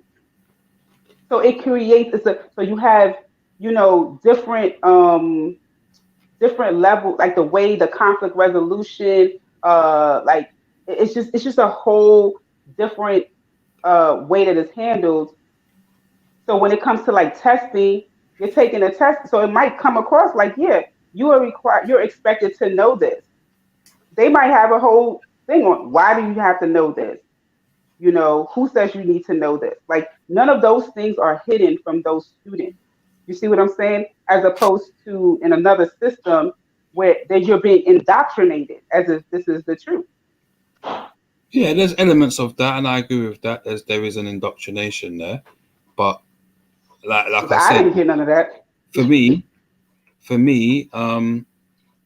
me, no, I know there's indoctrination. I've always believed that, and what you No, I'm learn. saying I didn't get it in that way. Like what I was saying when I said I didn't get it like there's a system that expects you to know this. I didn't get that message. I just got the indoctrination part, like what you're saying. Yeah, no, So I just thought it was, But again, like for me, that's why I asked you about the qualification, because I'd like to know, like, what, for example, if I wanted to get into physics or something, what could you provide me with in physics? And do I need physics to be taught to me in an African way for me to understand physics? Like, guess what? Guess where her physics teacher lives? where? Africa? Uganda. Yep, you know it. Okay. So so what I'm saying is that look at the imagery, just the imagery alone. Yes, it's physics. Physics is physics, whether you're in Africa, America, Europe, whatever, right? But the imagery alone, and I don't know how it is in the UK. I can only guess, but in America, Black children don't have lots of image of higher tier Black people having proficiency in science, having proficiency in math. They don't have that imagery. When they go to the leader, the head of their science department, it's always a white person. You see what I'm saying? So just the imagery alone. To be fair, I went to quite a upscale school, yeah, and the head of PE was Black, the head of craft design technology was Black, the second of maths was Black. Yeah, we had quite a few teachers in high positions. Deputy head was Black. Like, yeah. I don't know what deputy head is. What's deputy head? Like, you got your head teacher, and then you got a deputy. His deputy is second in command, basically. Oh, listen, the high school that I worked at was 30. Principal, yeah, you call it principal. So 30% of our school population was Black, right? Our principal, there wasn't nobody ahead of her in the school. She was, I guess you would call it mixed race, but you know how it is in America, the one drop rule, we got a Black principal pretty much, right? She was a mixed race woman with locks down to her waist, right? And even she was fully aware of racial disparities in our building, right? when it came to, so the head of the science department was a white person. The head of the English department was a white person. The head of the social studies or the history department was a white person, and so forth. I had a math teacher who he was like 6'4", big, brawly black dude, right? 6'4", 6'6", somewhere around there. He's just really huge. And people would be like, "Hey, what's up, coach?" And he's like, "I'm a math teacher." Right? Like like no one, they all thought he was on the basketball coach or something like that because he's a black man and he's tall, right? And he would always speak about how he would have to prove to his colleagues in the math department who were teaching, you know, like upper like calculus and pre-calculus and so forth. You know, like they wanted to give him like all the ninth grade classes, like the easier probability and stats type of mathematics class, because just I guess I don't know why. You know, he felt it was a racial thing. I think even my principal, and there were like other, like you could call them like woke white people at the school, they would always say like, you know, man, I hate when we have our collaborative meetings because Miss whatever her name is, a black woman, he was like, she never gets her voice heard with the team. So this white guy that I was cool with, he would even speak about, he noticed that black teachers were not like actually heard when they around like everyone as part of their discipline. So the disciplines would split up. History would be together, English would be together, math would be like that. So they're supposed to be planning and supposed to be working on their curriculum being similar. That's like if you have the same history class as I do, we should be on the same chapter and all that kind of stuff. But he was just basically saying it wasn't the same. So yes, they can get hired in those positions. But what I'm saying is that I don't feel like the imagery, right, that in the school, in my school, most of the black people were what you would call in the service department. We were either like the security guards. Almost all the security guards are black. We ain't had now white security guards. Go figure, right? Everyone in the cafeteria workers, all the cafeteria workers, they all black. But then all the custodial workers, they all black. But the thing is, this is the thing though, you got black schools, so the disparity will be there. Like I wasn't talking about a black school. That school is considered to be a white school. I'm saying you have black places, you have black establishments. That's what I'm saying. In the UK, again, I think there's a big difference between the UK and how it is over there. But I was giving an example that was similar to the UK. That's why I used that. An example of that's similar, because in an all-black school, the whole school would be black and the leader of the school would still be white. See what I'm saying? So then what? You still got this white leader guiding and directing the education of poor, the unfortunate black kids. I'm not talking about all black school that's people are affluent. Where is that? That doesn't exist in the United States. No, I'm talking about being affluent. I'm just saying that they have black schools. So you might find a black school where the whole staff is black and then you have a white head teacher, but you have a black school. I'm saying the reason why I didn't see, or why I saw black members of staff in high positions more frequently in schools was mainly because we don't have black schools and there are more black, there's black teachers. There are lots of black teachers that are teaching top subjects, you know what I'm saying? And like I said, like my one of my good friends, he became a science teacher based on the fact that we had a very, very, very influential black science teacher in school. I just wasn't a science man, that was it. But he was a great teacher, to be fair to the man. Do you know what I'm saying? And he was a role model. And so my friend took that role model and became a science teacher also. Do you know what I'm saying? So in that sense, that's awesome.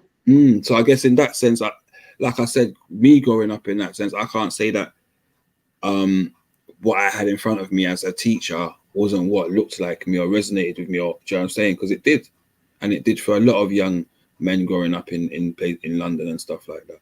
Maybe And outside that's of the majority of the time in London. You think that most Black students in London have Black people in leadership as an image for them to subscribe to?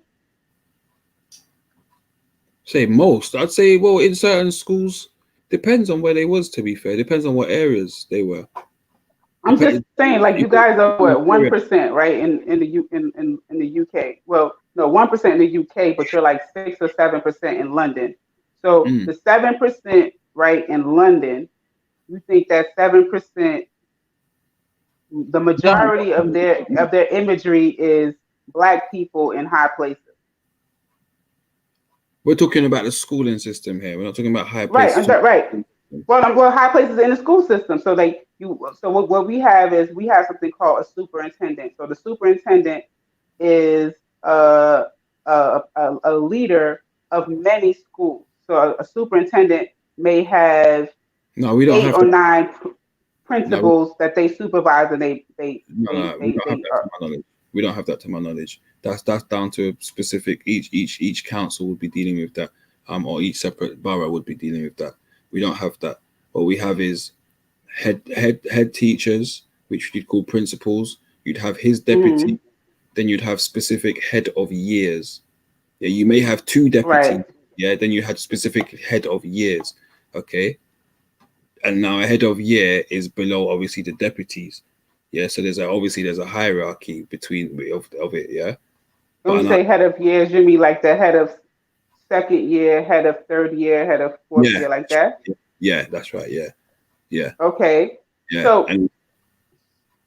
So what I'm saying is that you think for the 7% of Black people in London specifically, the majority of that 7% have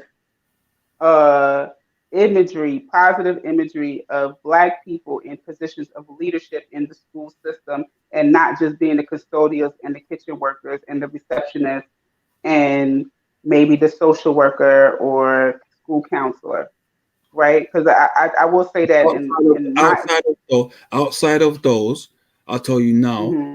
I grew up. We didn't have school counselor and all that. Yeah, all the dinner ladies were white. Yeah, all the cleaners were white. Yeah, a good few of the teachers were Black. Yeah, so the teachers, the people in positions of educating us, were Black. Mm-hmm. Yeah, the people that were in positions of running certain, for example, the head of PE being Black, or the second in command of maths being Black. So do you know what I'm saying, and things like that. Yeah, I had plenty of images. You said PE, like physical education? Yeah, physical education, so on and so forth. I was more so speaking about like academic. Because physical education, I'm just saying that Black people have a history of dominating when it comes to physical education. So okay, cool. But we've got science. Yes. Listen. We can't start picking and choosing and say, oh, because we've got a history of dominating. Because being a head of PE, yeah, you can go to some establishments where the Black people are still physically better, but they're not heads of anything, are they? You might go to some establishments where the Black people are the best at maths, but they're not head of something. That's what you're saying. And I'm saying to you, to be a head of a department, full stop, yeah, okay, when there might be 3 Black people and 5 white people, yeah, you're still the head of a department, and you're talking about positions of power, yeah, positions of influence, yeah. And so we're not picking and choosing within the school system. PE is a subject that you choose in school, and you can go to any given school and get a white head of PE or a Black head of PE or an Asian head of PE. I'm not gonna sit down there and say like, oh, because we dominated sports. No, that's not the reason why. Because PE is a subject. PE is a subject. Listen. I wasn't trying to be. I wasn't trying to be offensive. But what I am saying is that. I'm not. I wasn't saying you are offended. I'm just saying that I wasn't trying to be offensive to a physical education. What I am saying is that when I research a school online to see if this is a school that I would like to enroll my child into, what people look at is test scores in academic subjects, not physical education, right? So those. Like I work in the school system. The school puts more emphasis on academics than they do. Not that physical. Once you get to high school, physical education is a big thing. Why? Because that generates resources for the school, right? Parents pay to attend games that their children participate in, right? So this is a source of revenue for the school. You know, it's a source of, it maintains school pride and all that. I get all of that, and I'm not minimizing that. I got school T-shirts for days. You feel me? Like I know all about pom poms cheering, rah rah, yeah, get that goal, get that touchdown, all that good stuff. I'm not Is that what you minimizing think any of physical that. education is in England? Huh? Is that what you think physical education is in England? No, Touchdown. no, that It's totally different. no, that's actually not physical education. That's actually the recreational sports. Physical education, they have all sports. They have different where they play all different sports. They have volleyball. They have Zumba, yoga. They have weight training class. I mean, there's a whole different there's a whole plethora of classes that a person can take just for physical education. All right, cool. In elementary school, they teach them how to ride a bike. They do No. a whole lot of stuff, stretching. America is totally different. My little sister done physical education. She's now pushing to do physiotherapy. Okay, that's the levels of physical education that I'm talking about within our schooling system in England. Yeah, pushing people. What year is she in? 'Cause my high school had that as well.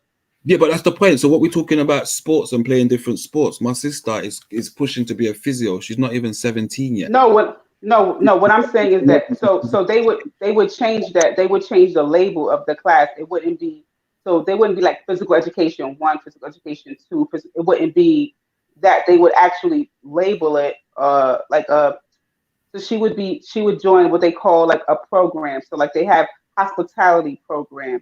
They have the STEM program, right? They would have the robotics and engineering program, and then they would have the physical therapy program, right? So that person, even in high school, they would take all of those. They would take whatever electives, or they would take whatever classes specific to that.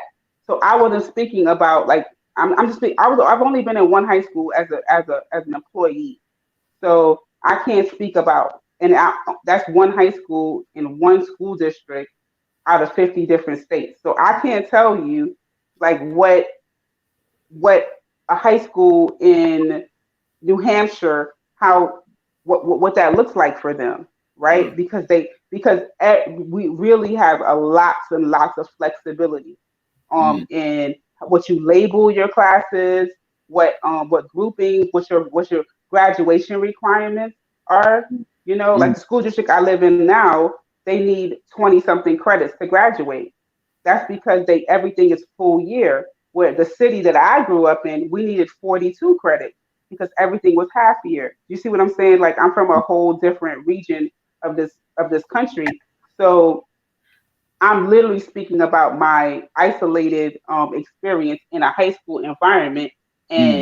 But they did have, I guess you could say that in a high school setting, it was preparatory for the university, right? Preparing them because you have this as an interest, you know. So they might have had like what you call like anatomy and physiology as a classes they're taking in high school.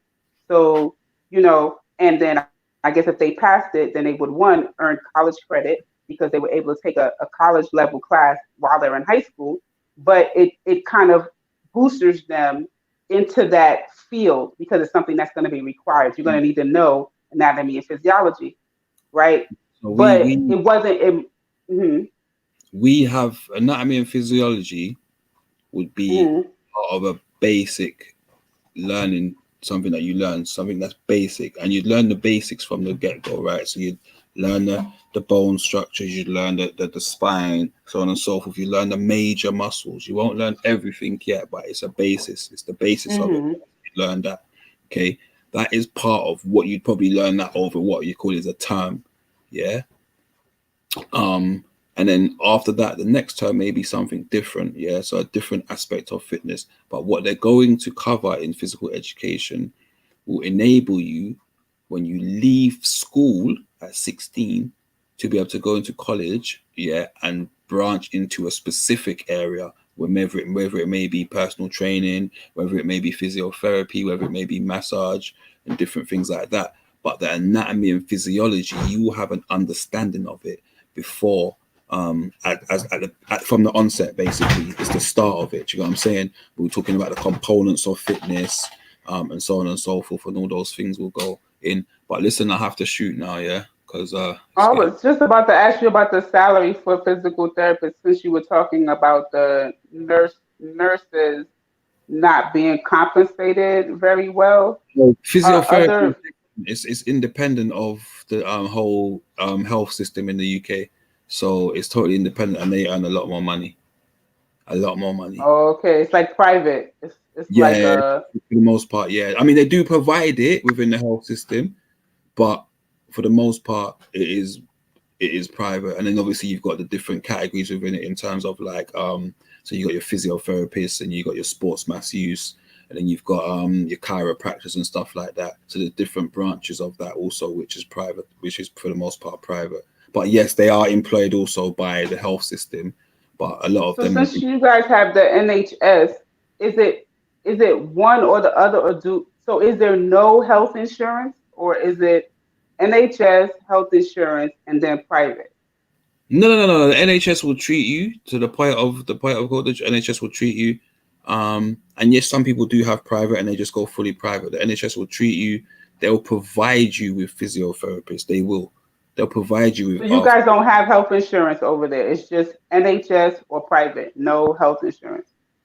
Nah. Wow, wow, that is so freaking different. Cool, isn't it? That's I don't know. Cool, it's hard to know.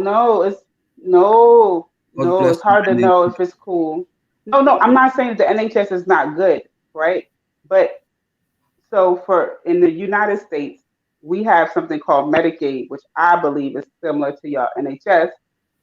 But Medicaid is only for low income, right? Then you have the middle class people use their health insurance. So they actually, a portion of their wages goes into paying for health insurance. And then when they have a medical issue, they pay little to no, because every pay period when they get paid, they're already paying into it. So like, let's say you say, oh, you know what? So you feel a little depressed. We have that. That's so what is that called? What is that called? What is that called? I have that. I had that. No, but private, you pay the full private bill. No. You can pay off private as well, or you can pay off for private over time. No, but listen, let's say you wanted to go for one session of therapy, right? You want to go for one session of therapy, right? And the therapy session is $100.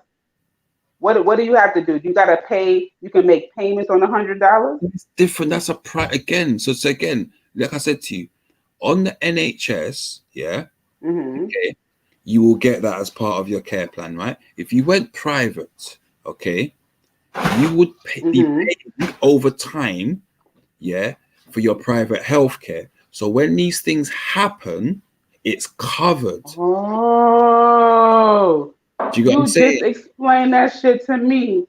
I did not know that's how it worked. Yeah, so you pay over time. Sometimes you can go private and pay one lump sum, yes, but you can also choose to get private healthcare and pay over a specific amount of time. So you can pay for over 10 years and then have one operation over 10 years. Do you know what I'm saying? Doesn't mean that you're restricted to one, but because you're paying over time, it's not going to take you the big hit. It's not going to give you that big hit financially. Got you. I got you. So, okay. Yes. I thought it was one or the other. Like you either was private or NHS, but you could go private, but you could like be on like a payment plan. So you could have more flexibility, like choose your own doctor, basically, right? Even so, for example, no, because the private thing isn't to do with the NHS. The private, we have private hospitals. So, for example, my operation that I had was in a private hospital, even though it was provided by the NHS. The NHS paid the doctor to provide the service. Do you get what I'm saying? Okay. Yeah, but it was done in That's confusing. done in their That's private confusing. clinic. Yeah, the NHS. That's the confusing part. But had I still had my private healthcare, I could have just got that done directly through them. And to be fair, I didn't claim on my insurance because I should have really. I was insured and I'd done it playing in rugby. I just didn't claim like an idiot, which I could have got that all paid for, and every single inch of my wages that I missed, I got covered and stuff like that. But that's neither here nor there. But You crazy. Say that again. I said you crazy, but go ahead. It is what it is, man. It is what it is. Like, I didn't want my premiums to go up in it, so I was just like, screw it. It's cool, isn't it? And then by the time I thought about it, and it really did start to affect work and things like that. But then it was too late, so I was just like, it is what it is, man. So it is what it is. But listen, I know it's very late over there for you, brother, and you know it's just early evening for me. Shit. So I was in the middle of doing that naughty task of paying bills. You know, like when you gotta be like, "What, man? Let me just sit here and pay bills." Yeah. You know. Mm-hmm. And I was like, "Oh, I could jump on the panel and avoid paying the bills." I guess I gotta get back to paying the bills, but we all know how important credit is over here, right? You know, credit is everything, and as Hazel as well, man. Big up yourself. Big up. Yeah, big up Raheem. Big up everybody in the chat. You know, I think. Listen, Motion. I really like your show. Like you got different people on. You're talking about current events.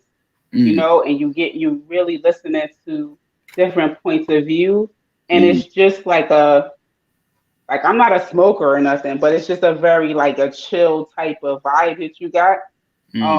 So I just want to give you some encouragement to keep it up. You know what I'm saying? Like it's really a cool show you got going on here. No, man. Thank you, sister, man. Thank you. Much appreciated. Big up to the Motion family too. You know what I'm saying? I know he's a family man, and I know that any time away from the family is a sacrifice. So big up to little Motion, Mama Motion, everybody. Big them up all the time. Come on, man. Hazel, do you know what? Literally, we're at the end of it, yeah. But we'll talk. We'll wrap about it on tomorrow, no doubt. On Belly, innit? So yeah, ask me. Well, what something happened? Something happened in the US? In the UK. No, Tell me what happened. The UK. These protests that are going on, but they're literally where I live. Really? Yeah. So it's all stupid, but we'll wrap on that tomorrow, man. Yeah. I'm gonna check in. You know, tomorrow, Mondays and Fridays are like really busy with work for me, but I do be checking in. So hopefully I can catch up what's going on over there, because y'all my cousins over there. You know what I'm saying? Come on, man. Yeah. Yeah, man. We'll talk about it tomorrow and that, man. But yeah. All right. Bless up, everybody. Man, have a good evening. Yeah. No problem. Yeah, man. Peace, sister. Peace. People, Natty's probably gone. Natty, I'm gonna remove you, G, if you're not there. Yeah. Big up yourself, Natty, as well. No, I'm not banning him. Don't be stupid. But yeah, yo, big up the people them that tuned in. Yeah, big up Raheem, Hazel. Big up yourself, Gurdeep. Big up yourself, my G. Done now. Get me. But yeah, next week, Urban. Big up yourself as well. Yeah, next week I'll probably be on a little bit earlier, but this week I needed some sleep to rotted. You get me? I had to get my sleep, man. Catch up. You get me? But yeah, next week back on early. You get me? I'll probably put up the subjects throughout the week and see what we're gonna chat about. You get me? Obviously, we're gonna try and keep it current and that. But yeah, until next week, people, man. Peace and love, man. I mean, have a good week, people. You get me? Monday tomorrow. Get that money, y'all. Get me? Done now. Big up. Boom, boom.